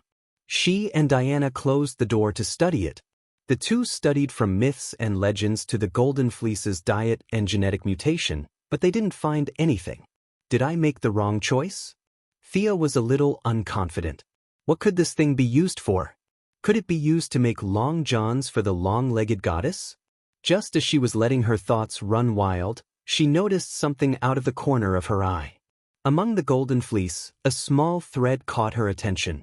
Although it was also yellow, the fleece was golden. What caught her attention was a pale yellow thread. The moment Thea saw the thread, she seemed to see quicksand passing through her fingertips. Time flew by quickly. The sun, the moon, and the stars were constantly changing. An indescribable feeling of vicissitudes flowed in her heart. What is this? This is fleece, you must be kidding me. Thea only felt that it was ridiculous. Although it was just a glance, the power of the thread was something that even she couldn't resist. Among the people she had seen in her life, perhaps only the Heavenly Father could resist it. If this was the golden fleece, then wouldn't the original male sheep be heaven-defying? She called Diana to take a look. A magical scene appeared. Diana looked in the direction of her finger for a long time, but didn't see any strange thread. Thea was confused. Am I the only one who can see it? Thea's little heart was beating fast. She asked Diana to keep a lookout for her and carefully studied it. It was too reckless to touch it directly. She separated a trace of her spiritual power and tried to communicate with the thread. At least she had to know what it was.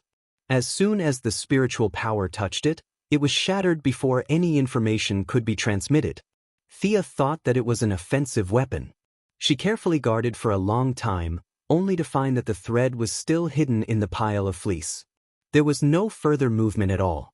The eldest young miss was a little confused. There was no doubt that this thread was very magical. Sia calmed down and thought of several worst-case scenarios. In order to prevent accidents from happening, she prepared several instantaneous spells in advance and firmly locked onto her own coordinates. Unless it was an existence far more powerful than her, it was impossible to teleport her away. Only then did she try to touch the silk thread for the second time. Chapter 609. The second test also ended in failure. The golden thread stubbornly cut off the connection between the two sides and did not say anything. Diana could not help with this kind of mysterious thing. She carefully thought about various myths and legends, but could not remember anything special about the sheep. This thread should not be from the golden fleece. It's more like it was mixed in and was accidentally brought out by you. Diana carefully analyzed for her and could only come to this conclusion. Thea could also think of this. How could the golden sheep be so powerful just as a background? If even a hair of the golden sheep was so powerful, Hera would not have to worry about the firstborn in Hades. If the enemy came again, she could just close the door and let the sheep go. Then Thea began to persevere with the golden thread. On the fourth try, she increased the output of her spiritual power and finally saw something. It turned out that she was completely wrong before. The thread was not attacking her, but there was too much information and it directly exploded her spiritual power. Thea's spiritual power was not the same as strength and speed. It had always been her strength. Even if it was only a trace of her spiritual power, it was stronger than the total spiritual power of an ordinary person. Although she was not a god of faith and needed to respond to the prayers of believers from time to time, her total spiritual power could still crush 80% of the old and new gods today. She began to gradually increase her spiritual power while maintaining the necessary vigilance. At first, the images transmitted back were fragmented, like the ravings of a lunatic. She only saw scattered images of some tall buildings and people in the city. It was not until she injected a full 1/3 of her spiritual power that the mysterious thread was finally revealed in front of her eyes. What the hell was the golden fleece? Thea deeply realized the importance of the stacking of modern corporate items. She should tell the old man Zeus about the advanced concept of classification later. The way he piled all the treasures together was too low. After a long time, the old man would not know how many treasures he had. Now the thread mixed in the golden fleece was a clear proof. Diana couldn't see it because she didn't have enough mental power. Hera was a god who was good at magic, and she was now in charge of the king of God's scepter. If she looked carefully, she would most likely be able to see it. It was only because she hadn't been paying attention that a treasure was mixed in with the wool, allowing Sia to pick it up. These were the threads of the three goddesses of fate. The three goddesses were Croso, who was in charge of the future and weaving the threads of life, Lachesis, who determined the length of the threads of life, and Atropos, who was responsible for severing the threads of life. The three goddesses were born at the beginning of the universe's chaos. They controlled the fate of the 12 titans represented by the second-generation god King, Uranus, and the 12 Olympian gods represented by Zeus. Their authority could not be measured by the standards of the old gods or the new gods. They were not gods of faith like Ares, nor were they gods of nature like Zeus. Their status was more transcendent. As the masters of fate, they were more like conceptual gods in Thea's eyes. The thread that Thea was in contact with was the thread of the future woven by the smallest of the three goddesses, Croso. It contained a power called fate. Ordinary people would talk about the future with longing, but from the perspective of the gods, there was only fear. The gods' level of life had reached the peak. In fact, they were very afraid of change. Today, there was a new god to replace the old one. Tomorrow, there would be a new god to replace the old one. Wanting to transcend the arrangement of fate was an impossible task. Just look at Reverse Lightning, who had racked his brains, and it was clear that no matter how hard he tried, he was still unable to escape the shackles of fate. The more he struggled, the closer fate would entangle him, until he breathed his last. Ever since the day she found out about her fate, Thea had been preparing for it, not only for her family, but also for herself. Back then, she had wanted to ride on the coattails of Superman and Batman, but now, the tables had turned. It was time for others to ride on her coattails. It seemed like she had gained a lot, but fate still did not let her go. Instead, it pushed her into the teeth of the storm. Because of her struggles, fate's shackles on her became tighter and tighter. Putting everything else aside, she was the main force in the war against Darkseid. Whether it was from the perspective of the Heavenly Father or from the perspective of the people on Earth, she was responsible. Those who were weak could do nothing, but those who were strong could not do so. Transmigrators could not do whatever they wanted. As long as they were in the game, they were also pawns of fate. Whether it was Reverse Lightning from the 25th century, the Queen of Emerald Eyes from the 31st century, or Lantern One, who had traveled 10 billion years and was nicknamed Reverend Eating, they all proved this. It was as if there was an invisible hand constantly pushing her forward.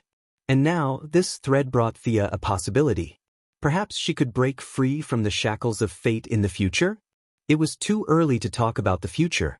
Aside from the unconventional forces, Thea was considered a powerhouse on Earth and in the universe.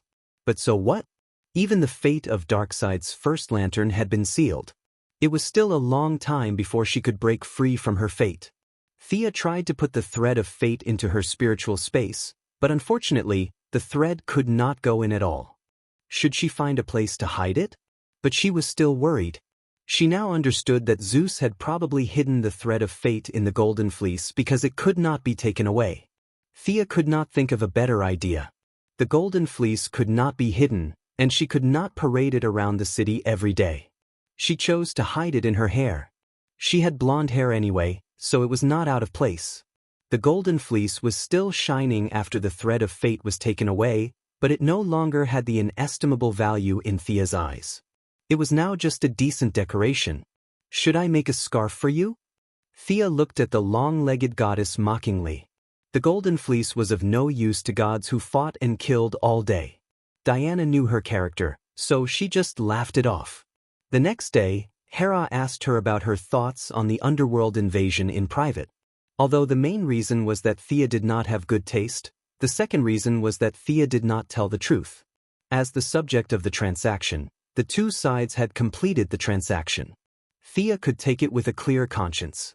She was willing to give it to her, but she still felt a little guilty when she remembered that Zeus was still alive.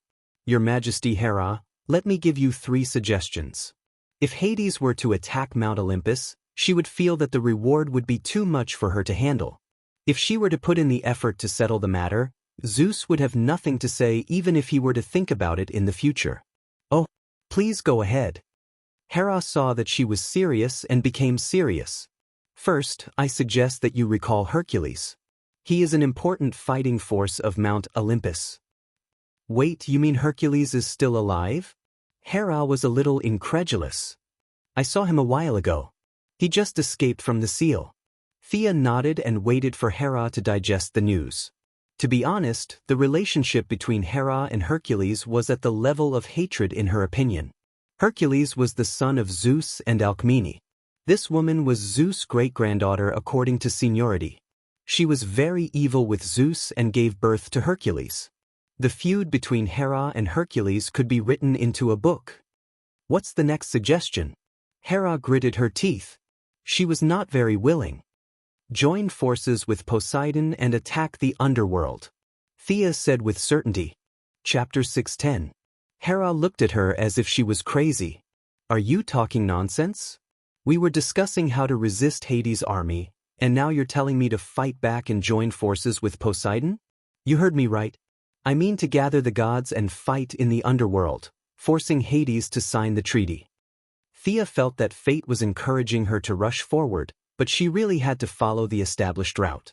If Hades attacked Mount Olympus from time to time, Diana would have to come back every few days, and she wouldn't have time to do anything else.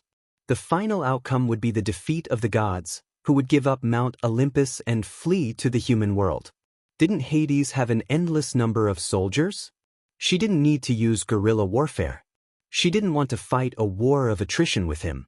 She wanted to attack his weakness and lead the gods to attack his base. Our soldiers are far inferior to his, but the gods are here. If Hercules is included, our high-end combat power can completely crush Hades. Poseidon's army will also take a large part of the pressure. Seeing that Hera was still hesitating, she could only continue her analysis. Mount Olympus, Poseidon, and Hades. Among them, we are the weakest, followed by Poseidon, and Hades is the strongest. I heard that the ownership of the river Styx has always been the focus of their debate. We can use this as a breakthrough to attack the underworld. Hera was still hesitating. This idea was too bold. She felt that it made some sense, but she was afraid that it would completely collapse because of a mistake. She clenched her fingers tightly and couldn't make up her mind. You want to start a war? I heard it. I have to say that it's a good idea. Ares, who was already in his twilight years, suddenly walked into the room and spoke his mind. Thea ignored Ares and continued to give Hera ideas. Diana can go find Hercules, but you have to give up your past views and accept him again. I can also persuade Poseidon. Hera was a little surprised that Milady was going all out for the thread of fate. She didn't understand why Milady was so proactive. I'm still the God King. I'm not in a hurry. Why are you so anxious? She couldn't figure it out, but it was a good thing. She lowered her head and thought. Hercules, as long as he doesn't object, I can accept him again on behalf of Mount Olympus. As for the personal grudge between us, if he is willing to take a step back, I can pretend that it never happened. Hera said through gritted teeth. The grudges between her and the Hercules were far too abundant. How could they be erased with a smile? How could that be? The only way was for both sides to take a step back at the same time. Otherwise, they would start fighting when they met. As for allying with the sea monarch, She had obviously spent a lot of time thinking about it. Once the alliance was complete, he would have to send out his troops. He couldn't possibly tell the Ocean Emperor that he was just teasing him and that he should just go back to where he came from. If that happened, the Ocean Emperor would have to attack Hera first before using the underworld. Not long after, she thought of a new question.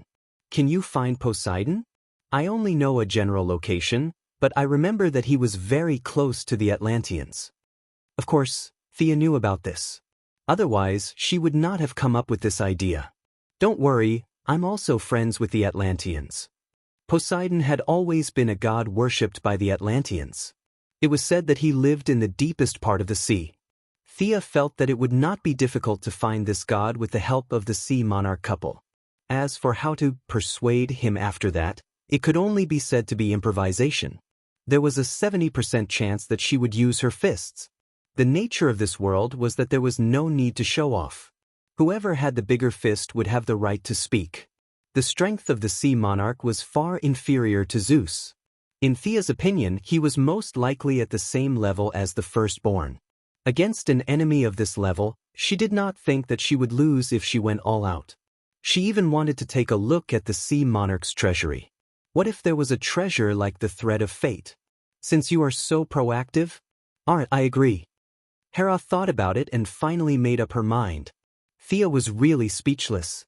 Hera was good at scheming, but when it came to serious matters, she was hesitant. Hera's personality flaw was too big. Also, you must conscript Apollo to join the battle. Also, order the two gods who escaped to come back. If they don't come back, they will be expelled. Thea was still a little afraid of Apollo. How could he just stand aside and watch? Forcing him to join the battle? The sun god naturally had some characteristics of light. Anyone could surrender to Hades, but not him, unless he wanted to become a dead sun. Hera was actually very dissatisfied with Apollo. He was the only god who did not come, but Hera did not have many ways to keep him in check. I'll call Cara Danvers. You can take her to threaten Apollo. Thea also knew that Hera was not the god king. If Zeus was still the god king, no one would dare to provoke him. How dare you not come when the god king summons you? Do you still want to live? In the end, what determined everything was still strength. Thea's plan was to gather all the gods to fight Hades and completely defeat him. Of course, if she could also plunder his treasury, Thea would not mind. Accepting Hercules, allying with Poseidon, and forcing Apollo.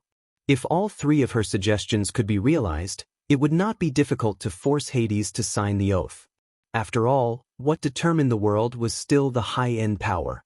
Thea even wanted to use the Flash to deal with Hermes, but it was not the time to mention it. After making up her mind, Hera made a prompt decision and went to Earth with Thea's incarnation to find Supergirl.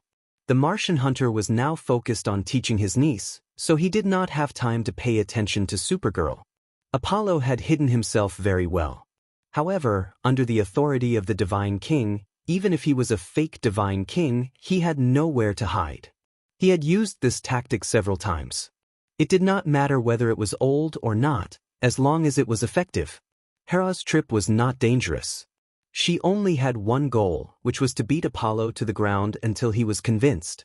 Diana went to find Hercules, which was also not dangerous.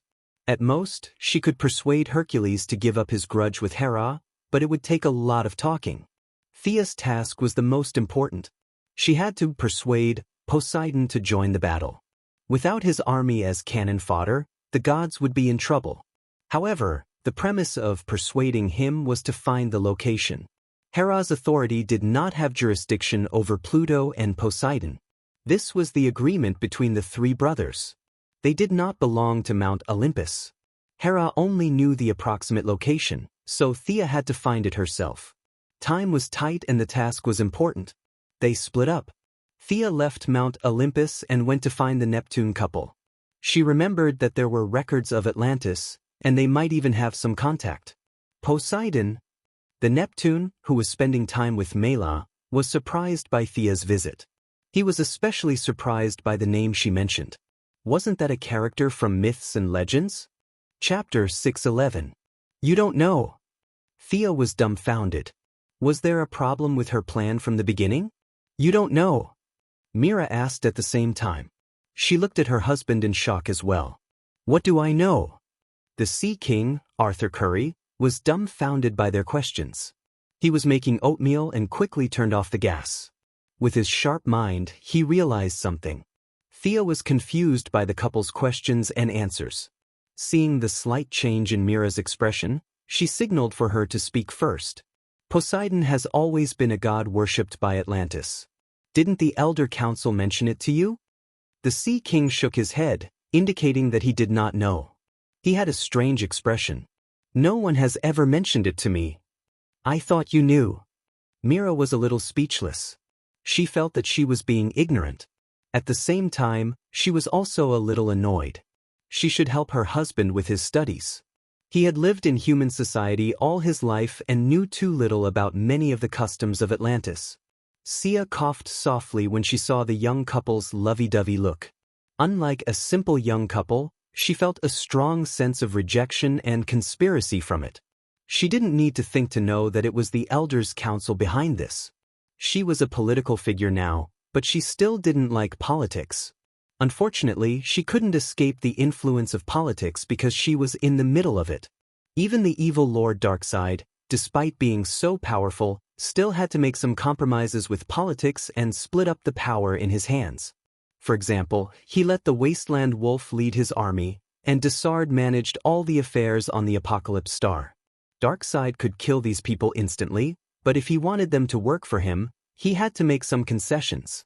This had nothing to do with strength, but a deeper problem of order. The Elder Council that the Sea King was talking about was the product of a few parties' coordination. However, she did not want to be involved in other people's affairs. She had enough problems. She just wanted to find the Sea King's hiding place.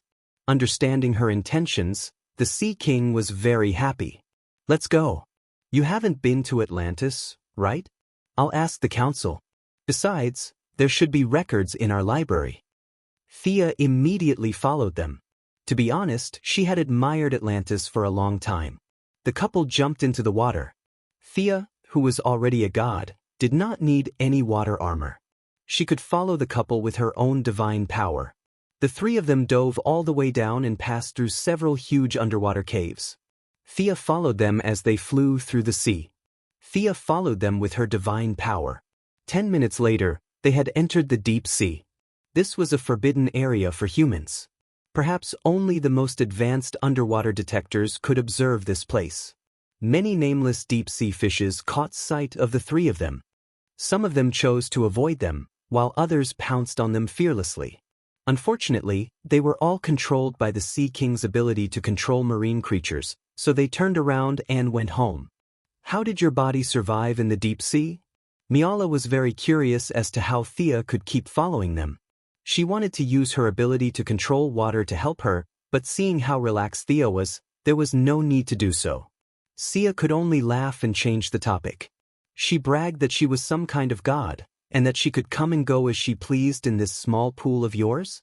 She was not thick-skinned enough. At first, they were worried that Thea would not be able to withstand the huge water pressure. Seeing that she was observing the strange environment around her as if nothing was wrong, they stopped worrying and used all their strength to swim to the deepest part of the sea. There was no sound in the depths of the sea. It was pitch black from top to bottom, left to right, front to back, and her sense of direction was completely confused. Her well-known phobia of the deep sea was not just for show. Fortunately, her eyesight had been following the Sea King, so she did not lose him. After passing through a few trenches that had yet to be explored by human beings, the three of them entered a cave that was invisible to the naked eye at the northwest corner of the trench.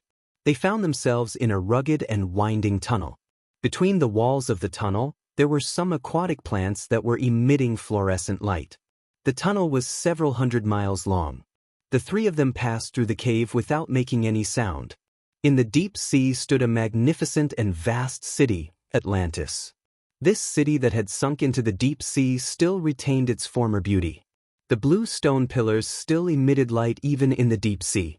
Many tall and artistic buildings dotted the city like stars in the sky. The layout of the city was like two concentric circles, divided into the inner ring and the outer ring. With just a rough look, Thea could see the power structure here. The nobles lived in the inner ring of the city center, while the commoners lived in the outer ring. This was not only convenient for the expansion of the city, but also to use the lives of the commoners to buy time for the nobles to escape when the enemy attacked. Yes, Thea did not have a good impression of this group of people. Because when she was looking around, an old man with a few guards was arguing with the Sea King. And from the way the old man pointed at Thea from time to time, she knew that he was not saying anything good. Language barrier. Atlantis naturally could not speak English. Some of the words were similar to Greek, but the specific meaning was not easy to distinguish. Thea cast a small spell, language proficiency. This spell allowed her to understand the language of all intelligent creatures. As for the dragon language and demon language, it was not within the range of the spell. This person from the surface must be questioned by the parliament. Arthur, let me remind you, even if your mother let you ascend the throne, you still have to obey the orders of the parliament. The old man pointed his finger at the Sea King's nose fiercely. She is my friend. Stay away from her. This is for your own good. The Sea King and Sia had dealt with each other a few times, so he had a good understanding of her character. She was a docile donkey.